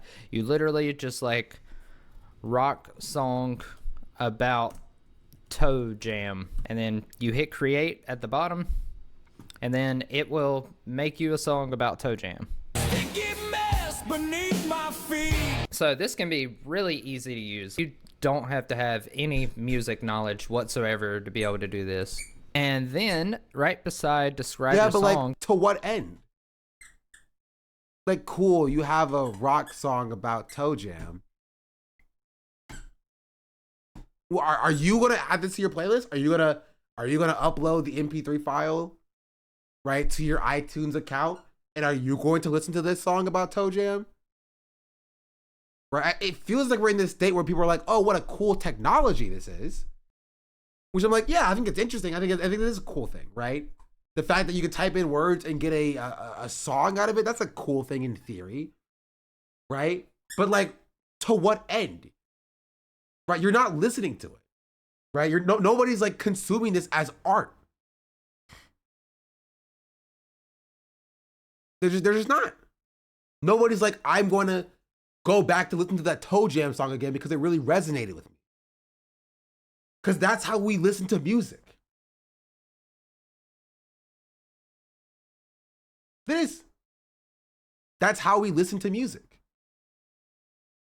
They have these dice, which is just going to give you a random prompt. See, you just click it, a bunch of different random prompts. Now, this section right here, if you click instrumental, that's just going to mean that whatever you type into the prompt is going to be an instrumental with no vocals. That's basically going to be a beat. And then the last thing on the simple tab is this inspiration spot right here, which it just gives you like different genres and moods and things like that you can try to put into your prompt. No, I agree that this is lame. Like, doing this for art is lame, but the technology itself is interesting, right? I'm not going to lie about that. Like, if you were to tell somebody 12 years ago, 30 years ago, whatever, you can like press a button and it spits out something that sounds like that, they wouldn't believe you. It is an art though. I agree. Right? So it is a like as a part of or piece of technology, right? I view it like, you know, that's a cool thing that like in theory that it can exist. Right?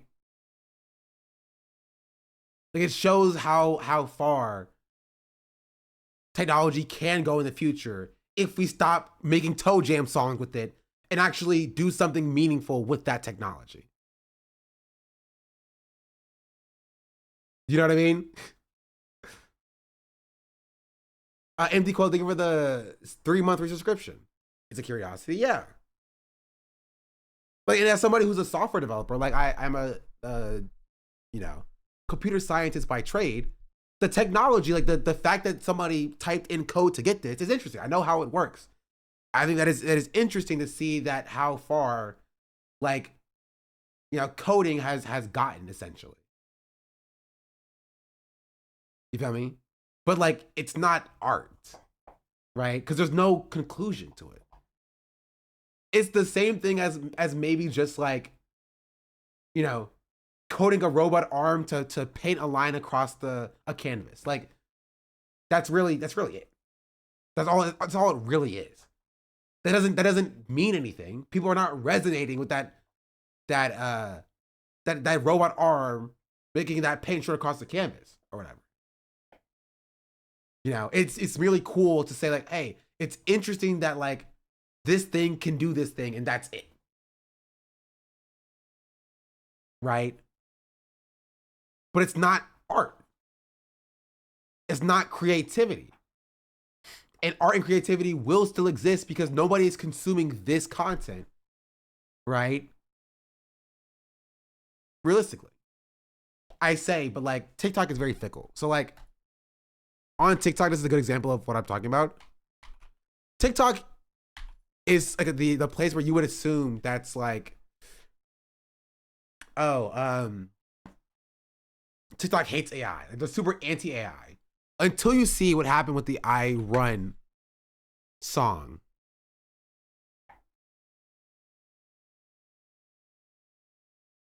Where's it at? Hold on. Let me check my likes real quick. Did y'all see this chat? This discourse?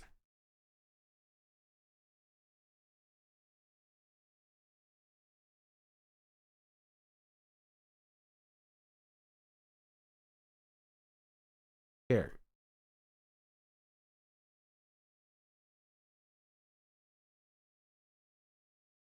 Have you heard this song on your For You page recently? Well, I'm pretty sure it's AI. It has been all If you haven't over heard the song, I'll play the song for you, chat. This is the song. Coming closer, know that I'm a mess. Tangled up in wires, I can't catch my breath. I run. Pulling deeper, I cannot confess. Drowning in the chaos, I can't catch my breath. I run.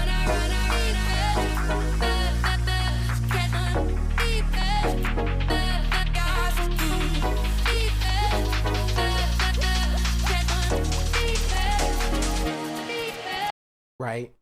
And this is the song. For You page recently, and you know, it Oh, this is wasn't the good video. enough for me to save, but I liked it enough that it would get stuck in my head, and when one of the videos came up, I wouldn't skip it. But then I started seeing people saying that the song was AI. And normally I'd kind of just think like, well, whatever, like, yeah, people are unfortunately using a lot more AI in their creative endeavors, but for some reason, something about it just made me want to look into it. You know, confirm if it actually was AI, because there were a lot of people who just either didn't point it out, incorrectly said who the singer in the song was, or were talking about how excited they were to save it to their Spotify library without any knowledge of if it was AI or if it was real, just automatically assuming that it was the latter and not the former.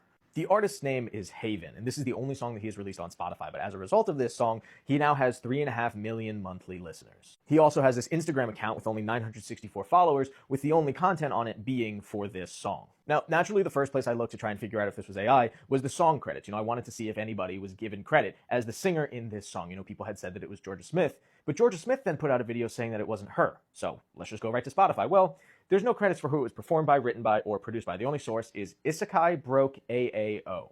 I did a quick search of them, and they do seem to be legitimate independent record labels, but very small. Isekai only has 1,769 followers, with Broke a little bit bigger, with just a little bit more than 14,500 followers on Instagram.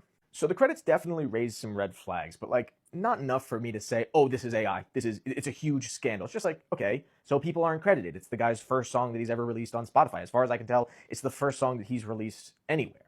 But then I looked at the video that the guy posted promoting the song, and I found something very interesting. Sorry, this is like a little bit crazy, but I'll show you. Take a look at when he shows himself in front of his music software. It is very blink and you miss it. I mean, he shows it a couple of times, but each of those times, you're not really focusing on that. You're kind of listening to the music and looking at the lyrics in the middle. But first of all, he doesn't have individual tracks for each of the instruments, the vocal line, any of the backing vocals. It's just the one final mixed mastered track on one line in the music editing software. But bigger than that, at least to me, is the fact that if you pause and zoom in, you can see that the track he's working on is at a default 120 beats per minute. This is the default for any digital audio workspace. It is also the default for Suno, an AI music generator. And like, there's nothing wrong with a classic 120 beats per minute, but the song's 140 beats per minute.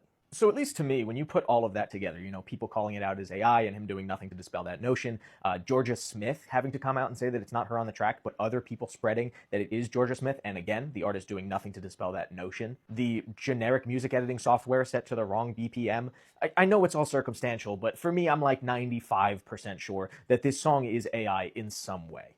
But that isn't really my main point. I saw a video from one of my mutuals who said, what's going to happen when it's not AI slop?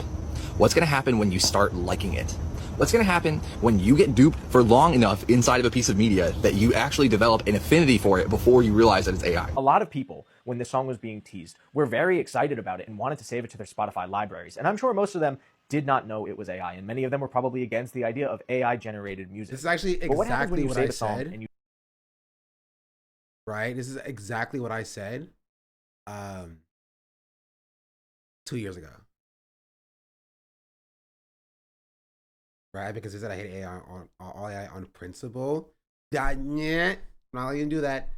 You were one of the people who were saying that AI was bad because it looked bad. Because I remember having this conversation. I remember it. I said, do not base your entire critique of AI on just how it looks, right? Because I told you it won't always look bad. I was just testing you, sure. Because it won't always look bad. It's true. I said it 2 years ago when it was Dolly 2 or whatever, right? And now it's freaking Suno.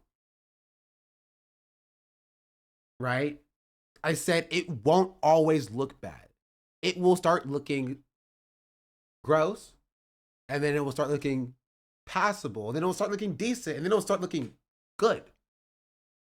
Right? And that's the problem with AI on TikTok. Right? It's people who are like, oh, it's AI, it's bad because it's AI. Right? But then that's good, right? But then they dropped a real version with re-recorded actual lyrics. Coming closer, know that I'm a mess. Tangled up in wires, I can't catch my breath. I run. Pulling deeper, I cannot confess. Drowning in the chaos, I can't catch my breath. I run. Coming closer, know that I'm a mess. Right? I actually don't even know if this is the actual real lyrics or whatever, but like people who are like AI is better, right? I like the AI version more. Creative the AI is better. But the AI one sounds better with better clarity. You know, AI is 100 times better. You feel me? So like, and this is a common thing. Like, if I go to like videos and go to a more recent one,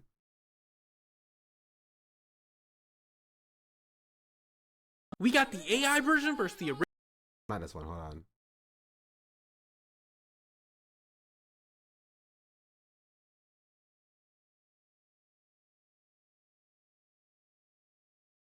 Where is it at? I saw a video of being like, oh, this one. AI version was better. 500,000 likes.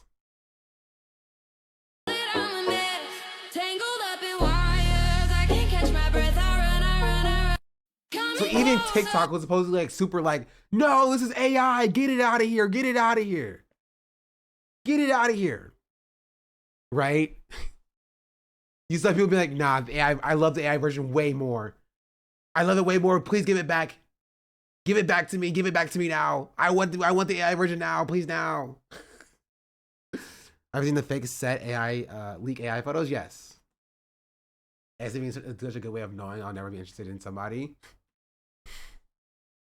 But that's kind of the issue. Like, even TikTok, who's like super like aggro-ly, like AI is bad, support artists. They're just like, well, the AI song did sound better, so can I get that one back, please?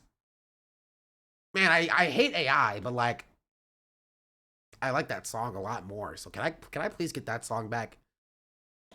I hate to be the one to say this, but I kind of miss the AI version, right, guys? I know we all hate AI. We hate it. We all hate it. But like, I kind of miss that version, you know? Because there's no principles here. There's no like, hey, let's actually stand in solidarity with artists. Right? It's just vibes. Purely vibes. I don't even think people can tell the difference. They would lose nothing by just, you know, appreciating the song when it has actual human vocals. But I think that they are lying to themselves because they themselves like AI. Right?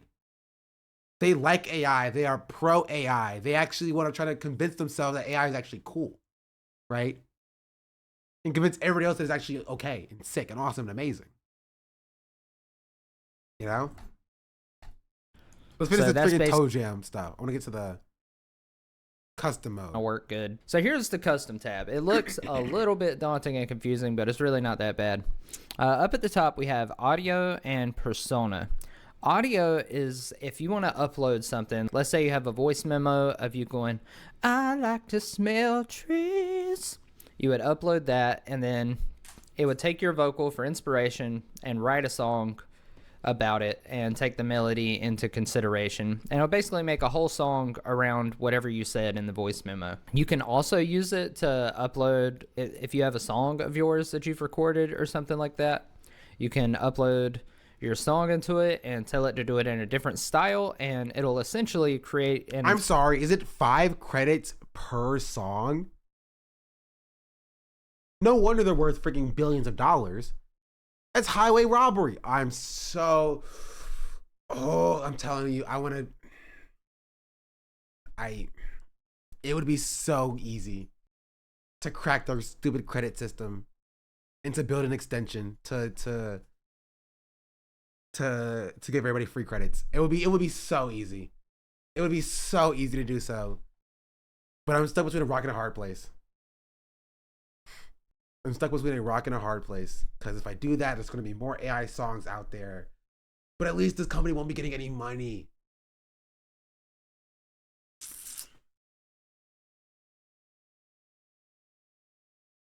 What's the easy way to do it? Trying to explain? Theoretically, hypothetically, what you would do is you would just see how you would, okay, first things first, you would open up the source of the website. Very simple. You would go to F12, you go to source, and it'll give you like this. You'll find the actual source of the actual website that has actual code in it that runs when you actually do something on the website, or like the JavaScript is actually being run. And you would look and see where the credits are being spent, and you would just pause the execution before that, and you would just comment that part of the code out, or just give yourself more credits.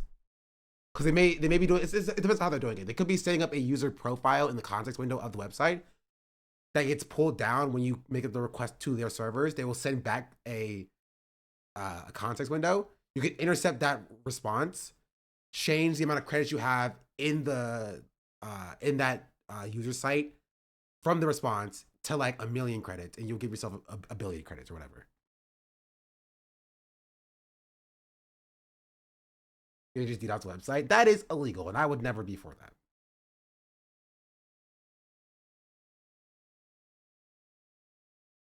But yeah, that's theoretically.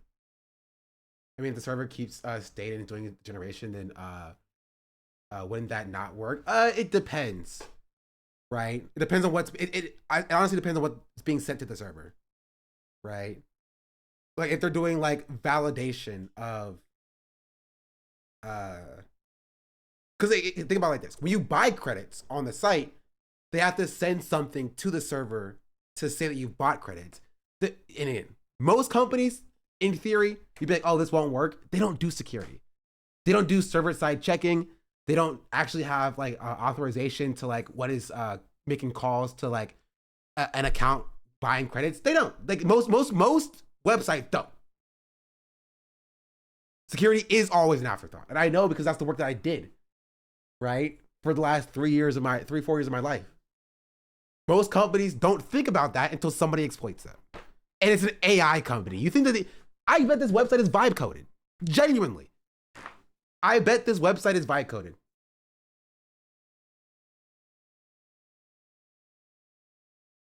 Right? Especially if like they're handling the like what tells it to generate on the server side. So all that's being sent back is just a request for what to generate, and then they're just sending that back. What do you mean vibe? No, vibe coded, VIBE. It's like coding with just AI agents. So you say, ChatGPT, make this website for me, and they just code the website. Yeah, brought to you by the T app, exactly. Robert and Fang, and it's genuinely terrifying how many people are vibe coding. Yeah.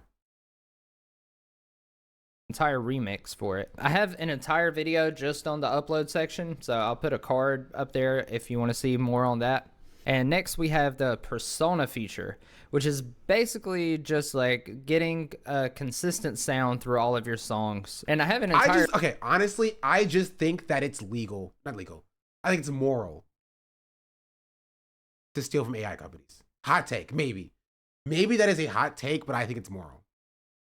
I think it is a moral thing to steal from AI companies.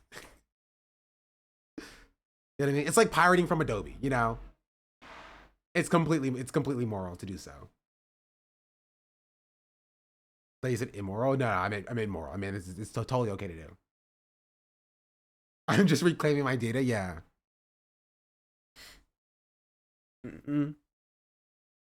What? Ooh, that would be interesting, chat. Not saying that I would. It would be interesting if somebody found out if there was a way to do that, to get infinite credits, and then just like set up a bot to just, you know, consistently using like VPNs and IP rotation, generate songs to pull their resources.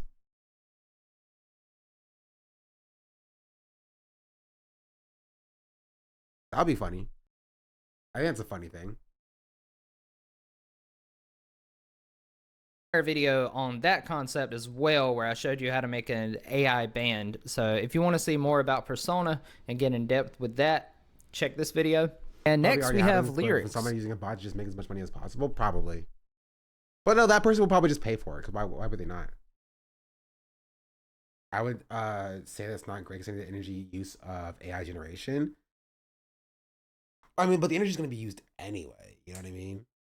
So like, and then they'll be getting paid for that energy with normal usage. So there's no like easy answers to that. Because either it gets like wide adoption. Think about like ChatGPT. You know what I mean? Like imagine if everybody using ChatGPT, they still used it, so the energy was still used, and they don't get paid for it. No, that's worse. That's not worse. Be real. It's the opposite of being worse. Because the company who makes ChatGPT would go out of business because they can afford to keep the servers running, and they'll shut down sooner. And if anything, it's net equal, right? It's equally as bad, right? If everybody who used ChatGPT used it and it didn't benefit OpenAI monetarily, you know what I mean? That's us doing the pollution instead. No, I'm not saying that. I'm saying that like in a scenario where like if the people who use ChatGPT now still use it to the same amount, but they didn't pay ChatGPT for that usage, right? It's only OpenAI losing that money regardless. Does that make sense?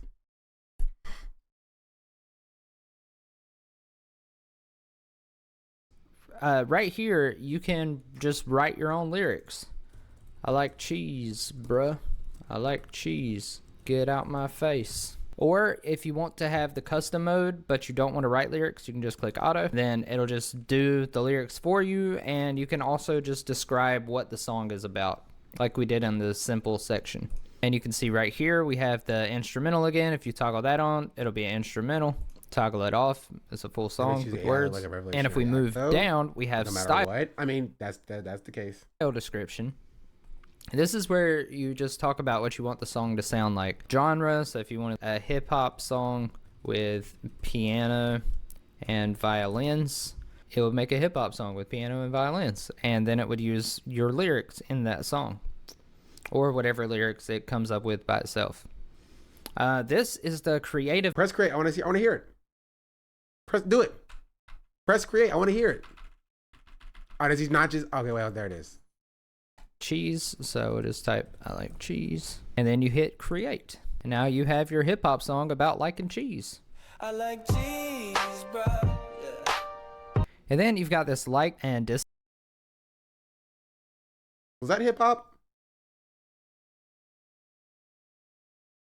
I didn't really get hip hop from that, personally. Dislike right here.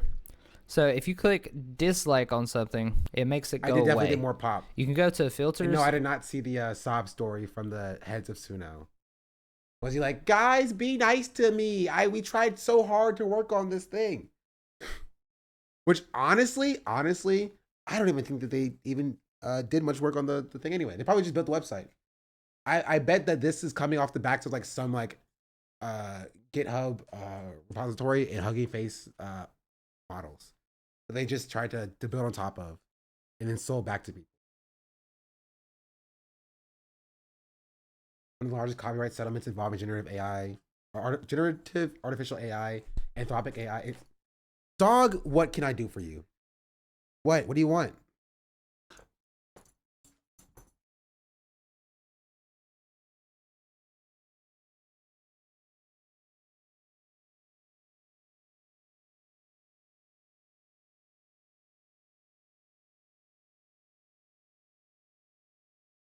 Ugh.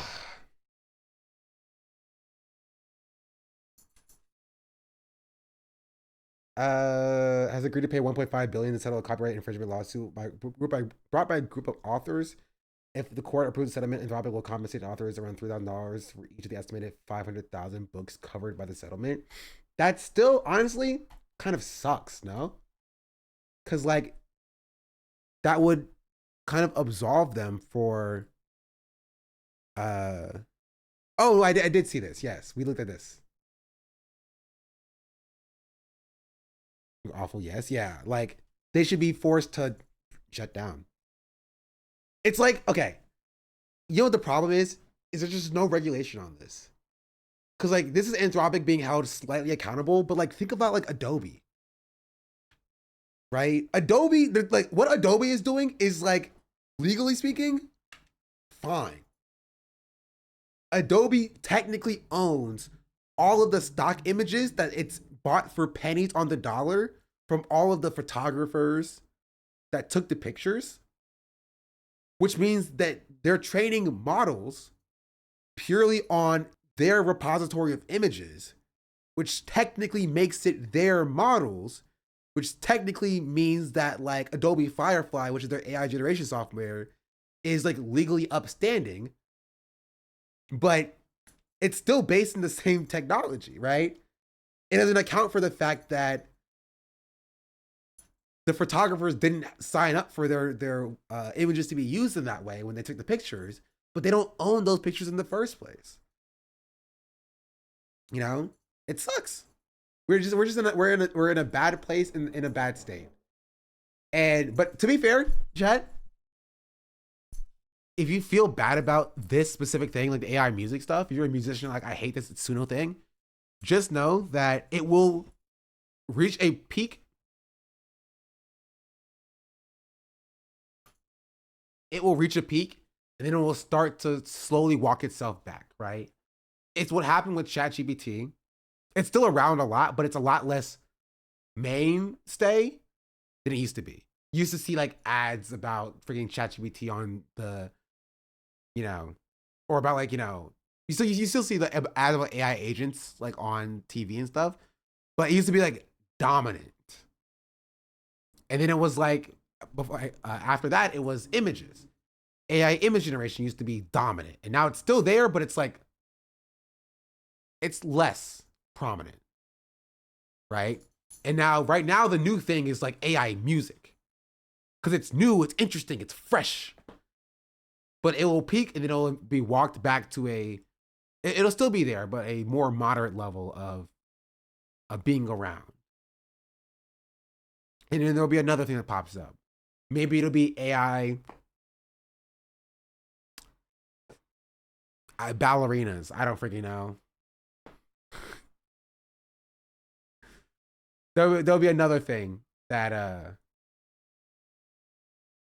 AI freestyles? No, I don't want to see that. Maybe AI open world games.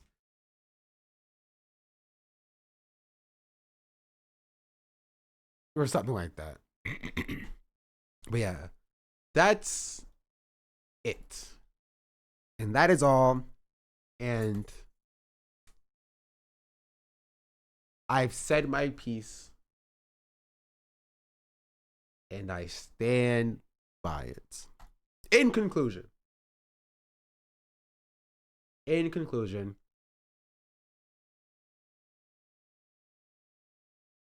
hashtag save Rakai, hashtag FAI, hashtag give me all your money and give me all the money that your husband has been sending you for your life savings, because I deserve it and your husband does not. And I can do what he can't do, which is entertain you and make you happy.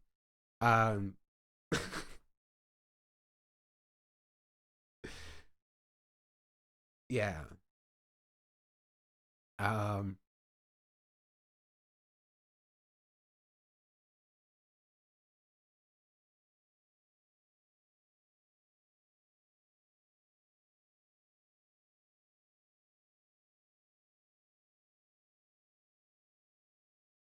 Yeah. Any final thoughts, chat?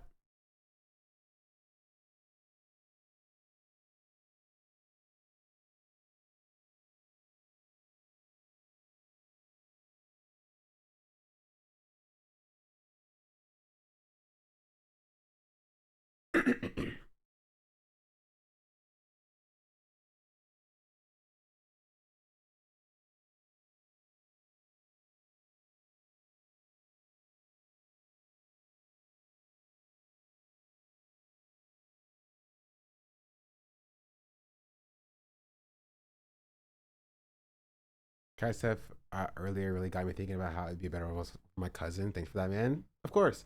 No final thoughts, just Shonda Black politely moved me out of the way. That's so funny. I miss monsters. How should I feel?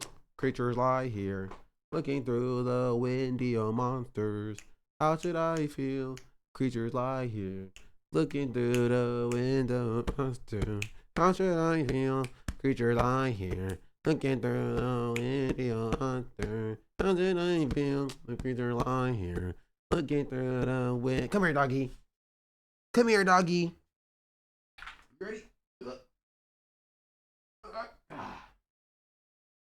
Almost there. Come on. Almost there. Come on. Oh, careful. So you want to say goodbye, doggy? Aye, stop. Stop. Hold on. Let me change the scene. All right. Say goodbye, Nixie. Say goodbye. Oh, she doesn't like y'all. Oh, she's running away. No, you can't run away, actually. Stuck here. But I'm sorry. Okay, go.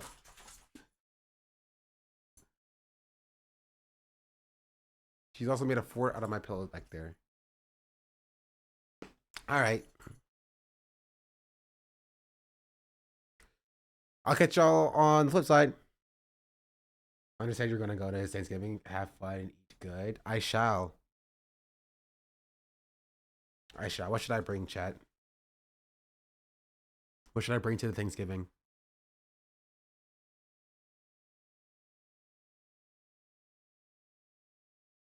Stuffing?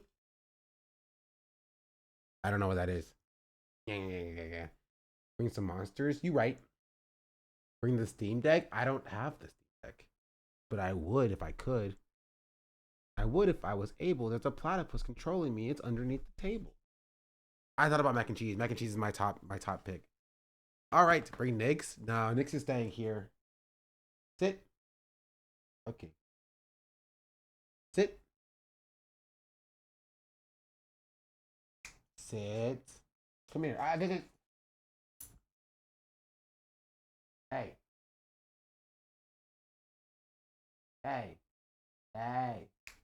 Girly. Sit.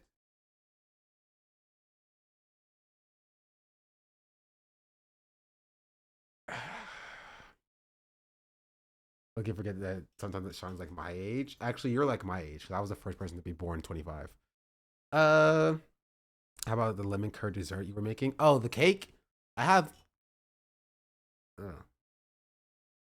Technically, I have half the cake left, but I won't bring half a cake to Thanksgiving. That's kind of crazy. Oh, okay, there she goes. All right. I will see y'all on the flip side. Chad, thanks for watching. Only person in the world is 25. Only person is 25 in this world is Sean. Yes, I said that incorrectly, but that's true. It is correct. Doofus, thank you for the 9 months. Free HGZ, thank you for the 6 months in advance subscription. Much appreciated. I have to use the bathroom. Nix's hair is in my mouth because she's freaking.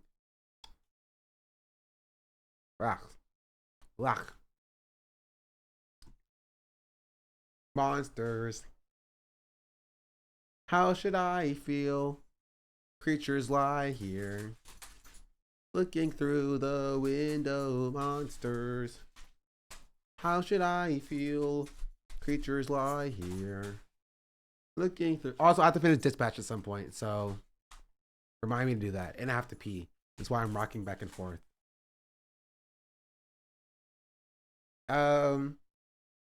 Yeah, I'll catch y'all.